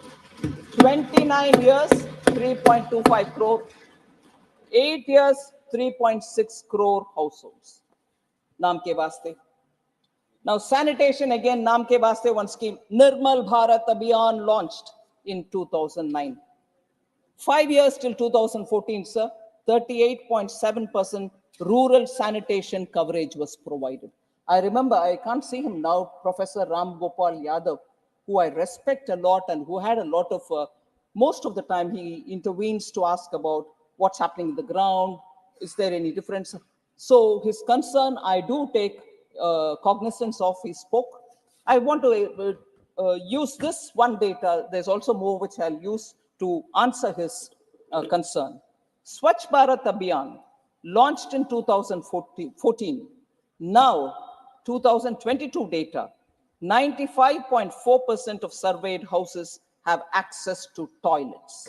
95.4%. So tap water connection. Again, a scheme launched in 2019. There's no a particular scheme with which I can exactly compare. 3.23 household, 3.23 crore households. That is 16.82 of the total households had tap water connection in 2019. But when the Jal Jeevan mission took force in December 2023, 13.75 crore households have been connected with water. That is, we started with 16.82 households, 82% of the total households. Now it is 71% of the total households which have got covered. So LPG gas cylinder, another naam ke vaste. LPG connections were provided under Rajiv Gandhi Gramin LPG Vitaran Yojana. 5.82 lakh beneficiaries were there as of 1st June 2014. And even that is not exactly comparable, because there the deposit for getting the cylinder was provided by the oil marketing companies.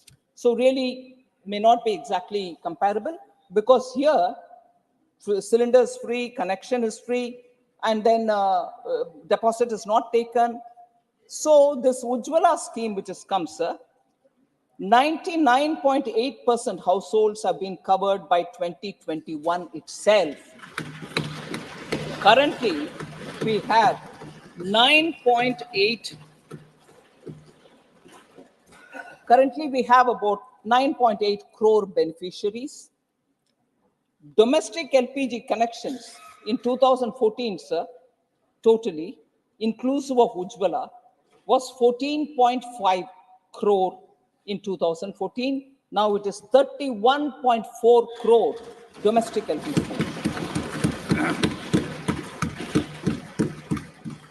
Schemes which didn't have an earlier equivalent, I just want to quickly run through to say how section after section of those who are deserving of government policy support have been targeted through specific projects, schemes, and as a result, groundswell is seen. I just want to highlight.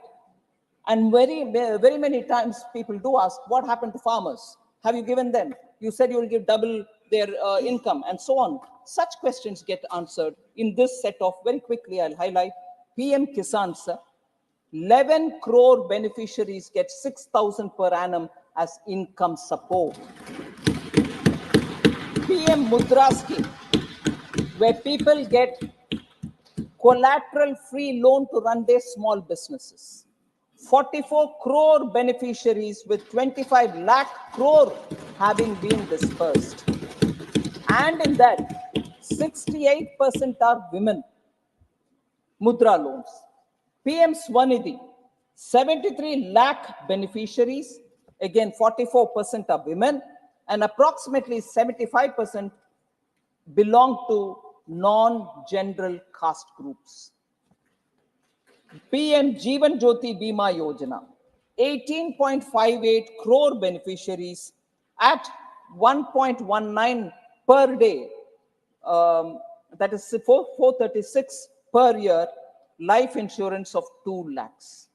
At this price, at this premium, they get a 2 lakh insurance. 18.58 crore beneficiaries have got it. PM Suraksha Bima Yojana, sir, 41.16 crore beneficiaries have received it. Total permanent disability cover of 2 lakh and partial disability cover of 1 lakh have already been dispersed. I mean, this is a cover, but many of them have received it.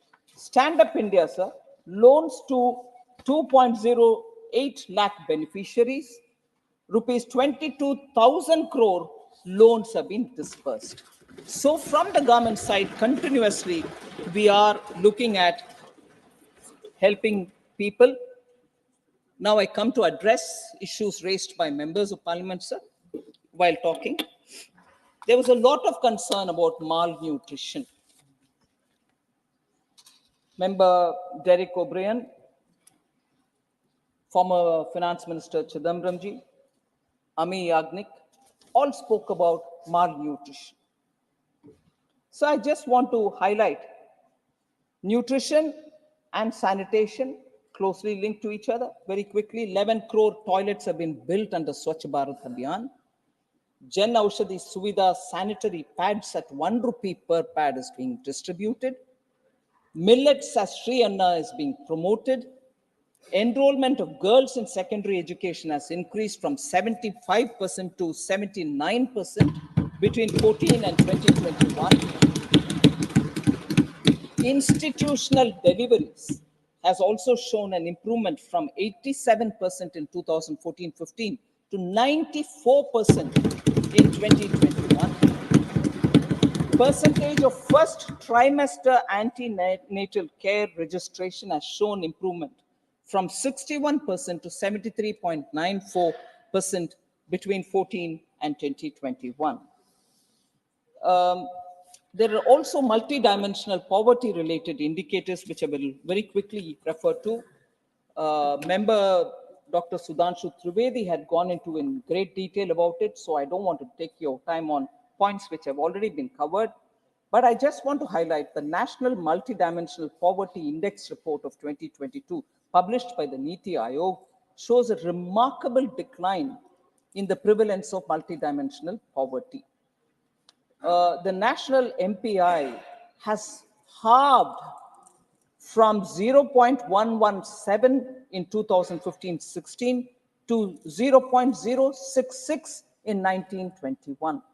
So 13.5 crore Indians have escaped multidimensional poverty between 15-16 to 19 and 21.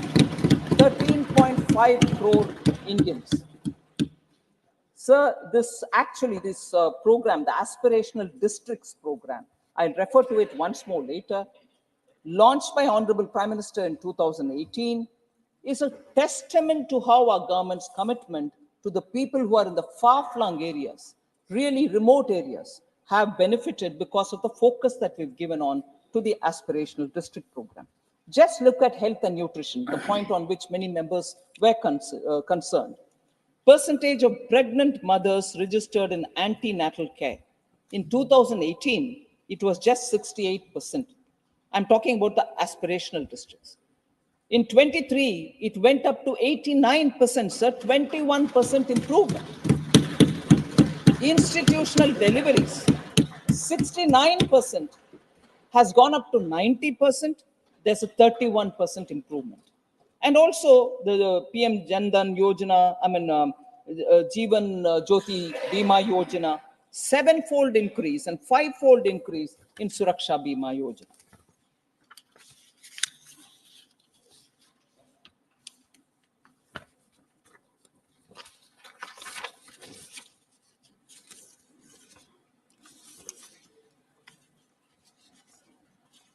So my appeal is nutrition and nutrition-related issues, health, any case being both with the center and state, is something on which all of us will have to work together. Party-driven politics may not help the situation. It can only aggravate. Just as in women's issues, particularly law and order related to women's issues, I keep saying we should not politicize it.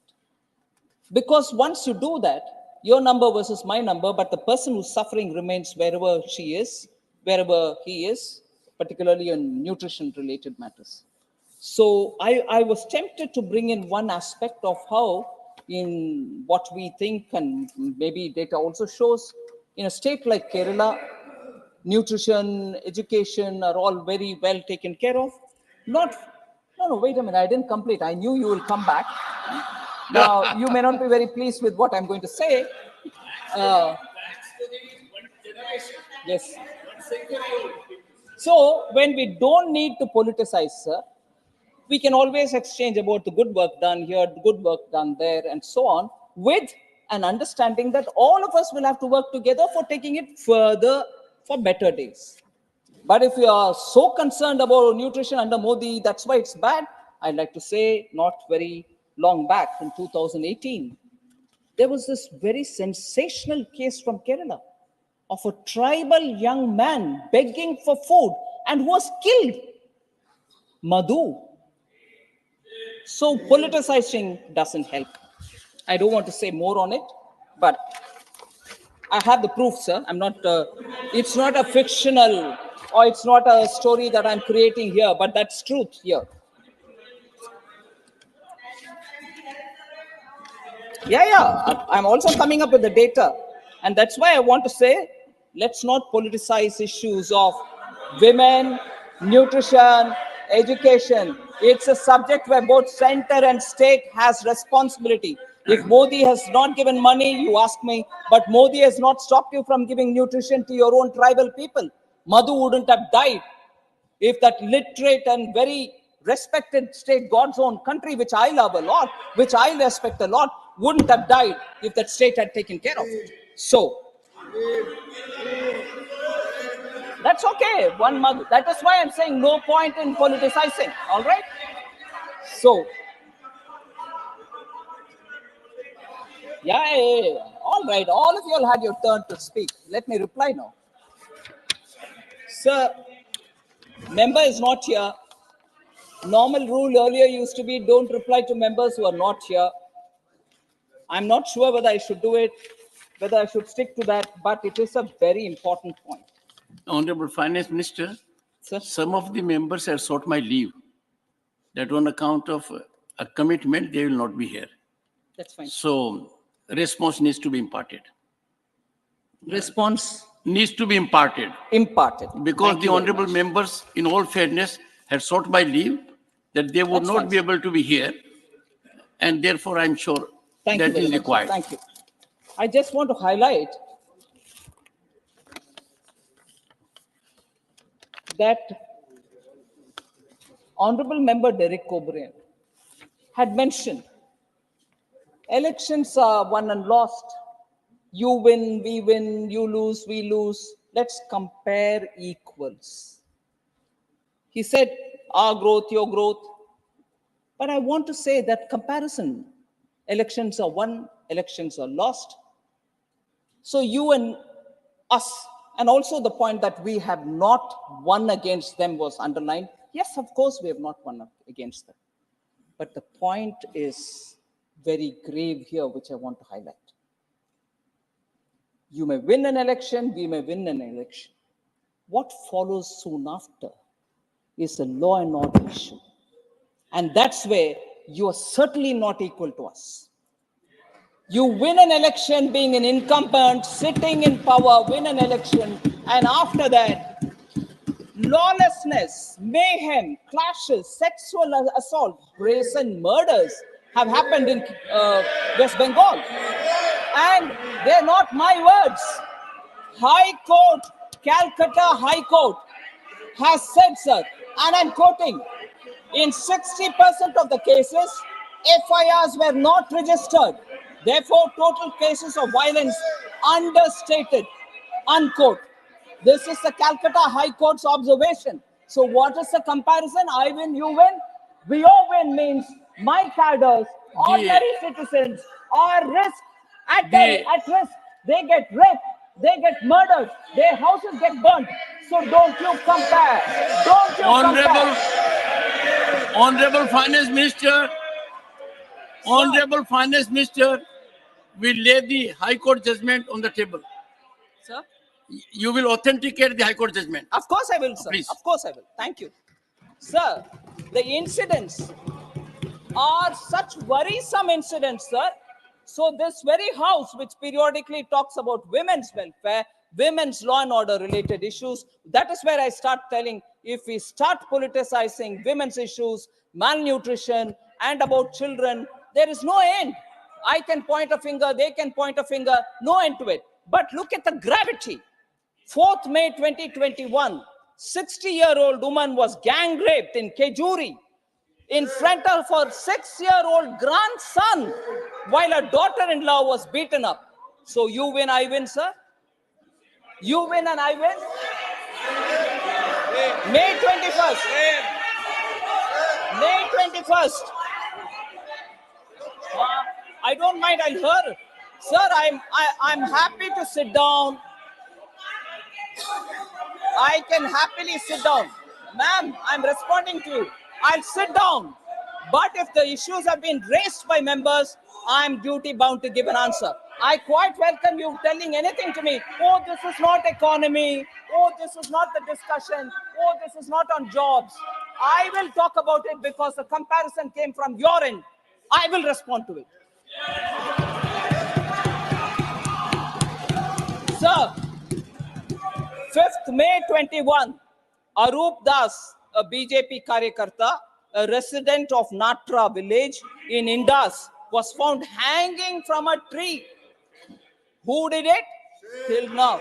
And out of the court, Calcutta High Court again, sir, comes to my rescue. I will give you the statement authenticated. I am quoting here, sir. Out of 268 FIRs,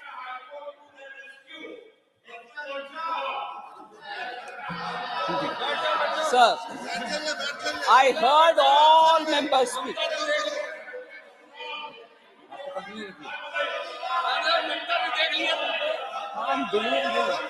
Honorable Finance Minister. Sit down. Honorable Finance Minister. Out of, I'm quoting, sir. Honorable Finance Minister. FIRs. Honorable Finance Minister. Honorable members, I have already directed the Honorable Finance Minister that the references she has made about High Court observations in judicial orders, she will authenticate, and not only authenticate reporting of those judgments, but put on the table of the House the judgment. Please go ahead. Thank you very much, sir. Sir, quoting again, sir. 19th August 2021, the High Court of Calcutta observed, quote, out of 268 FIRs claimed to be registered by the police suo motu, copies of only 219 could be found. It is evident that 62 FIRs were registered up to May 5, 2021, whereas 157 FIRs were registered from May 6, 2021 onwards. Some of these were registered immediately after the offense was committed, whereas in many of these, FIRs were registered belatedly. Unquote. So the last point on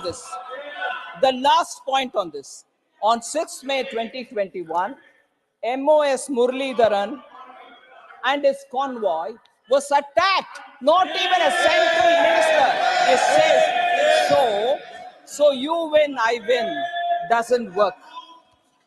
Doesn't work at all.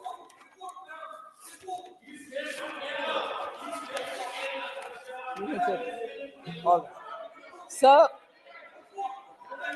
I'll come to responding to some of the observation made by Honorable former Finance Minister. And if you'll allow me, if you'll indulge me with a light-hearted banter, if I may use.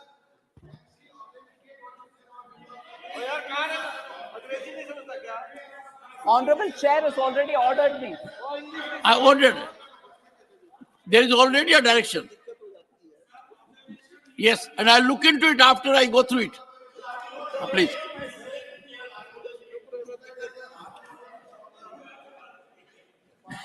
Ma'am, you were saying something in light-hearted manner. Sir, if you'll indulge Please do me. that. We need it. Sorry? Light-hearted comment. Sir, I'm very serious. Sir, it was a bit surprising, sir. It was a bit surprising, and it was also uncharacteristic, I would say, to see the former finance minister, who's very senior, highly educated, was in the prestigious Harvard University even in 1968 when I was in primary school. But he wholeheartedly concurred and sort of rode on the arguments provided by Derek O'Brien. He took his name more than 3-4 times. Hang on. I've sought the permission of the House. The honorable members here, with respect, I'm giving my observation. There's no other way in which a light-hearted observation can be accommodated. I started thinking, was it an attempt to placate the All India Trinamool Congress to come and attend the ... alliance because they seem to be hot and cold? What is it? I didn't understand, because much before you could come to talking about the economy, that happened. And I said, oh my God, now this is all between All India Trinamool Congress and Congress. The dotted alliance needs them, and they seem to be saying hot and cold. Take it. Oh. I had the occasion to make a reference to Mr. Derek O'Brien name on 3 occasions. And we had a very quick comment from Jairam Ramesh. Is something cooking, something like that you said? Am I right, Jairam? When I took name of Derek O'Brien 3 times on a particular day, the record shows it, you made a comment. Similar kind of comment was made. So no comparison with you, sir. So, but sir, I just want to say, no, come on. I sought his permission for a banter, right? Thank you. So the former finance minister made a very linear comparison as to how the GDP has grown from 1991-92, 25 lakh crore, and then 50 lakh crore, and then 100 lakh crores, and so on, and then wondered if I will say that by the end of 23-24, India will have 100 lakh crore as the GDP. That is, if I heard him right, he said going by the trend of doubling every 10 years, it might. So I'm confident that the question is asked with a certain sense of confidence that the Indian economy and people are contributing for its growth. But I would only refer to one editorial which appears today in a paper. I'm not saying my view, but if you would permit me, and I also do an authentication and everything else, there is an editorial in the Economic Times today, which says, a $4 trillion plus we go, GDP expected to catch up in the coming fiscal, and goes to elaborate. And there's just one line that I'll read for the House, for the benefit of the House, and I quote, as India's GDP rises, would the market cap rise in tandem? Though there is no direct correlation, there could be significant wealth effects that provide tailwinds to the economy. Retail investors own 10% of the equity, about $400 billion, and their share has been rising. That should help consumption, which accounts for close to 60% of the GDP. So, linking that to the growth of the GDP itself, this write-up, which is an editorial in a paper, which is a pink paper, which observes the Indian economy, we get a picture and a probable answer to the former finance minister. Sir, then the worker population ratio was also another issue that the honorable former finance minister raised. I just want to highlight incorrect it was for him to suggest that the worker population ratio has not improved. There is, obviously, he's done some kind of a, if you permit me, whimsical calculation there and then, and which serves him well. and the interpretation is not right. As per the PLFS, that is the Periodic Labor Force Survey, WPR, the worker population ratio, that is the share of the employed in the total population, has increased to 56% in 2022-23 from 46.8% in 2017-18. And I underline the fact that this is post-COVID, that it has gone up to 56%. So there is an increase in the worker population ratio, and this is government's data. So youth unemployment rate, that is the age between 15 to 29, has declined. Unemployment rate has declined to 10% in 2022-23 from 17.8% in 17-18. So there, the unemployment is also declined, while youth LFPR has expanded from 38% to 44.5% over the same period. So unemployment is coming down. You have the data to show it's also, employment is also going up. In fact, sir, WPR in 2005 was 42%, which fell to 38.6% in 2011-12. So fall happened then. Then, despite a COVID, which is a once-in-a-century pandemic, we have revived the employment, and the data shows that very clearly. And also, sir, the various schemes that we have, Mudra or Swanidhi and so on, are promoting self-employment, particularly the lower sections of our society. More than 25 lakh crores have been dispersed to over 44 crore Mudra accounts. 68% of them are women. They do their own business and probably employ 1 or 2 more people there. 73 lakh street vendors have availed of cheap credit under PM Swanidhi program, and even in that 44% are women. So I think the hard work and the entrepreneurial spirit of the Indian youth who go in for small self-employment cannot be ignored at convenience and cannot be raised saying, oh, the poor are without jobs at some other time. There should be some kind of a alignment. So this was raised by very many members, other than former Finance Minister Kanimuri, Dr. Ashok Kumar Mittal, and also Sujit Kumarji, Jose K. Mani, all of them had raised this issue. So the attempt to bring more employment, self-employment among women is also shown by the program that has been recently launched.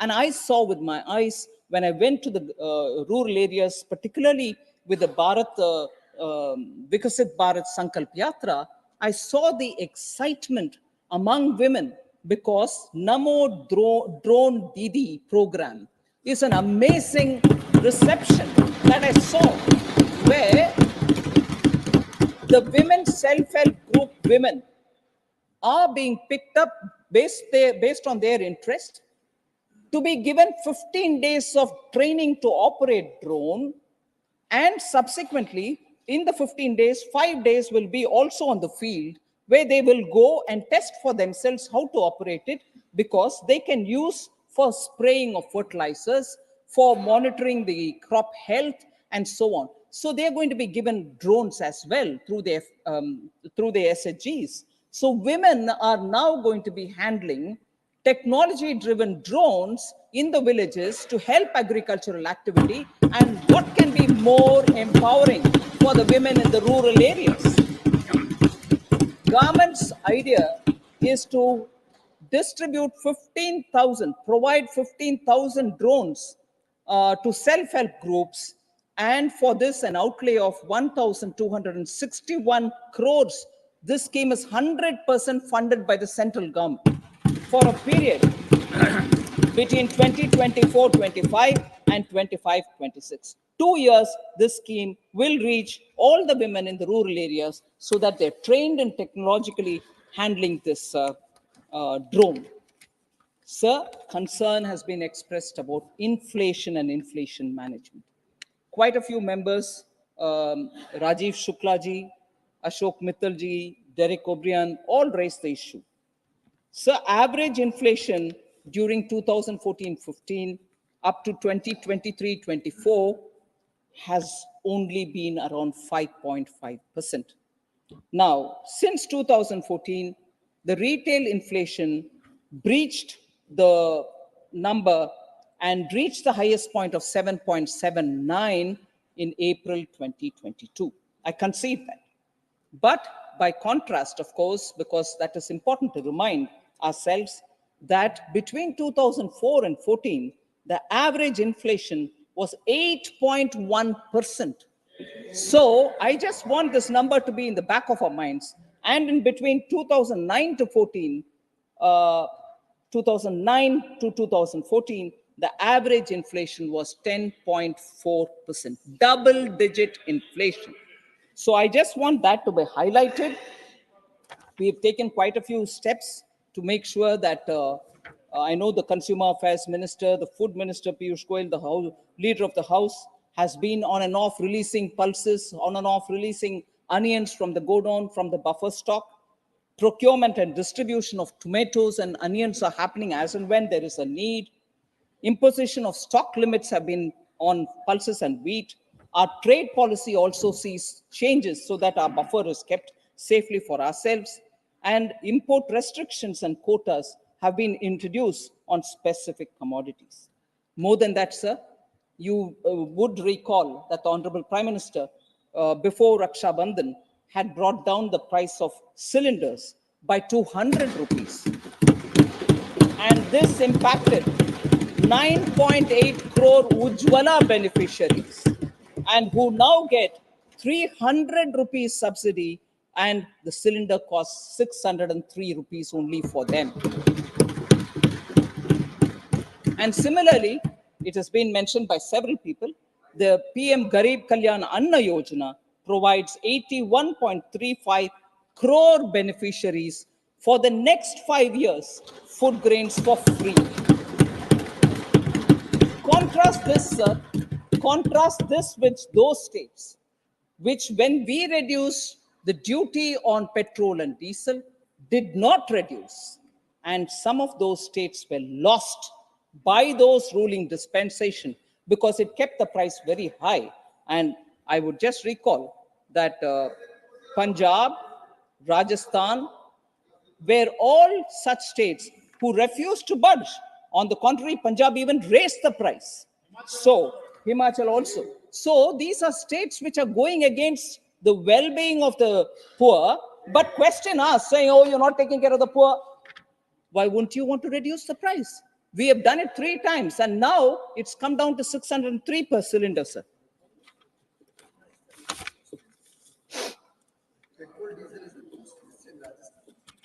That's right. Sir, and that is why people rejected them. Petrol and diesel being the highest price, sir, you come from Rajasthan, and in that state, the price has remained very high. Inflation as a result has been high. No wonder the people have rejected them.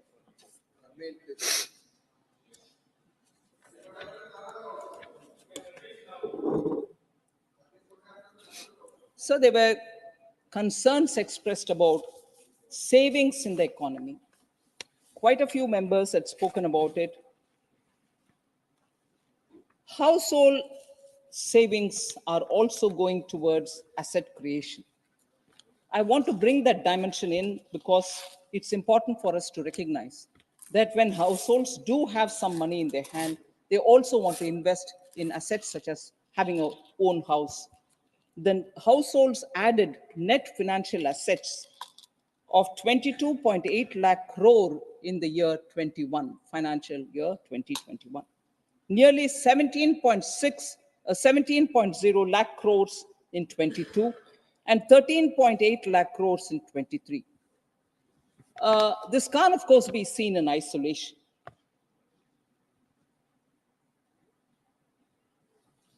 This is an incremental purchase of an asset for themselves.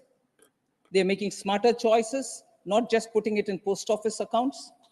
People are also now investing in the retail market. Retail market consists of small investors who are coming for small shares, and they're doing it on their own, not going through mutual funds. Overall household savings, sir, which includes financial and physical savings, grew at 9.2% CAGR between 13-14 and 21-22. That is 8 years. It's grown in that kind of a number. The nominal GDP has grown at CAGR 9.65 during the same period. Hence, the household savings has remained constant. It has not come down.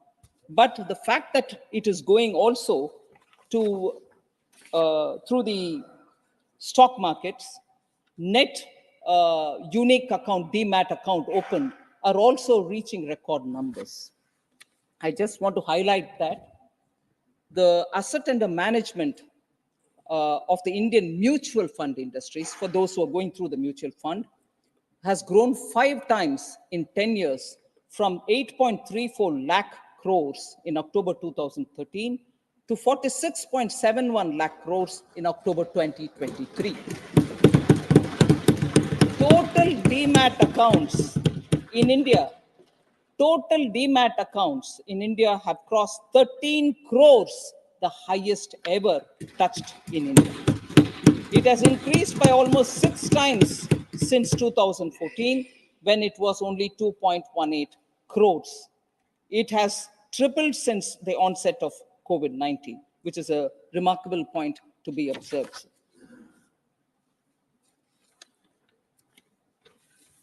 So there was also a lot of concern about US dollar strengthening against the Indian rupee. I just want to highlight the recent article which has come up, sir. The clearest sign that things are going well, a stable currency, was the title of that article.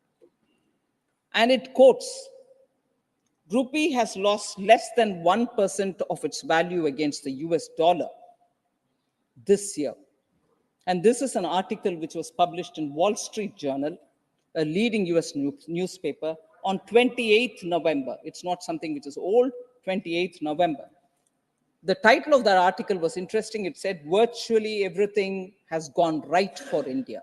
And in that it says, rupee has lost, and I quote, rupee has lost less than 1% of its value against the US dollar this year, compared with the decline of more than 3% for the Chinese yuan, a roughly 9% fall in the South African rand, and an 11% slide in the Japanese yen.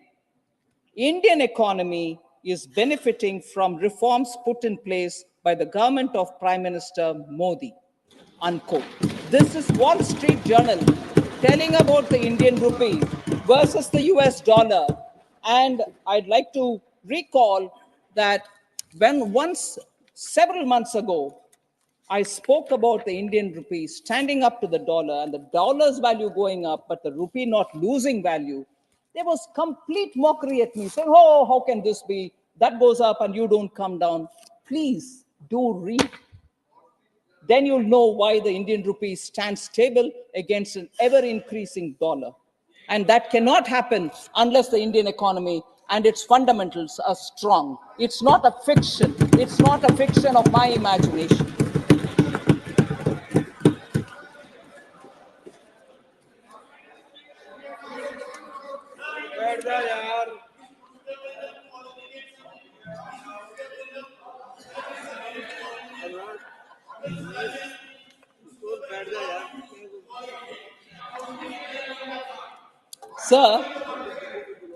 Sir, I will come up to something more on which John Britta's honorable member would have more interest about Kerala. I'll come to that.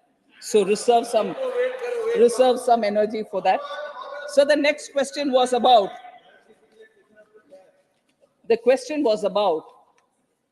and this is Dr. Shantanu Sen. I'm not sure he's here, but, oh, he's here, sorry.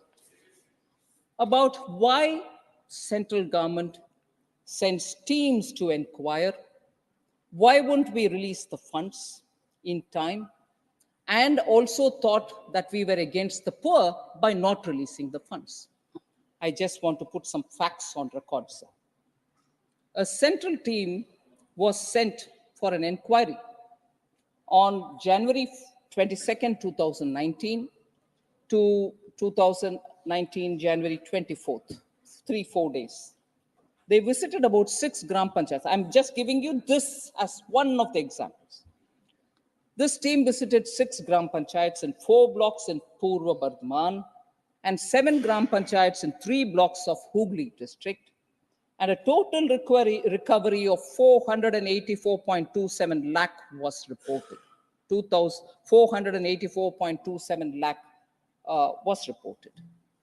Now, the state government after that sends a correct action taken report because that was sought from the state. And the action taken report says that the state government had deposited the recoverable amount from the state treasury. However, recovery has not been made in toto from each and every defaulter, which is not acceptable. It's a double whammy, if you ask me. Money has gone away from the treasury, God knows to where. And when that is questioned even by the CAG or by the inquiry teams, quickly that money is made good by putting it from the treasury into the account where it has to go. You're using the taxpayers' money to make good of leakage which has happened. And when the leakage is spotted, that money is not getting recovered.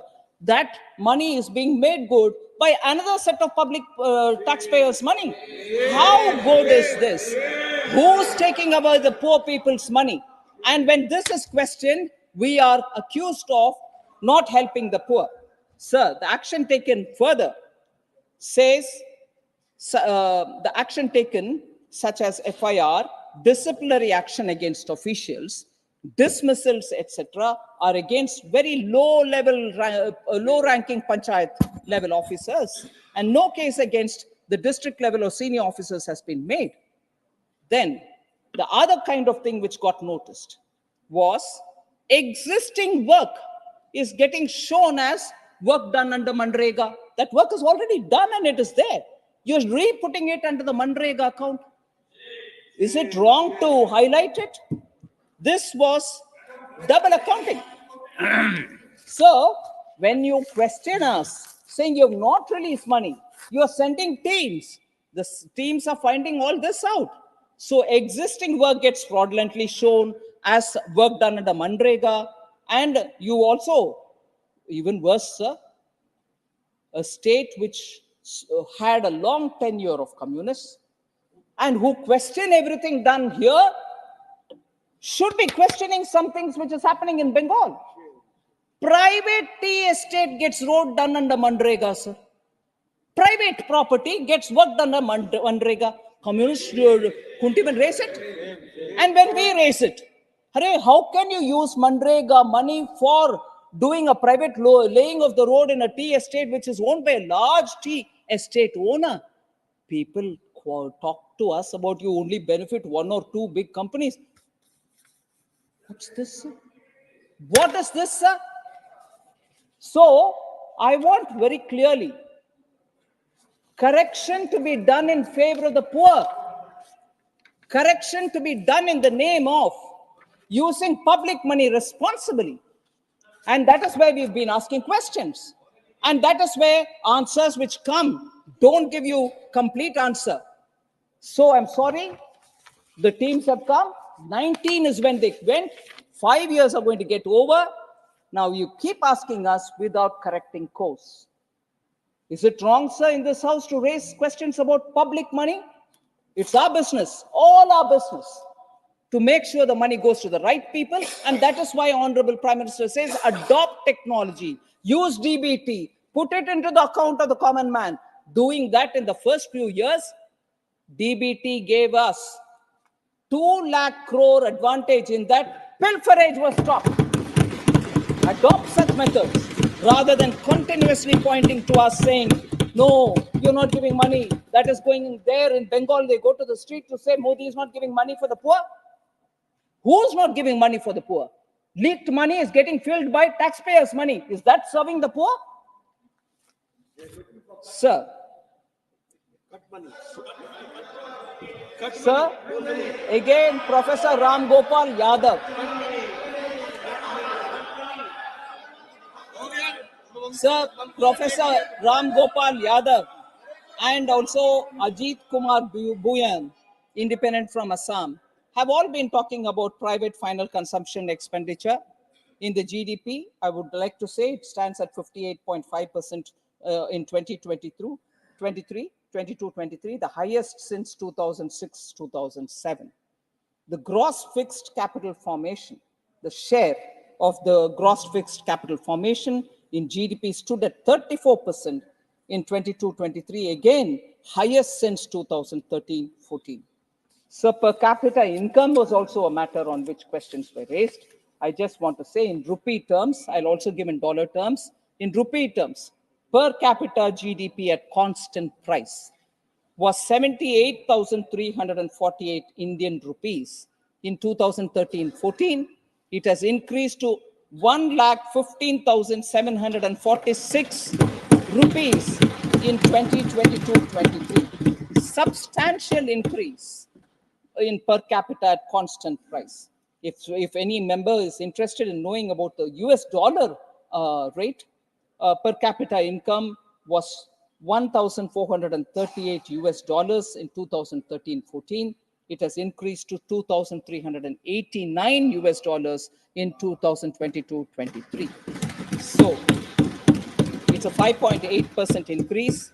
India's rank in the per capita income was 147 out of 189 countries in 2013-14, which has moved up to 141st rank. From 147, we've moved up to 141.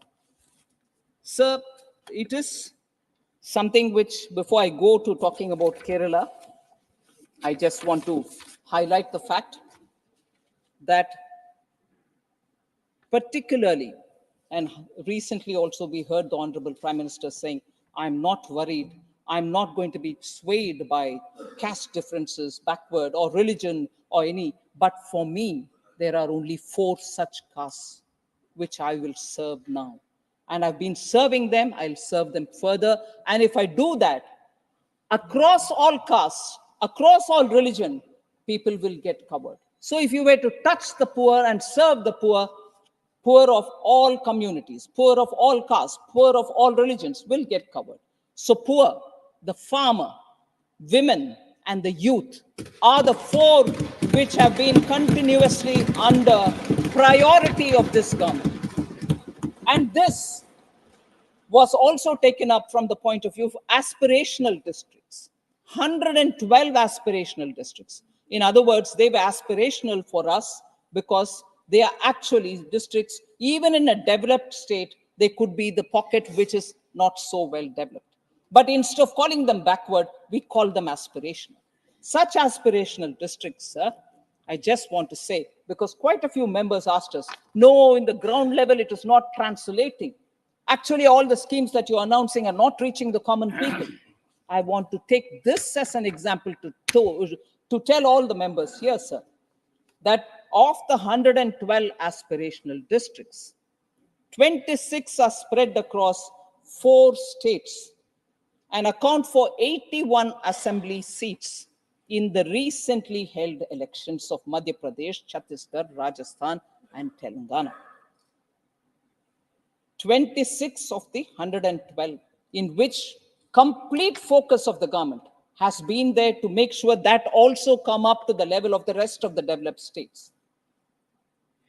And I'm glad to say that this emphasis of the Honorable Prime Minister on the poor, on the women, on the farmers, and on the youth, and supporting them to the last level. Now the aspirational districts have moved over to aspirational blocks. We are taking it further down to mention that saturation of all schemes will be taken up. Common people have recognized this. Women have recognized this. That's why they're enthusiastic about the drone, about the SHG groups getting help. So the enthusiasm is not just there, but it has translated into votes also. I want to just place it before the honorable members that the results show that over 2/3 of the seats in these 26 districts across 4 states, 2/3 in these 26 aspirational districts, which are spread across 4 states, have gone to the BJP. And this again is not just my analysis, my data, Election Commission's data, all of us base it on Election Commission's data, is Indian Express, sir, which is written in this piece, which says, oh yes, 100%. Manoj, come on. So, focus on women, focus on backwardness, focus on poor, focus on youth, focus on farmers. People understand this is a government and this is a leadership under Prime Minister Modi which delivers to the ground. And that is why they trust us. That's why they trust the PM. And that is the bharosa with which we are bringing in these kind of ground level difference in the quality of life. So the last, which I've been seeking your indulgence, is to say quite a few honorable members spoke about Kerala and Tamil Nadu, unfair treatment on account of perceived inequality and so on. I just want to highlight just 5 points. I won't go into details. The 5 points are, sir, we give so much but we don't get. Doesn't add up.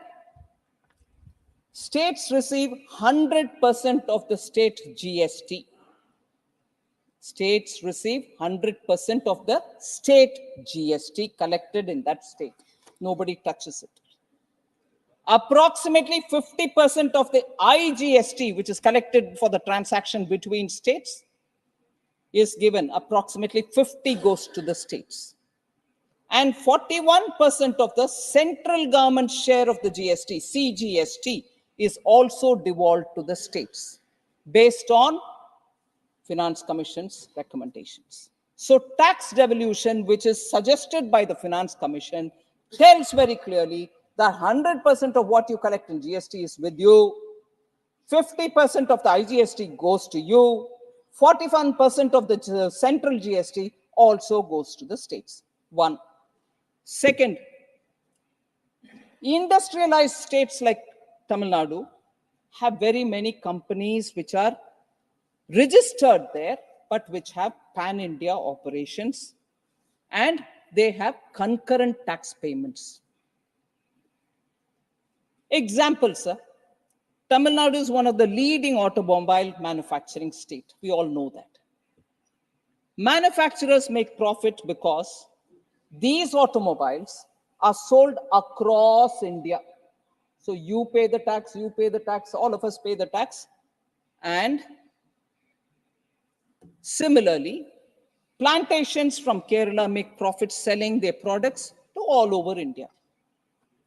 This explains why location of direct tax collection may not be fair and equitable principle, may not be on the fair and equitable, because the money comes from everywhere, but the tax is paid in the state in which they are registered.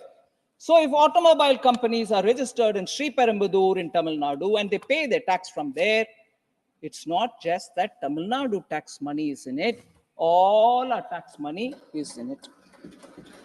So when we say each state has, I've contributed this much, what have you given back? I want to say the tax is from all Indians, sir. Your company is registered there and you pay your tax. So let us think about it. Third, sir. Third,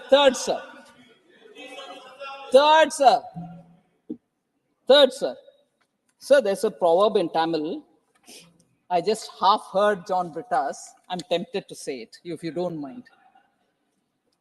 Tadukula panja, paayila paaiven. உனக்கு தமிழ் புரியும். தடுக்கல பாஞ்சா பாயில பாய்வேன். Meaning, I raise an issue and if you address that, I'll jump to the next. There's no end. I'm sitting in a tadukku, I raise issue about it, I answer that tadukku related issue, but no, now I've gone to pai, answer that. I mean, come on, tadukula panja, paila panjinde irukano. So sir, yeah, I'll still answer your cess and your surcharge. This is answered n number of times in this house. But n number of times it will always be raised, like the other day, with your permission, I took a banter on Honorable Member Ami Yagnik, on the waiver written off. Permanent debate. It's been explained till the cows reach home, but we'll still explain it. I'm quite... No, don't worry. Write off and written off are grammatically different, that's all. So that has been explained several times, sir, but I don't mind. With your permission, I'll do it any number of times. Sir, third. Ma'am, I think men agree more than women agree amongst themselves. No, it's a reflection. Huh? Have you ever agreed with me?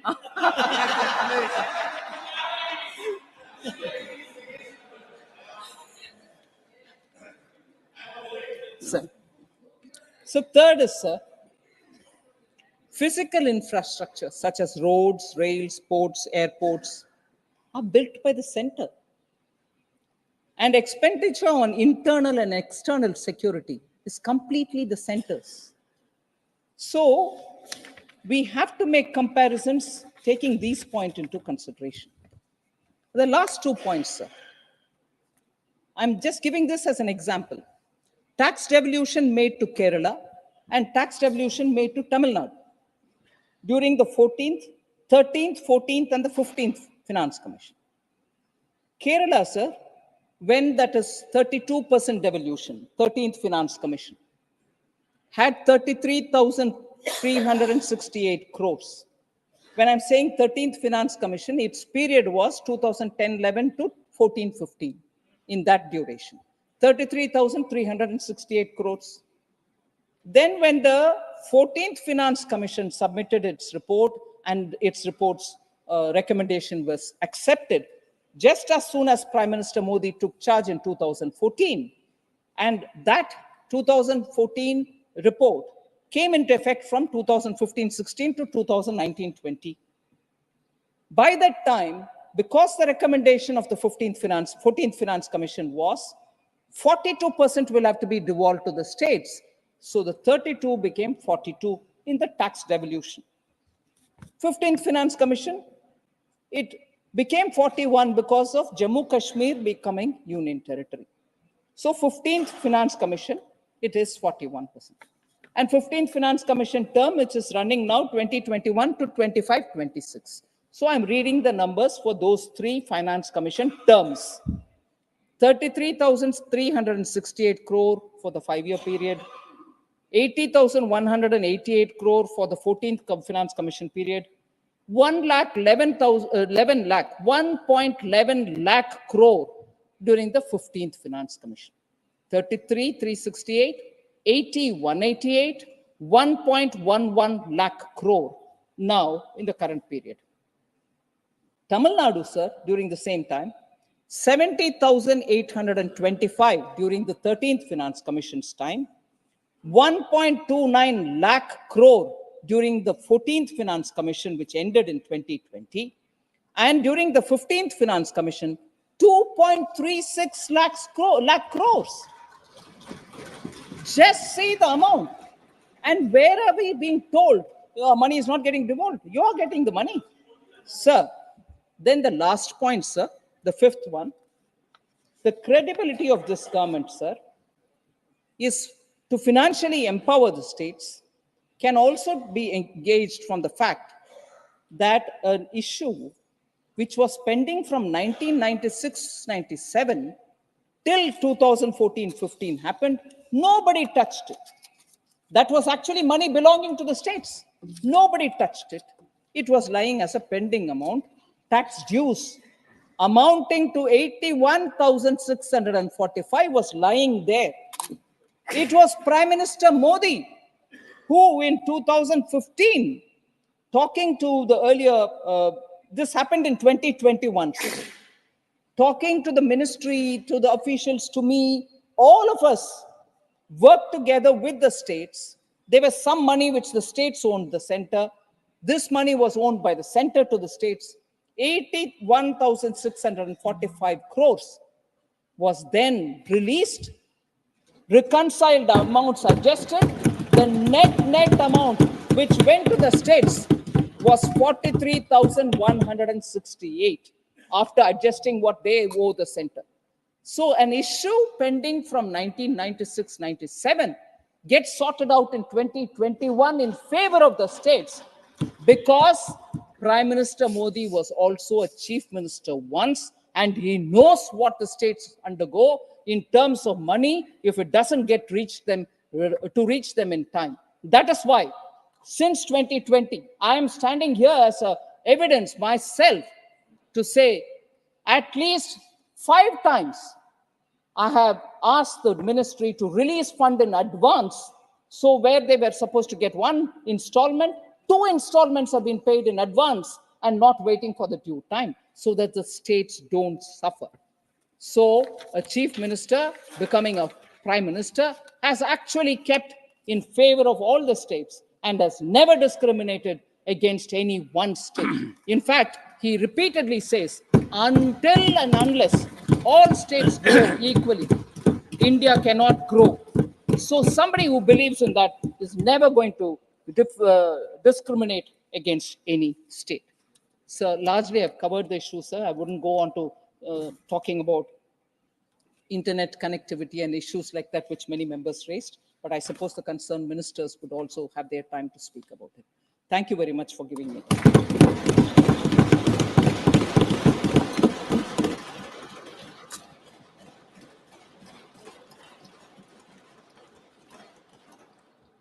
Honorable members, it is already 5:30 p.m. We have allocated 3 hours for a combined discussion on the bills mentioned at serial numbers 8A, 8B, and 2 hours for item 8C in the list of business. If you all agree, we may now take up special mentions instead of the bills. These bills will be taken up at a later date.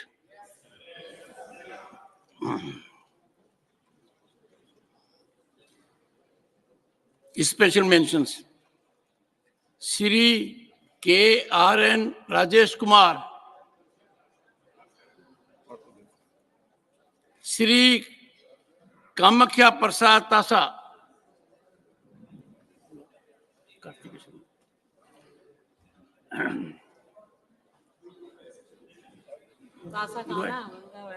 Thank you sir, आपने मुझे बोलने का मौका दिया, मैं बहुत बहुत आभारी हूँ sir. In the last landscape for tea gardens of Assam, Tripura, West Bengal, Tamil Nadu, Kerala, a unique challenges presents itself. Educated youths have with no land and no income. The problem is seen especially in Assam, Tripura, and West Bengal.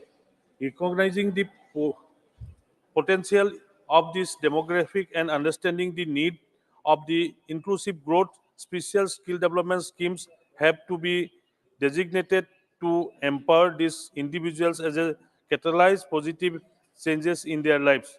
Tea garden educated youths often faces limited opportunities due to the absence of tangible assets.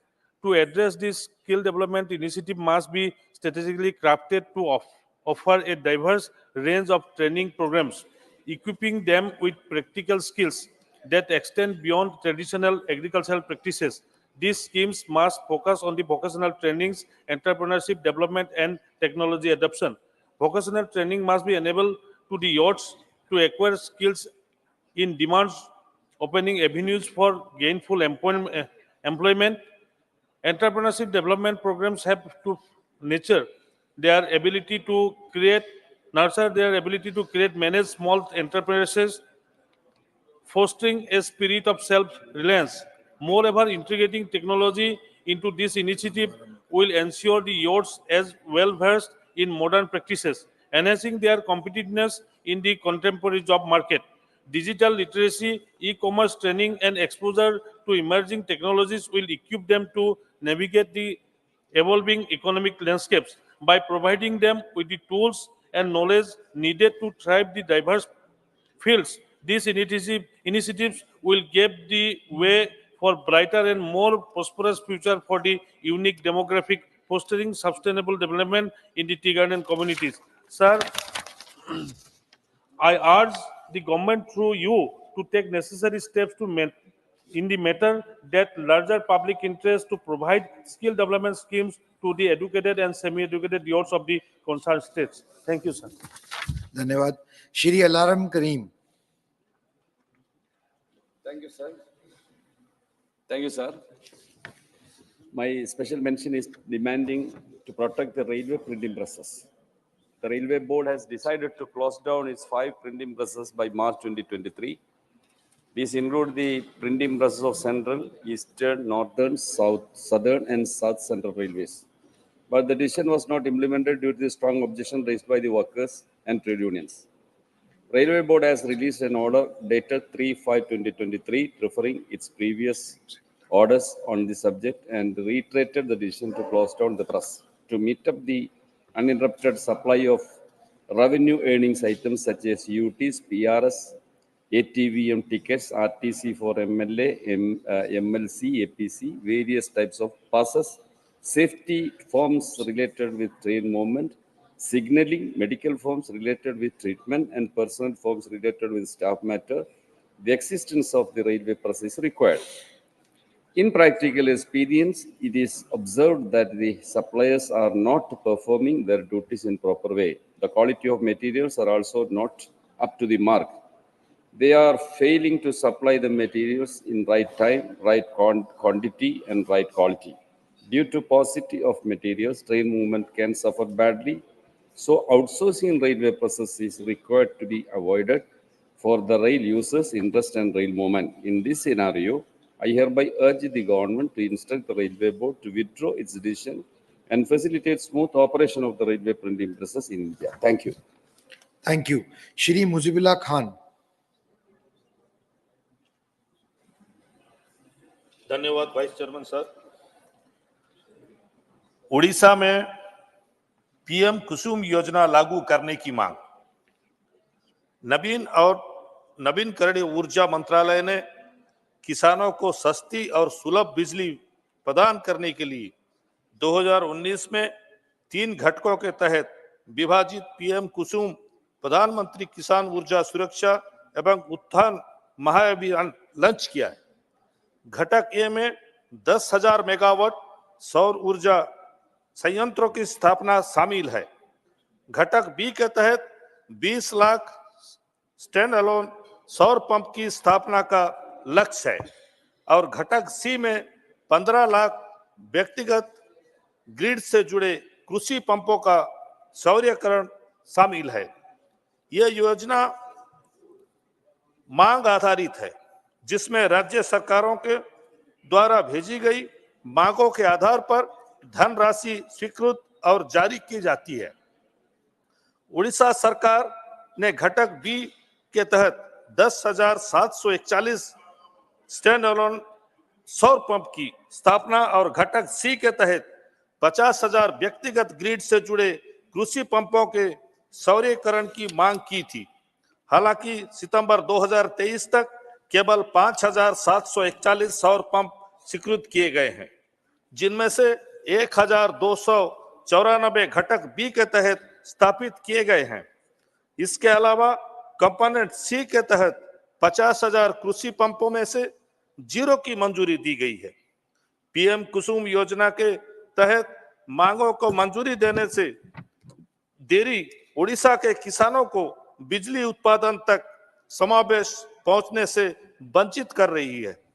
इस प्रकार महोदय, मैं आपके माध्यम से PM कुसुम योजना के घटक बी और घटक सी के तहत उड़ीसा राज्य सरकार द्वारा उठाई गई मांगों को मंजूरी देने में देरी के कारण की समय पर समीक्षा की मांग करता हूं. धन्यवाद. धन्यवाद. डॉक्टर लक्ष्मीकांत वाजपेयी जी. माननीय उपसभापति जी, मेरा स्पेशल मेंशन है छावनी परिषदों, कैंटोनमेंट बोर्डों में BI line British infantry, BC line British cavalry, RL line royal artillery, इस तरह के नाम अभी भी चल रहे हैं जो कि अब सेना के शहीदों के नाम पर रखे जाने चाहिए.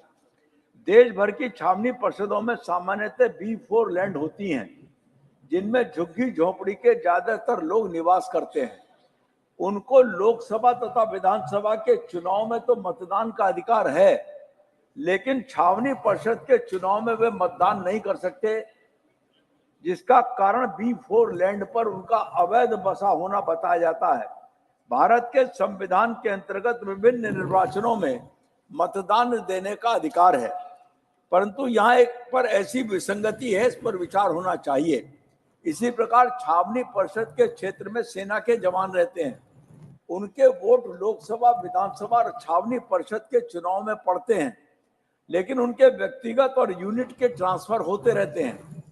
उसके लिए आने वाली यूनिट या जवान का वोट बढ़ाने की भी आवश्यकता होती है, क्योंकि ये लोग रोज यूनिट से, बैरक से कचहरी या तहसील नहीं जा सकते और पटवारी भी उनके यहाँ नहीं आ सकता। इस पर विचार किया जाना चाहिए। एक ही मकान में रहते हुए लोकसभा और विधानसभा में मताधिकार है, छावनी परिषद में मताधिकार देने पर सरकार को विचार करने का मैं आग्रह करता हूँ। एक सुझाव मेरा इसमें एक लाइन का है कि वो B4 लैंड पर रहते हुए अवैध बसे हुए, उनको इस शर्त के साथ अनुमति दी जा सकती है कि ये उनका सर, इसमें जमीन का अधिकार स्पेशल नहीं मेंशन इज होगा। Only as per the approved. धन्यवाद। डॉक्टर सस्मित पात्रा। मुझे भी मालूम है। ऑनरेबल वाइस चेयरमैन सर, मैं अपना स्पेशल मेंशन मेरी मातृभाषा उड़िया में पढ़ रहा हूं और उसकी लिपि मध्य दी गई है। ओडिशार कृषकों समस्या समाधान दिगरे पदक्षेप नेबार आवश्यकता रही। तीनोटी गुरुत्वपूर्ण विषय अच्छी जहाँ ओडिशार कृषक मानकर समस्या संबंधी एवं जार समाधान आवश्यकता रही। सर्वप्रथमे ओडिशार चाषी को फसल बीमा राशि देबारे विलंब होछि। विशेषकर पश्चिम, उपकूल एवं दक्षिण ओडिशार अनेक कृषक एही कारणरू जंत्रणा भोगुचंती। द्वितीय प्रसंग हेउछि धानर सर्वनिम्न सहायक मूल्य MSP को क्विंटाल पिछा 2930 टंका स्थिर करिवार आवश्यकता रही। एही प्रसंगरे ओडिशा विधानसभा रे उपस्थित समस्त विधायक माने 25 मार्च 2017 रे सर्वसम्मति क्रमे सहमति मध्य प्रदान करिथिले। तृतीय प्रसंग हेउछि विशेष करी ओडिशार कृषकंकर विकास तथा कल्याण पाई स्वामीनाथन आयोग रिपोर्ट रो सुपारिश को कार्यकारी करिबार आवश्यकता रही। एही तीनोटी समस्यार समाधान पाई प्रथम भारत सरकार को फसल बीमार राशि को कृषकों को ठीक समय देवाकू पड़िबो। एहाकू कार्यकारी न कले ओडिशार कृषक माने बहु समस्यार सम्मुखीन हेबे। द्वितीयतः भारत सरकार द्वारा धानर MSP को क्विंटाल पिछा 2930 टंका स्थिर करिवाकू पड़िबो, जहा फलरे कृषक माने सेमानक उत्पादर उपयुक्त मूल्य पाई परिबे। भारत सरकार द्वारा स्वामीनाथन रिपोर्ट सुपारिश को लागू करिबा सहित कृषक मानकू C2 मूल्यर अति कम रे 1.5 गुण MSP देबाकू पड़िबो। ओडिशार माननीय मुख्यमंत्री श्री नवीन पट्टनायक एही विषय रे भारत सरकार को अनेक थर चिठी लिखिथिले एवं मु दाबी करूछि जे केंद्र सरकार माननीय मुख्यमंत्री श्री नवीन पट्टनायक को द्वारा करा जायथिबा अनुरोध को गंभीरतार सहित नेबे एवं ओडिशार कृषक मानकर समस्यार समाधान करिवे। बहुत धन्यवाद। Thank you. Shri Niranjan Bishi. Thank you, Honorable Deputy Chairman, sir. Sir, I would like to draw your kind attention in the matter of an urgent public importance relating to the development of the Harishankar temple in the Gandhamardhan hills of Odisha. The temple holds immense cultural, religious, and historical significance and is popular pilgrimage site for both local and foreign tourists. Despite its potential, the Harishankar temple and the Gandhamardhan hills have not received the necessary attention for comprehensive development and promotion as a tourist attraction. This oversight limits the region's tourism potential and deprives local communities of the socio-economic benefits that a thriving tourism industry can bring. I therefore request that Ministry of Culture and Ministry of Tourism that the Harishankar temple and its surrounding area be declared an India International Tourist Center. Moreover, sufficient funds and resources must be allocated for infrastructure development, improved connectivity, accessibility, and overall facilities in and around the temple and hills. Conservation and preservation measures are also needed to protect the natural and cultural heritage of the area. By declaring the Harishankar Temple and the Gandhamardhan Hills as an India International Tourist Center, their full potential can be unlocked, contributing to the growth of the tourism sector in Odisha. This move would not only boost the local economy, but also showcase India's rich cultural and spiritual heritage to the world. I urge the government through you, sir, to take necessary steps to develop the Harishankar Temple and Gandhamardhan Hills. Thank you, sir. Thank you. Shri S. Selvaganpati. I would like to bring to the notice of this August House that in the present situation, non-communicable diseases are in the high rise. The unrestricted marketing of unhealthy foods, which are high in fat, sugar, or salt, leads to rise in non-communicable diseases. Most of them also contain Ajinomoto, a salt called monosodium glutamate, MSG. It is a well-known cancer-causing agent. Sir, evidence shows that most of food advertising companies attract children with highly catchy advertisements, but with harmful contents to influence their food preferences. The roadside eateries are the major contaminants. Use all sorts of coloring agents and Ajinomoto indiscriminately in all sorts of recipes. The overindulgence in high-calorie food coupled with indoor leisure activities such as watching television, surfing net, and playing computer games all contribute to childhood obesity. Regionally, overweight and obesity in children under 5 years of age has increased from 5.8% to 8.1% between 1990 and 2012, which is above the global average of 6.7%. Recently, it is projected to be 10% in India. Overweight and obesity in adolescents between 13 and 15 years are highly prevalent. Incidentally, we are now celebrating the year of millets. The impetus given to the campaign by our Honorable Prime Minister has taken the message to nook and corner of our country. I request through you, sir, that I consider this matter as very serious one and initiate immediate action to curb the unopposed marketing of unhealthy foods in the country. Thank you. Thank you. Dr. Amar Patnaik. Thank you, Chairman, sir. Sir, I rise to raise a demand for waiver of 18% goods and services tax on Kendu leaves. In June 2023, Honorable Chief Minister of Orissa, Naveen Patnaik, wrote to the Union Finance Minister reiterating the state's demand for the exemption of 18% GST on Kendu leaf. The reason is the adverse effect it had on the livelihood of lakhs of tribals traditionally engaged in plucking Kendu leaves.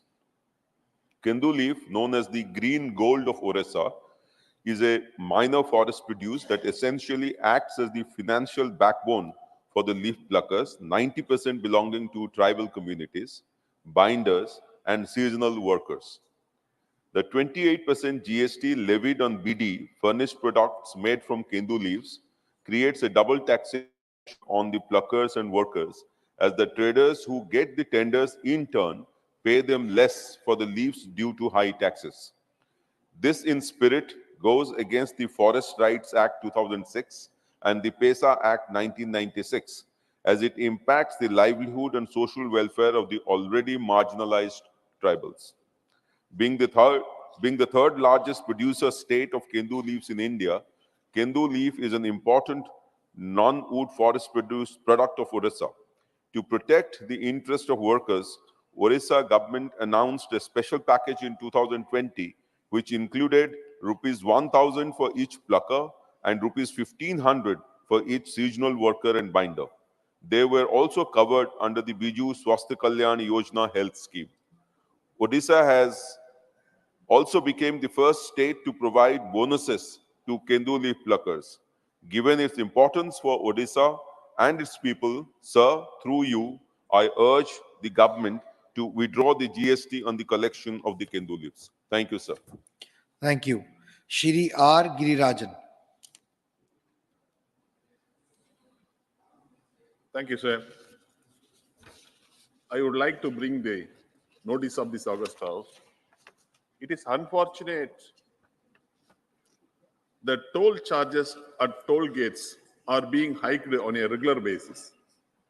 It affects badly the transportation of raw materials across the country and the state and will lead to escalation in prices, essential commodities, particularly food items, in addition to the price set up by the oil companies for petrol and diesel. The union government collects ₹5 and 2 per litre. Sale of petrol and diesel as infrastructure development fee in 21-22 alone, 3,849,000 MT of petrol, 7,66,59,000 MT of diesel have been sold all over the country, and ₹2,70,000 crore was collected infrastructure development fund. Even after collecting 20 lakh crores of road infrastructure development in past 10 years, high toll charges is unjustifiable. The law says that only 40% of the fee should be collected after the deadline for road construction, but full toll charges are being collected at many toll gates which are more than 10 years old.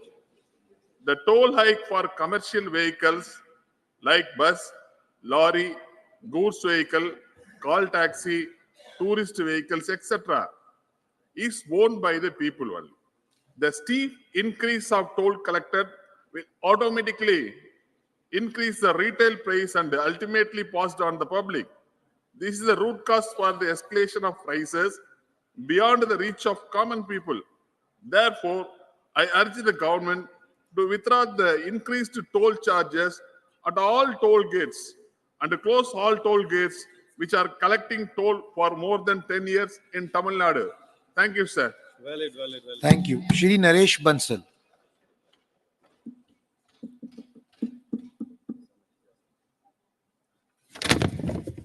धन्यवाद उपसभापति जी.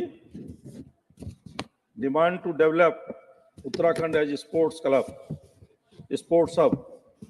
देवभूमि उत्तराखंड सीमांत क्षेत्र होने के साथ ही इसमें हिमालय, चार धाम, जीवनदायिनी नदियां व वन हैं.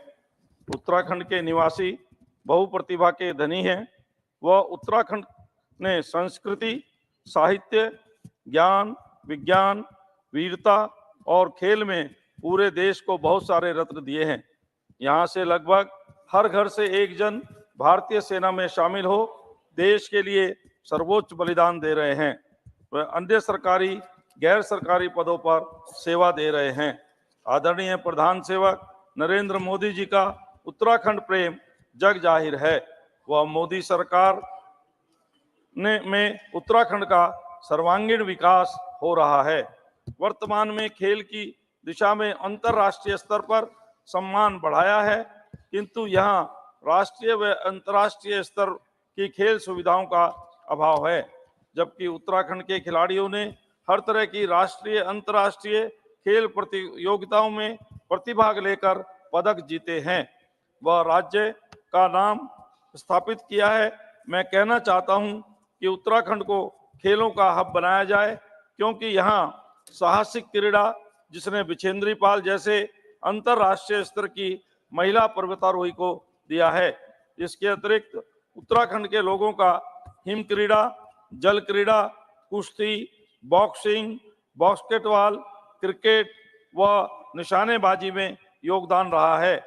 तमाम ऐसे दर्जन लोग हैं जिन्होंने राष्ट्रीय नहीं अंतर्राष्ट्रीय स्तर पर भी हमारे देश का सम्मान बढ़ाया है.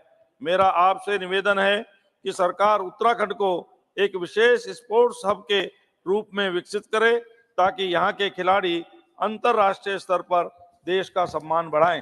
धन्यवाद। धन्यवाद। प्रोफेसर मनोज कुमार झा। सर बत्ती जलने में आजकल वक्त ले रही है। Oh, thank you. Thank you, Honorable Vice Chairman, sir. Good to see you there. My subject today for the special mention is to need to explore sustainable alternatives to stubble burning. It is the same story every winter, sir. The capital and adjoining regions are engulfed in smog, setting fresh records of extreme air quality index, AQI, levels due to stubble burning in northern states. While some efforts are being made to lower AQI levels through temporary sprinklers, imposing robust vehicular movement guidelines, and issuing numerous health advisories, long-term sustainable alternatives to a major source of pollution remain unexplored. There are various eco-friendly crop residue alternatives that the government can explore to mitigate climate hazards posed by stubble burning. Biomass briquettes, compressed blocks made from residual straw and paddy, provide an environmentally conscious substitute for coal. When used in thermal power plants, these briquettes can significantly reduce the carbon footprint. Leftover paddy can be used innovatively by transforming it into various products such as paper, cattle fodder, animal bedding, agri-fiber boards, and packaging materials. These practices promote sustainability and create monetary benefits from leftover paddy instead of incessant burning. So, the Indian Agriculture Research Institute has introduced a bioenzyme that, when sprayed on paddy residue, facilitates decomposition and transforms it into nutrient-rich manure with a couple of within a couple of weeks. Other viable alternatives such as happy cedar, ethanol production, and providing better subsidies to other crops should also be explored by the Agriculture Department. Educational promotion of green farm practices among farmers and highlighting associated benefits should accompany these initiatives. I urge the government to start implementing sustainable alternatives to stubble burning before the next winter sets in. Thank you very much, sir. Thank you, Professor Jha. Shrimati Mahua Maji. Dr. Ami Yagnik.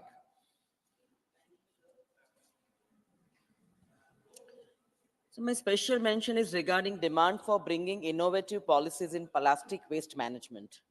Plastic overconsumption and mismanagement of plastic waste is a growing menace, causing landfills to overflow, choking rivers and threatening marine ecosystems.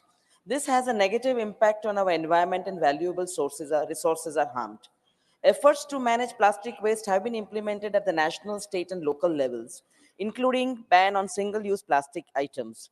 The Government of India notified the Plastic Waste Management Rules 2016, the Plastic Waste Management Amendment Rules 2018, the Plastic Waste Management Amendment Rules 2021, and the guidelines on extended producer responsibility for plastic packaging through the Plastic Waste Management Amendment Rules 2022. Plastic waste management remains a significant challenge due to lack of infrastructure, low waste collection rates, inadequate funding, and lack of recognition to the informal recycling sector. Plastic waste generated is currently utilized for road construction, waste to energy plants, waste to oil plants, and in cement plants for co-processing. However, local waste management infrastructure has not kept pace, resulting in large quantities of mismanaged waste. In this context, I urge through you the government to bring policies whereby innovative economic instruments such as incentive mechanisms are created and investments are identified across major economic sectors that would reduce plastic waste. The government should come out with solutions whereby producers and importers of plastic goods take the responsibility for the disposal of plastic waste. A major push would be market-based tools such as tax exemptions, subsidies, or grants and loans that can be applied to support businesses to incentivize the prevention, minimization, and recycling of plastic waste. Thank you, Dr. Yagnik. Shri M. Shanmugam.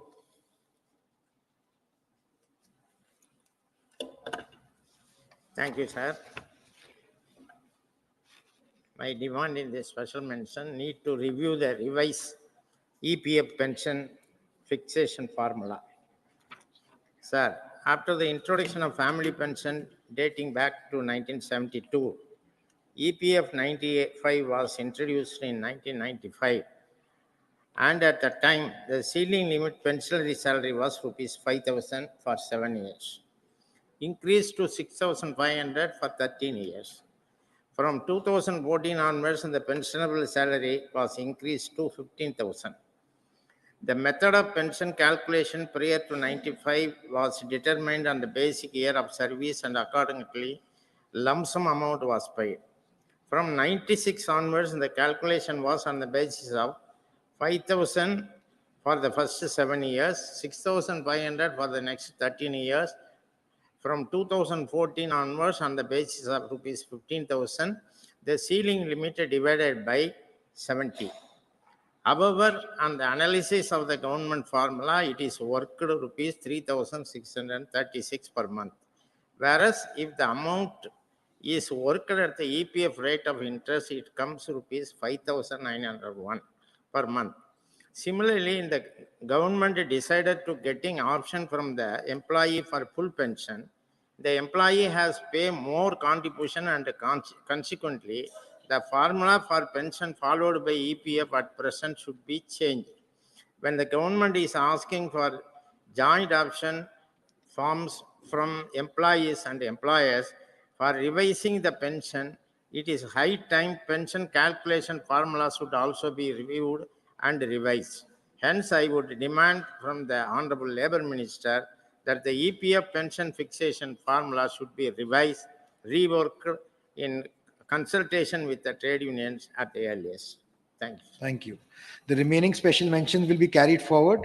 The House stands adjourned to meet at 11 a.m. on Friday, 8 December. Thank you.